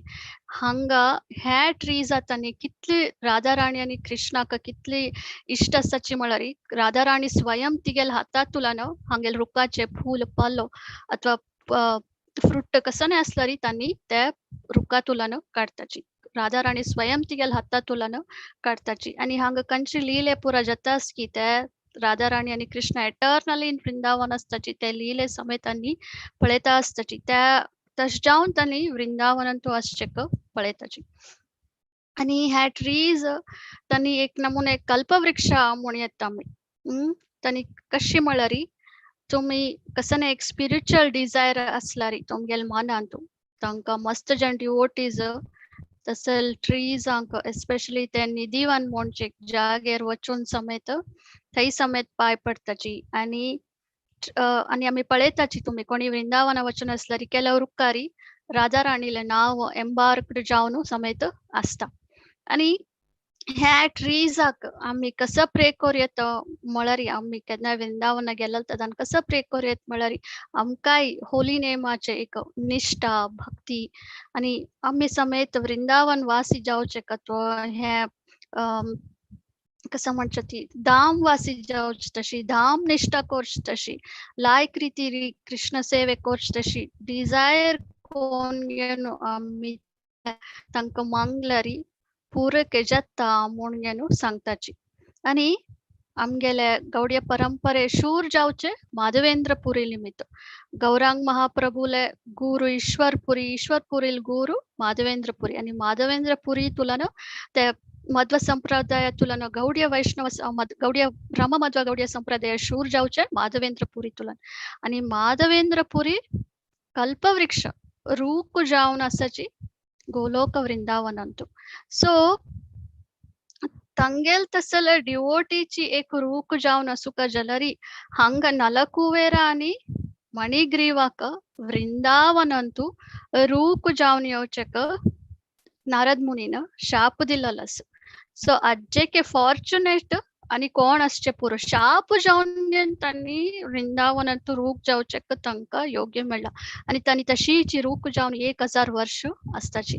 आणि तांणी रूख जाल्यार समेत रुखा तांकां केलो कॉन्शियस आसना जाल्यार हांगा तांकां तांणी नलकुवेरा आणि मणिग्रीव म्हणचे कॉन्शियसनेस नारद मुनी दिवन आसता तांकां तांगेल चूक कळका म्हूण घेवन. सो तांणी ते 1000 years रबिल तेन्ना तांगेल चूक अर्थ जाता. आणि ओके वृंदावनांत रूख जावचेक नारद मुनीन शाप दिले जाल्यार खंय कंचकी मुल्ल्यांत खंय की रूख जावन वच म्हूण घेवन शाप दिला हांवें ना. कृष्णाले घरांतू अंगणांतूची रूख जावन आस म्हूण घेवन शाप दिवन सोडला. सो कृष्ण जन्मा येईल तुलन होता गेल सान तुलन तो अंगणान भोवचे त्या कुर्चे तांगेल रुक्का मुळा येवचे पुरा तन्नी पळोन असता टीची अर्जुना ट्रीज जातानी सो देवाले 5 टाइम्स पळोनूच तांकां प्युरिफिकेशन जावन असता सो तशी तांणी देवाले तुलन म्हळ्यार कृष्णा इज ऑल अट्रॅक्टिव्ह सो तांकां कृष्ण समेत अट्रॅक्टिव्ह जावन असता आणि सो आम्ही अर्थ कोण घेवत कसन म्हळ्यार अशी भाग्य दिल्लें अशी कर्स केल्यार समेत तांणी ट्रीज इन वृंदावन जावन मागीर कोटियाड म्हळ्यार कृष्णाले अंगणांतू तांणी रूप जावन घेवन येताचे आनी साधारण रूपने अर्जुना ट्रीजाची जावन स्ट्रॉंगेस्ट ट्रीज म्हूण येता तशी जावन येवन आसताची आनी हे पुरा साध्य जालें कोणा निमित्त नारद मुनी निमित्त आता नारद मुनीन शाप दिल्लें कूडले तांकां कॉन्शियस जाता तेदा नलकुवेर आनी मणिग्रीवाज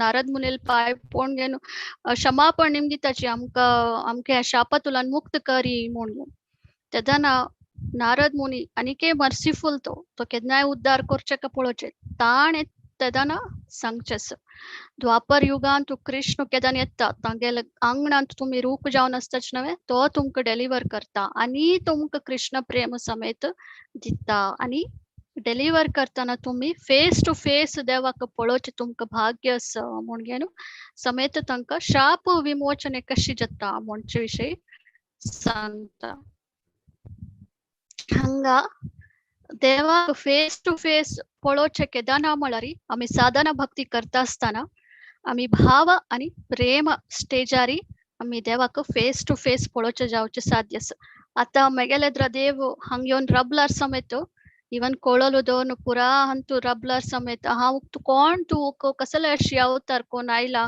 कसले अशी वेश कोण आयला म्हूण निमगिता कसलेक मेगेल म्हाका आनीके ते साक्षात्कार जाय आनी म्हाका हांव आनीके ते प्रेम स्टेजाक हांव येनी अथवा भाव स्टेजाक हांव येनी सो म्हाका कृष्ण येत्रा रबलार समेत म्हाका रेकग्नायज समेत करू जायना सो हांगा कितली की भक्त कितली की वर्ष तांगेले कितली की कसन म्हणटा कितली की life times of birth Antu तांणी कृष्णा पाव कृष्णा लोक वचका कृष्णाला प्रेम पावका म्हूण घेवन रक्ता आसताची हांगा आमी पळयताची कृष्ण केवल नारद मुनी तांगेले एक व्हड भक्तान तांकां आशीर्वाद केलेलो आसा तुमगेल शाप अशी विमोचन जाता म्हूण घेवन ते एक पूर्ण करचे मेगेल भक्तान अशी उरलेले ते उरलेले उतराक हांव ते पुरयसुका म्हणचे विशय हांगा नलकुवार आनी मणिग्रीवाक कसने संबंध ना कृष्णा लोटू कसने ना आनी तांणी कसने मस्त खंय आशिल्लेंची खंयचे लो लेवलार आशिल्लेंची खंय आयलेंची तांणी तांकां एक कृष्ण प्रज्ञे हाडोसून तांकां एक कृष्ण प्रेम मेळचे तितले केलेले नारद मुनीन सो आमी हांगा दामोदर लिलेंतू ताची तुमकां स्टार्टिंग तुलान तुमी पळयलेंची कृष्ण कशी तांटी करता आसता आनी लोणी हे पुरा कोण यशोदा मायेक तांटी कोण घेवन मस्त तोंदरे दिता आसता म्हूण येता एक लिले हंतू जाल्यार तिणे आनी हाणें मस्त हें करून जे म्हूण चेडू म्हणटा तशीच न्हय ताकाच तिणें पाट शिकोवका म्हूण घेवन बांदून घालचे ते बांदिल्ले तेदाना कृष्ण कसं करता हे दोन अर्जुना ट्रीजा मध्ये ते मोटर तांडून होर्न देव तो हे अर्जुना ट्रीज कितले स्ट्रॉंग म्हूण हांव सांगलें न्हय सुनामी येवो कसने येवो ते पडचे साध्य ना तितले स्ट्रॉंग जावन तांणी राबून आसताची जाल्यार कृष्णाले he is the strongest of the strong म्हणटाच न्हय ही कॅन डू एनीथींग म्हूण तशी ताण ते मध्ये वचून ते रूप पडलेले तेदान तांकां डेलिव्हर जालें तांणी भायर आयलेंची तांगेल निज स्वरुपारी तांणी भायर आयलेंची आनी तांणी प्रे करताची कृष्णाक तू म्हळ्यार तांकां आतां कळ नासता कृष्णाची सुप्रीम कंट्रोलर सुप्रीम क्रिएटर सक्कड म्हणून तांणी प्रे करताची आनी तांणी म्हणटाची आमी हांगा तुलान मुखारी केन्नाय आमगेल ह्या तोंड कसन अस की आम्ही कसं उलयताच की केदनाय तुगे लिले विषयी उलोवू केदनाय तुगे नाम स्मरण करू हे कान्ना तुलन तुगे लिले विषयी ऐकूच तश्चावू आणि आमगेल हात उपाय पुरा तुगेले सेवे कोरचेक जावू म्हणून प्रार्थना करताच आणि केदनाय आम्ही तुगेल उडगास काणगेनु मेगेल माइंड केदनाय तुगेल उडगासारी असो म्हणून तनी अशी प्रे करताची नालकुवेरानी मणिग्रीव हंग अशी प्रे केलं तेदना कृष्ण सांगता हे तुम्ही आज अशी तुमका कसने हे डिलिव्हर जावचे कारणूची नारद मुनी आणि नारद मुनीला इष्टा प्रकार तुमका कृष्ण प्रेम मेळचेक समेत कारण नारद मुनी म्हणून सांगता आणि तुम्ही केदाना नारद तुलन शाप मिळला तुम्ही कितले भाग्यवंतची आणि नारद मुनीक तुम्ही अशी फेस टू फेस एक भक्ता एक ग्रेट भक्ता तसलेंक तुम्ही फेस टू फेस पळलारी तुमगेल जीवन उद्धार जलल म्हणके म्हणून कृष्ण सांगता सो आम्ही हंगा आलोचन करूया आम्ही केदनाय प्रे करताची तुलसी महाराणी आम्ही केदनाय प्रे करताची कसने नामो नमः तुळसी कृष्ण प्रेयसी म्हणून आणि कसने राधा कृष्ण सेवा पाबो येई अभिलाषी म्हणून पुराजन भक्त एव्हरीडे तुलसी प्रदक्षिण राधा कृष्ण सेवे करचे इष्ट पावताची आमका आमगेल मन अंतू त्याची डिझायर असुची त्या एक फुलफिल करी म्हणून आम्ही निंगिता असताची हंगा मणिग्रीवन नलकुवेर तनी नारद मुनी तसल डिवोटीक ऑफेंड कोन असताची जला नारद मुनी तंका कशी उद्धार कोनु तंका हे birth of cycle of birth and death तुलन भायर हाडल नाहीशी तंका प्रेम भक्ती मेळताची एक प्रेम भक्ती कृष्ण प्रेम मेळका जलारी एक साधना लेवल कितल कोण वचून असका म्हळारी ते तुम्ही आलोचन करचे पुरो कितली की सायक बर्थ येऊन त्या स्टेजाक आम्ही पावचे साध्य अस जलारी हंगा तस जलार हंका कसं फॉर्च्यून सोल्स आणि म्हणून आम्ही आलोचन करूयात आणि कॉन्टम्प्लेट करूयात आम्ही एक नारद मुनी तसल ग्रेट डिवोटीले एक जस्ट एक शाप अथवा एक सान असोसिएशन तुलन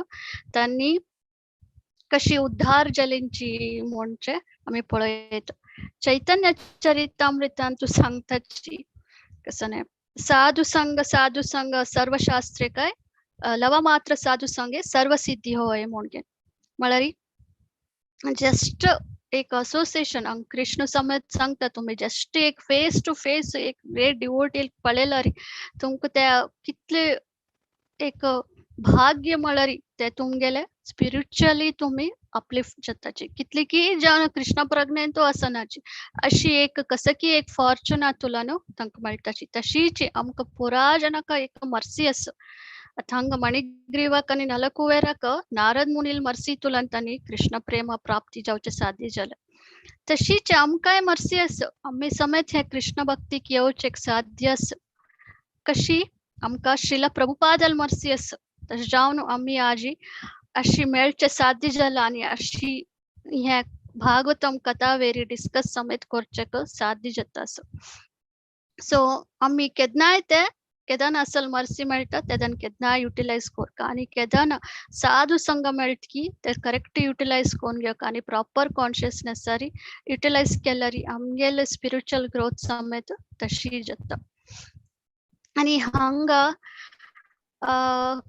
कृष्ण इज तो कोणाक मर्सी दाखोयतो कोणाक जलारी खई तुलन कसले नत्तिलेक अफेंड केलेले समेत कृष्ण प्रेम दिव्यत कसने जले कोरियत जलार हंग एक ग्रेट डिवोटी नारद मुनील तसलेन एक उत्तर हंक उद्धार कोर का म्हण मना लेखलारी आणि तशीच आशीर्वाद केलारी कृष्ण ते पुरैसुचेक हंगा केदना येता सो आमगेल प्रयत्न तुलन आम्ही भक्ती करचे पुरो जलारी एक डिवोटीले अशी एक भक्ताले ग्रेट डिवोटी तसल भक्ताले आमका आशीर्वाद म्हणलारी आम्ही वग्गी नमगेल स्पिरिच्युअल ग्रोथ जावचेक साध्य अस आणि कसन म्हळ्यारी अशी नलकुवेर आणि मणिग्रीवा तंक डेलिव्हर नाहीशी birth of cycle of birth and death तुला डेलिव्हरी नाहीशी कृष्ण प्रेम मेळ्ळा तंक तशीची मक्काई कृष्ण प्रेम दी आणि मग कसने नक्क कंचे मोक्ष नक्क मक विंगड कंचे मोक्ष विंगड कंचे टाइप ऑफ लिबरेशन मक नक्क दामोदर मक अशीची कृष्ण प्रेम अदी म्हणून सत्यव्रत मुनी हंग दामोदर तंक ह्या वर्सांतू प्रे करतास हा हंग कैद करता आम्ही समेत सत्यव्रत मुनील म्हणके प्रे करूया आमक समेत कृष्ण प्रेम अदी म्हणून दामोदर लगी आणि आज तुलन भीष्म पंचक्षूर जाता भीष्म देवाल समेत आशीर्वाद घेवी येतो ह्या कृष्ण प्रेम मेळच तशी आमका दी अनुग्रह करी म्हणून आणि आम्ही समेत केदाना डिझायर करताच की आमक योग्यत ना म्हळ्यार अटलिस्ट मक योग्यत ना जलरीची डिझायर करचे कसं नसं आम्ही कसे के डिझायर करतात त्यांतू स्पिरिच्युअल डिझायर करच्यान कसने तोंदरे ना आम्ही स्पिरिच्युअल डिझायर कोण आमगेल कितलं सिन्सियर एफर्ट जावचे साध्यस की आम्ही केल्यारी आमकाय नारद मुनील तसल कोणी एक ग्रेट डिवोटीला आश्रय निमित्त आम्ही समेत आमगेले डेस्टिनेशन पावच तशी जावची साध्य असं आम्ही भागवत गीतांतू पळयताची प्रभुपाद सांगता ते स्पॅरो ते ताजे मोठे मेळ्ळी म्हणून ते फुल ते ओशनाक म्हणता हांव तू आत मोठे दिनी जाल्यार तुगेलो उद्दा पुरा करता म्हणून ते सांज स्पॅरो एक तोट उद्दा काडचे पळयता आसता ते ओशन कितले उद्दा आसचे पुरो जाल्यार ते डिटरमाइंड जावन आशिल्ले आणि ताजे डिझायर स्ट्रॉंग आशिल्ले मगेल एक्स म्हाका मेळका तीची म्हणून सो तशीची आम्ही समय डिझायर केल्यारी स्ट्रॉंग डिझायर केल्यारी हांग ते स्पॅरोक तुम्ही लेक्चे ते ओशन हे करू साध्यस्वे पुरा उदक काडू साध्यस्वे ना जाल्यार गरुडा तसले डिवोटीन येवन घेवन केल्यारी साध्यस ते स्पॅरोक समेत ताजी एक्स मेळ्ळल म्हणके आम्ही समेत आमगेल डिझायर स्ट्रॉंग कोन घेन आणि 1 पॉइंट डिटर्मिनेशन आमकां कृष्ण प्रेमाचे जावका विंगड आणि कसने नाही म्हूण आम्ही प्रार्थना केल्यारी आमकां समेत तसले ग्रेट डिवोटी जाला अनुग्रहांतू काय कृष्ण प्रेम मेळचेक साध्य आसा म्हणून सांगून हांव हांगा कैद करता thank you very much Hare Krishna Hare Krishna माताजी धन्यवाद भारी चंद कोन तुम्ही आज 7 वर्ष आमकां एक्सप्लेन कोन सांगिल्लें आसा it was a blissful session माताजी हरे कृष्णा आजी माताजीन 7 वर्षां सांगिल्लें की हे दामोदरा तुवें मणिग्रीवा आनी नलकुवेराक कशी उद्धार करला की तागे आनी तुगे डिवोटी कशी तांकां करेला की तशींची म्हाका वरे डिलिव्हर करी म्हणून हांगा सांगता आसा ती आनी कृष्ण प्रेम दी आनी म्हणून सांगता आसा आनी कसनी नाका मोक्ष वरे नाका भक्ती प्रधान दी म्हाका म्हणून सांगता आसा आनी माताजीन वरे सांगिल्लें की नारद मुनील गायडन्स हरी आनी तांगेल मर्सी कितले जनाक पुरा उद्धार जाला ध्रुव महाराज प्रल्हाद महाराज व्यासदेव मृगारी अशी पुरा जनाक कृष्ण प्रेम मेळ्ळेलें आसा कृष्ण भक्ती मेळ्ळेली आसा तशी आमी खंयचे असोसिएशनींनी चांग वैष्णव असोसिएशनांनी आमकां कृष्ण भक्ती मेळचे चान्स आसा म्हणून माताजीन सांगिल्लें आसा जी भारी चंद कोण एक्सप्लेन केलें माताजी खंयचे क्वेश्चन आसल्यार तुमी पुरा अनम्यूट करून घेया अथवा चॅट बॉक्साक घाला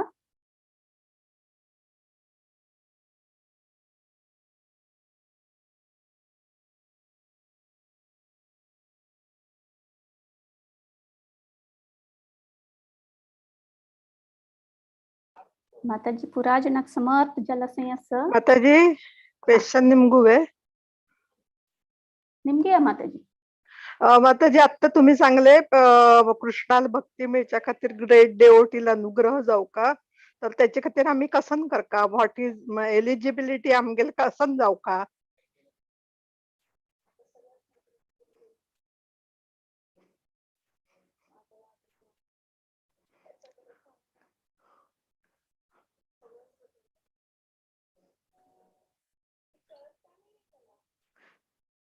यू आर म्युटेड माताजी माताजी म्यूट असच तुम्ही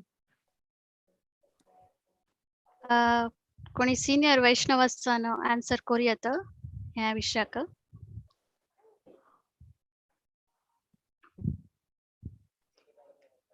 कोण निमित्त असं म्हणून कळले? हा हेमाबाई निमित्त असं.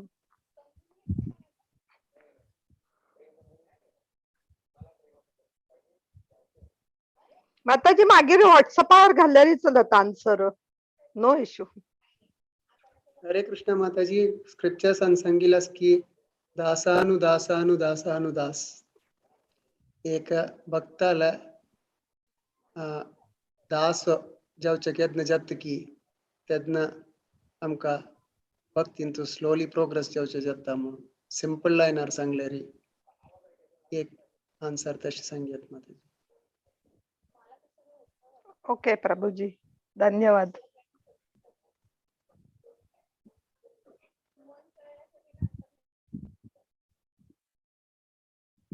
आणि कसन क्वेश्चन आस की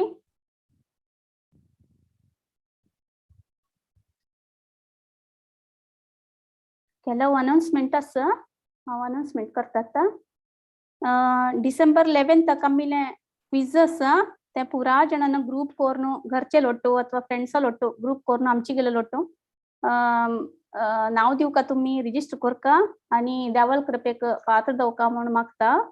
आणि 17th वेडनेसडे आमगेले दामोदर अष्टकाचे लास्ट वर्स 8th वर्स शिकून दिवचे येता सती हर ग्रेस पूर्ण प्रेममयी गोपी माताजी त्यांनी हिस होलीनेस जयपताका स्वामी महाराजाने डिसेपल सती तुम्ही पुरा जणांना येऊन अटेंड जाऊन हाजी लाभ घेऊ का म्हणून हांव मागता.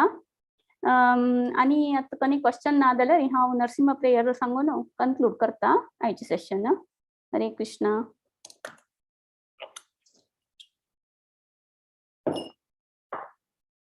नमस्ते नरसिंहाय प्रह्लादलाददायिने हिरण्यकशिपूर्वक्षः शीलटङ्कानखालाये इतो नरसिंहो परतो नरसिंहो यतो यतो यामि ततो नरसिंहो बहिर्नरसिंहो हृदये नरसिंहो नरसिंहमदिं शरणं प्रपद्ये तव करकमलवरेणाखाम् अद्भुतशृङ्गां दालिता हिरण्यकशिपु तनुभृङ्गाम् केशवधृता नरहरिरूपा जय जगदीश हरे जय जगदीश हरे जय जगदीश हरे तव करकमलवरेणाखाम् अद्भुतशृङ्गां दालिता हिरण्यकशिपु तनुभृङ्गाम् केशवधृता नरहरिरूपा जय जगदीश हरे जय जगदीश हरे जय जगदीश हरे जयो नरसिंहदेव जय नरसिंहदेव जय नरसिंहदेव जय नरसिंहदेव जयो प्रह्लाद महाराज जय प्रह्लाद महाराज जय प्रह्लाद महाराज जय प्रह्लाद महाराज निताय गौर हरि बोल हरि बोल हरि बोल निताय गौर हरि बोल जय जय प्रभुपाद प्रभुपाद प्रभुपाद जय जय प्रभुपाद जय जय गुरुदेव गुरुदेव गुरुदेव जय जय गुरुदेव श्री श्री लक्ष्मी नरसिंह भगवान की जय प्रह्लाद महाराज की जय श्रील प्रभुपाद की जय नित्य गौर प्रेमानंदे हरि हरि बोल वाञ्छाकल्पतरुभ्यश्च कृपा सिन्धुभ्येव च पतितानां पावनेभ्यो वैष्णवेभ्यो नमो नमः। अनंत कोटि वैष्णव वृंद की जय। श्रील प्रभुपाद की जय। हरे कृष्ण।